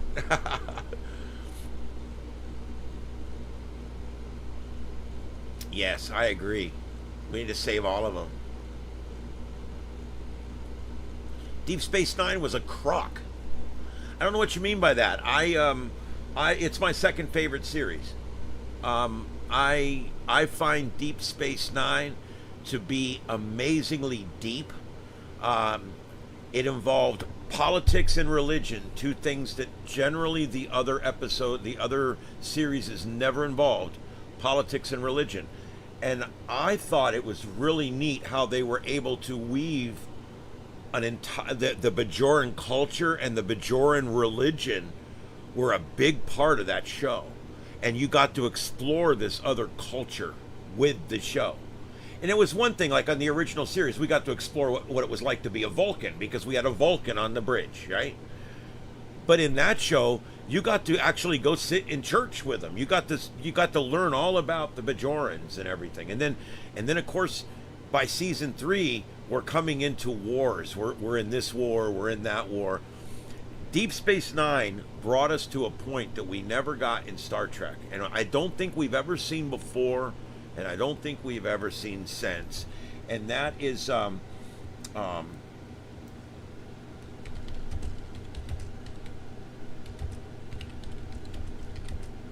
hold on, I'm going to get the exact name for you. It's the Battle of AR-558. Probably one of my favorite Deep Space Nine episodes. It shows Vietnam-style combat on Star Trek. And a lot of people have never seen this episode.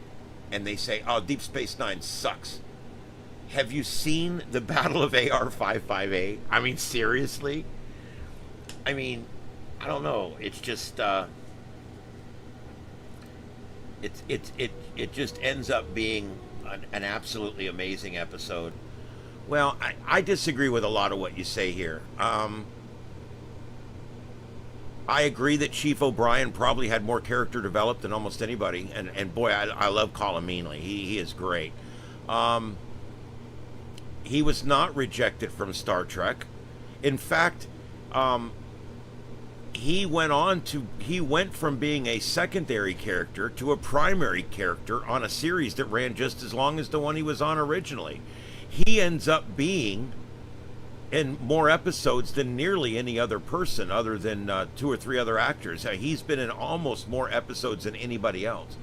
And so I don't think he was rejected from Star Trek The Next Generation. In fact, everything I've ever read about all that, they brought him over because people liked him. He tested as being well liked by the fans, and they brought him over to try to bring people over to Deep Space Nine. And so that's why that happened.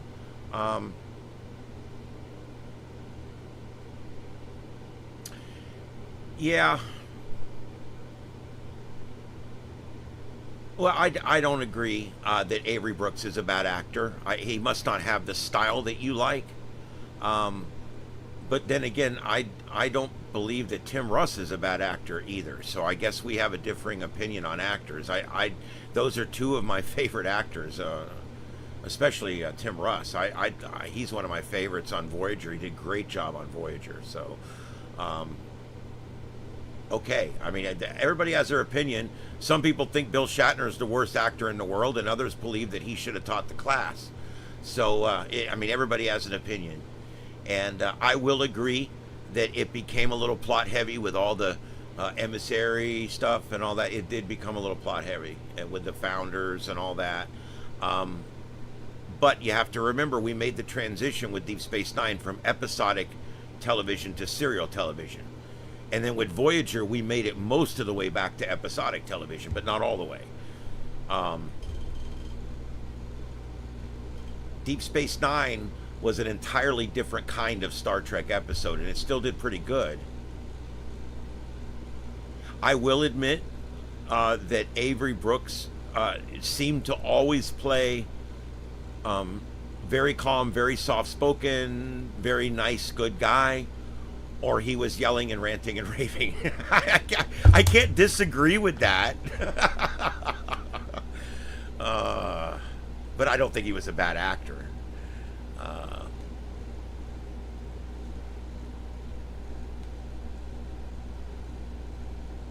Yeah, I like Deep Space Nine.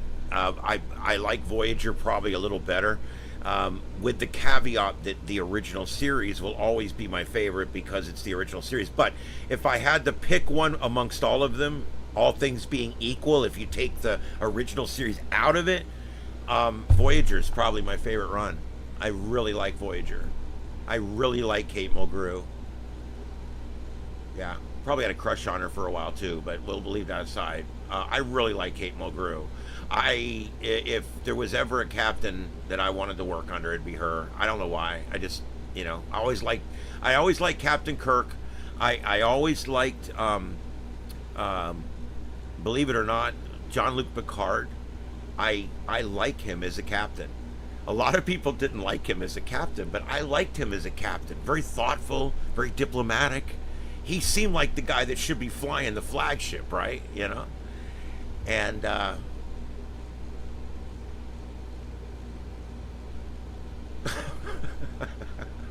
you blaming Kate or are you blaming the writers for that? I don't know. I mean, the mood swings were in the script.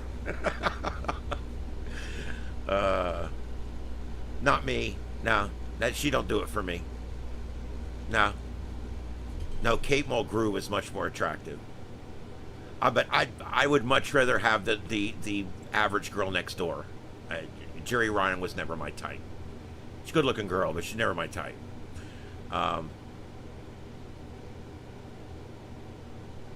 Yeah.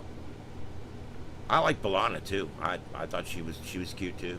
I mean, either one of them would be fine with me too. Lots of good-looking ladies on that ship, you know, to be stuck in the Delta Quadrant. Could have been a lot of fun. Yeah, everyone likes John Luke. I mean, everybody loves Data. I mean, you know, there's certain things about Star Trek that are kind of constants, but you know, I'm a big Enterprise fan. A lot of people didn't like Enterprise. I'm a big Scott Bakula fan. And I do like Connor Trenier. A lot of people don't like Connor Trenier for one reason or another, but I really like those two guys. I thought they were great in that. Great. It was a great run. So anyway, I love Star Trek. I really miss that Star Trek's, you know, it's kind of not even Strange New Worlds. You know, I'm gonna tell. All right, one more rant, and I'm gonna sign off. Okay, one more rant. Here it is. In the 60s, in the 70s, and the 80s, we made enough television shows so that you could show it in first run, and then show it in second run, and then show it in first run. So in other words, you would need to have 24 episodes, right? 24 and 24 is 48. That leaves out Thanksgiving and Christmas. That's literally how they used to do it. 24 episodes was a television season. Every year, 24 episodes. Star Trek, season 1, 24 episodes. Season 2, 24 episodes. It was 24. Why? Because they showed it through the one season, and then they would move it to a secondary time slot, and they would show another second run of it, okay? Or they would take it off until the next season came out. But either way, it would show for one season or half a year. A season on TV is half a year. So it would show on season, and then it could show, if we needed to, we could show it on a secondary for the other season.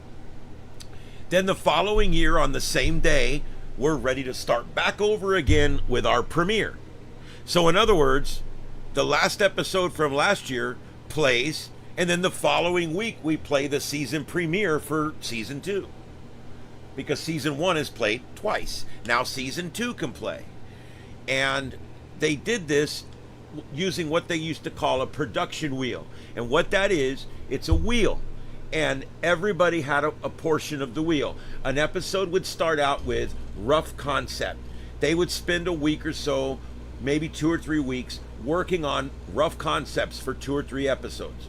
They would take 3 or 4 different writers, and they would mesh things together, and they would try to find 2 or 3 good stories. When they found those, they would say, okay, this one's close, let's move this into final writing.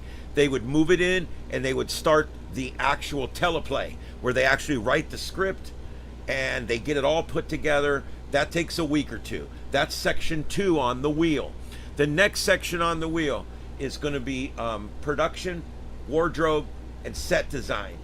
Once they write the script, then the set designers get the script. Now, their section is section 3 on the wheel. They've got to set up the sets that they need, the planets that they need, the uniforms they're going to need for both them and for the people down on the planet. They're going to need everything for the designs. How many communicators do we need? How many phasers do we need? And they figure all that out. They get it all made up. The next thing on the wheel is pre-production. That's where we actually sit down with the actors and we read through the scripts and we start to set up everything and we make sure that everything fits and everything is good, and we start putting our production schedules together and we get everything to where we're ready to go for the next notch, which is shooting. Now we're going to go in and we're going to shoot. And shooting would generally take 5 to 7 days, and they would shoot them together. So you would start on Monday and you would shoot clear through till Sunday if that's what it took to get that episode done. And then Monday you would start shooting the next one. The production part of it, then right after that you would have post-production. Post-production is all your rough editing. That's all. You would get it rough edited down into an episode of what you want. Okay, then the next notch in the wheel, okay, is your CGI, your post-production, all of that kind of stuff after your basic post-production. Now you're getting into your special effects post-production, where you're going to put in all your space shots, you're going to put in your energizer beams, you're going to put in your phaser blasts, you're going to put everything all in there and make it look good. Then you've got the next notch in the wheel is a polishing stage, where you're going to start having people view it and you're going to have them watch episode 1 and make sure, what do you think about episode 1? You're going to poll people. You're going to show it to 500 people and you're going to give them a 20-question poll, and you're going to figure out, is there anything that needs to be changed in this episode, because it's not too late to change it. Then we go to the next notch, which is final, where we're going to make the promos. We're going to set this all, get this thing all ready for air, basically, and get it all set and edited for television, which back then used to be a lot more difficult than it is today. Today you just tell AI to do it and it's done. But back then you used to have to cut everything, and they would always have to have the in and out of breaks, you know, da da da da, and then we go to break and then we come back and it shows the ship coming around there. You know, you have to have all your ins and outs, they call them, and all that kind of stuff. So finally, at the very end, you would have your final approval, and then you would set it to play. And so you've got this production wheel where episode 1 starts, and then episode 2, and episode 3, and episode 4, and episode 5, and it works all the way around the wheel. And that takes the better part of a year, maybe 6 to 9 months, to make 24 episodes on the production wheel. Then, as the last episode is made at each juncture in the production wheel, those people would then be released for their break, their mid-season or their end-of-season break. They would normally get a mid-season break of like a week, and they would get an end-season break where it could be 2 or 3 months before they would be called back to begin work on the next season production wheel, okay? And then the section 2 people would be released, section 3 people would be released, 4, 5, and go all the way around. And then finally, everybody would be in hiatus, basically. And then we would set the date to call our phase 1 and 2 production people to come in and start rough writing the next episodes. And then eventually a week later, we call in the final people that are going to be, and you just eventually call all the people back in for the production wheel all the way around. And now you're back in full production again until you get that 24th episode, and then it works its way around the production wheel. Today, it took them 18 months to produce 10 episodes. Now remember, we're not building models anymore. We're not flying cameras by static models sitting in black rooms. We're not doing that anymore. This is all CGI. It's even better now. It's AI CGI. I mean, they're getting to the point where in the next few years, they'll just tell it what they need and it'll make it. And yet, the best they can do is 10 episodes in 18 months. They used to do 24 in 12 months. And that included the break.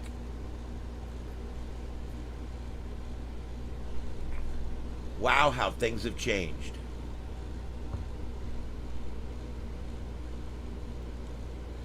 Yes, Max, yes, absolutely. I'm going to cover it. There's not much going on tonight. We actually did have up the protests earlier.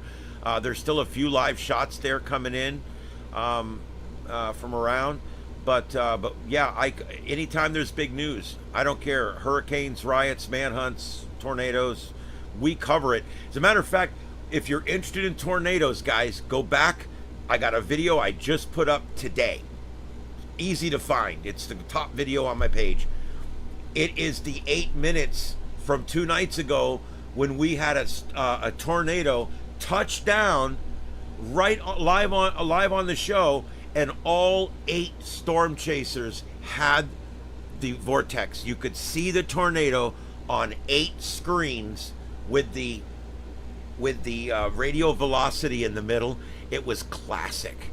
It was so cool that I actually made a video on it, because I'm thinking a lot of people must have missed this, and what a great way to cover things like this. You know, it's almost like people didn't even think about it. So what I did was I actually went back and I made a video of it.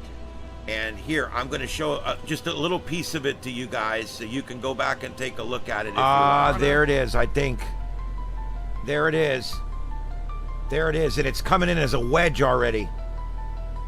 There it is, guys, it's a wedge. We got a wedge.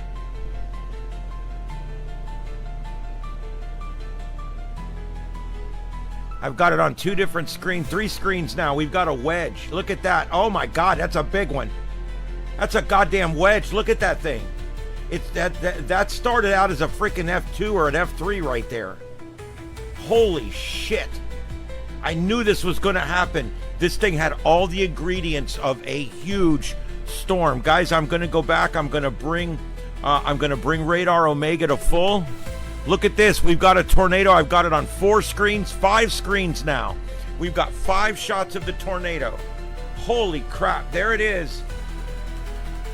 There it is, guys. This is Starship Adventures. My name's Ian, and we are live in North Dakota right now, where we've got a large wedge tornado. Live, we're watching it live on a number of different screens. This is the Sights and Sounds of Earth. Holy crap. Not only do we have a storm out in the middle of nowhere where it's not hurting anybody right now, but we've got a storm that we got 8 storm chasers on right now, and it's dropping a wedge. Holy crap, look at that thing.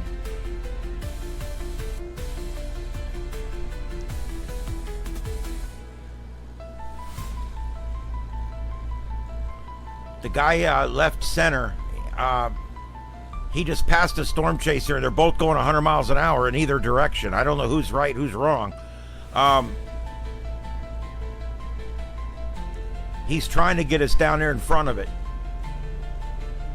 Upper left, he's running along with it right now on an intercept course, it looks like, because the road he's on is going to take him right in front of it. We're going to get some great shots of this. Upper right, you can see the road he's on is about to get crossed. All right, we got our last guy back, so we're back to 8 cams up now. Welcome in, everybody. This is what we do here.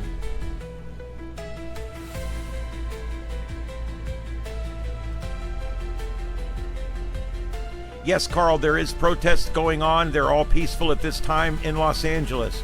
I'll go back to the grid as soon as we don't have a tornado nearly on the ground at this point. It's just about to come down to the ground. Remember, there's going to be a different lag of a few seconds on each of these cams.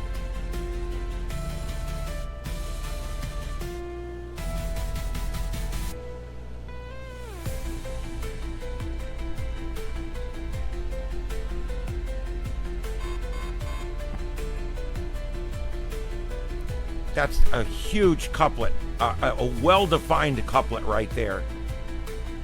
I think we're on the ground. It's hard to tell, but I think that's debris and dust that you're seeing.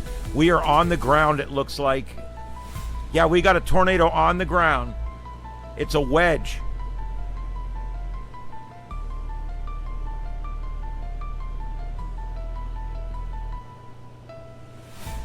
Urbana, North Dakota. Urbana, North Dakota, take shelter now that you are next up for this thing and it's on the ground.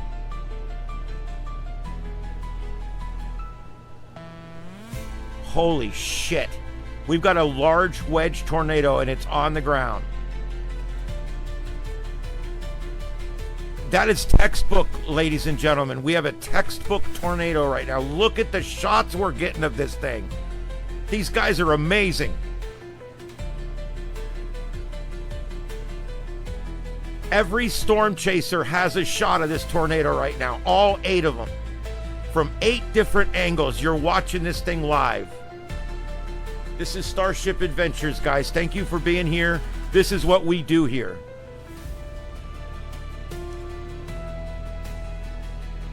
God, I wish I was there. Holy shit. Holy shit. I hope nobody's in front of this thing.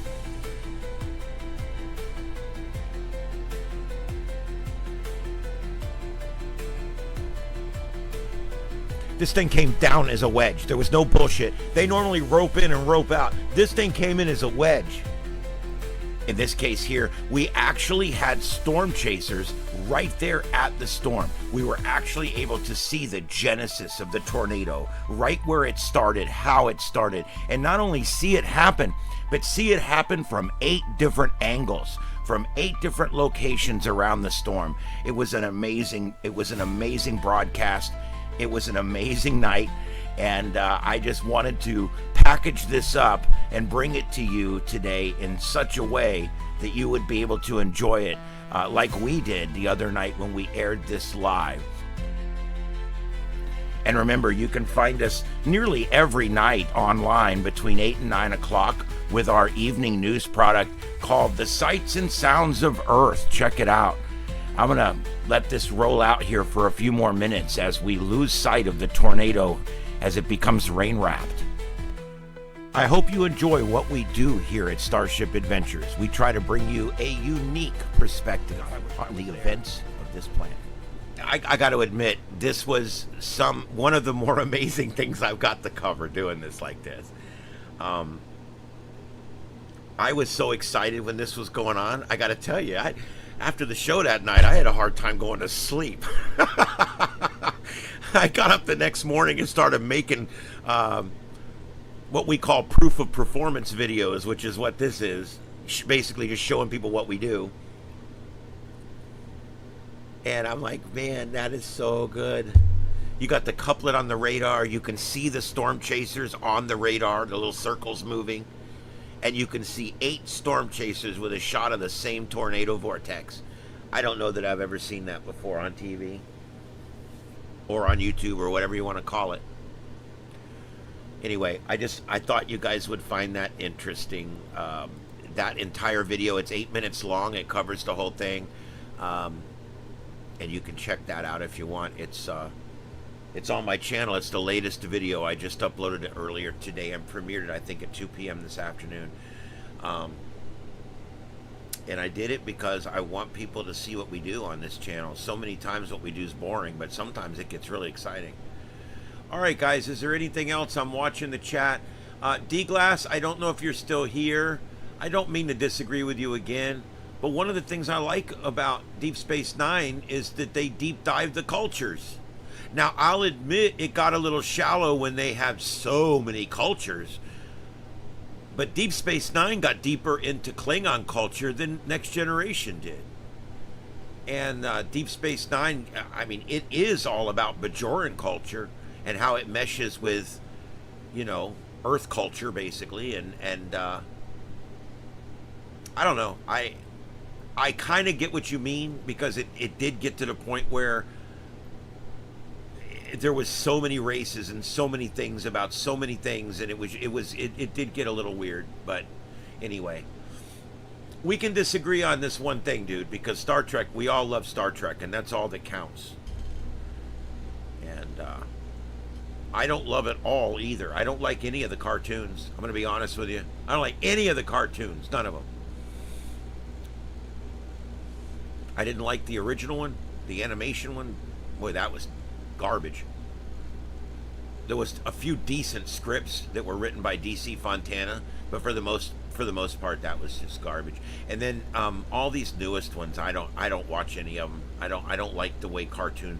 It's funny because I love South Park, the way it portrays politics, but I don't like cartoons to be like my Star Trek or my Stargate. I don't want cartoons to do any of that. Now, if you want to do satire for politics, I'm loving it. I love how South Park makes fun of both sides vigorously. I love how South Park makes fun of every race equally and trashes everything about everyone equally, and that's what I like about South Park. Yeah, well, I appreciate that, D-Glass, and I'll tell you something. There's no wrong answers in Star Trek. I knew a person one time that loved the episode Spock's Brain. Which in my opinion is like literally bottom 10%. It's an original series, it's cool, but it's just not a good episode. And this person, absolutely, that was his favorite episode of Star Trek of all time, was Spock's Brain. And I'm like, how can you watch the Doomsday Machine and Balance of Terror and the Corbomite Maneuver and the Tholian's Web and all these really, really good episodes, and then tell me you like Spock's Brain?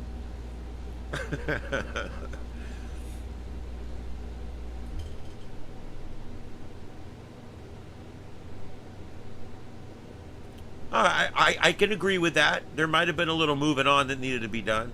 They beat the Cardassian horse for 7 years. I'll agree with that. And I'll be honest, I was never a big Cardassian fan. I do think that guy that plays Gul Dukat, though, he plays a wonderful scumbag, and he does it well. Good actor. You want your own cyborg Spock? I want to know how you can control a man walking and talking and using his arms with 8 buttons. No joystick. I've always wondered that. I saw a video once, some guy was creating all of the different props from the original Star Trek, and he had created the Spock remote control that Scotty carried. He had actually recreated that little box with the 8 buttons on it and a little knob at the top. I love shit like that. I'm really into the sets and the props. That's why I'm such a big Space 1999 fan. A lot of people don't even know what Space 1999 is. The writing was a little weak. It was made in Britain at Pinewood Studios, so it's a little different. But Space 1999 had some of the best sets that have ever been made for science fiction. They were just amazing, and they did a lot of miniature work, showing it putting the ships together and the ships taking off and landing, and they actually had aerosol cans in the ships, and when they would bring the ship in on the wire to land, they would actually press a button and it would spray the aerosol and make it look like there was jets coming down. I mean, they did some really cool stuff on those old shows, and Space 1999 was a great show. It only went 2 seasons, it never was really syndicated, and it never got its due. And I think the reason I'm so partial to shows like Space 1999 is because the props were so cool. The comm locks, the lasers, the everything was so neat. The sets, the command center in the first season was amazing. And I don't know. It kind of sucks because most people have never even heard of Space 1999. But if you're into 70s sci-fi, it's some of the best 70s sci-fi that was ever made. It literally was made to be the response to Star Trek. And it's a neat story. The story of Space 1999 starts when the Earth is blasted out of orbit. The moon is blasted out of the Earth's orbit because of the nuclear piles that we've been storing on the backside. Exploded, and it was like a rocket motor, and it blew the moon out of Earth's orbit and out of the solar system. Now, when we get into speeds and space and warps and all that, none of this works, but that's okay. It was a good show. And the show was basically about people from Earth that that were living on the moon, and then the moon got blasted out into space, and then now these people have to live out in space on this moon, and it was never how it was really intended. They ended up regrouping, and 2 years later, they ended up going and doing a second season, but they called it Series 2, and they really changed everything. The uniforms changed, the command center changed. It still kind of looked the same walls and everything, but and the reason they changed it was because they were trying to appeal to an American audience, and instead of being about figuring out problems, it was about brute force and beating people up and shooting people with lasers. It was a lot more about stuff like Americans like, and that was kind of the thinking behind it. But it was such a good show. Anyway, at some point, the nuclear waste actually goes up, and you can see here you can see the nuclear piles starting to go up. And basically, was a great show. Battlestar was a great show. I'll tell you what, when I recommend somebody, if someone comes up to me today and says, for someone who's not a Trekkie, someone who just likes sci-fi and wants to watch good sci-fi, one of the best series to ever be made is Battlestar Galactica, the one they made about 20 years ago. Edward James Olmos is one of my favorite actors. A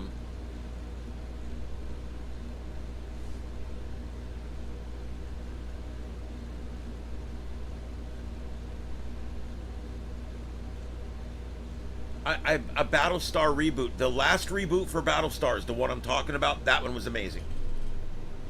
I don't know if we need to reboot it again. I mean, they did it. They finished it out. It was good. Oh, man, it was good. I watched that thing. I've watched it 3 times all the way through. I've watched the featurettes, the Razor and Occam and all these. I've watched them all. I love them. I love that series. I love the people that play in it. It's dark. It's a lot more like Deep Space Nine than Next Generation. And I love that. As a matter of fact, I recommended that to the host of my show, and he watched it and liked it. It was really good.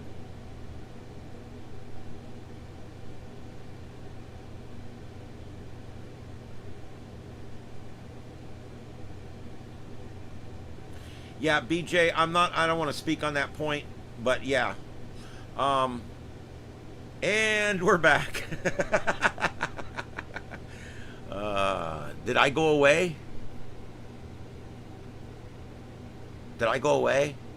Everybody's saying welcome back. Did I go away? Anyway. All right, well, let's see here. One last quick check. There's not a lot going on right now. All right, guys, if there's nothing else, oh,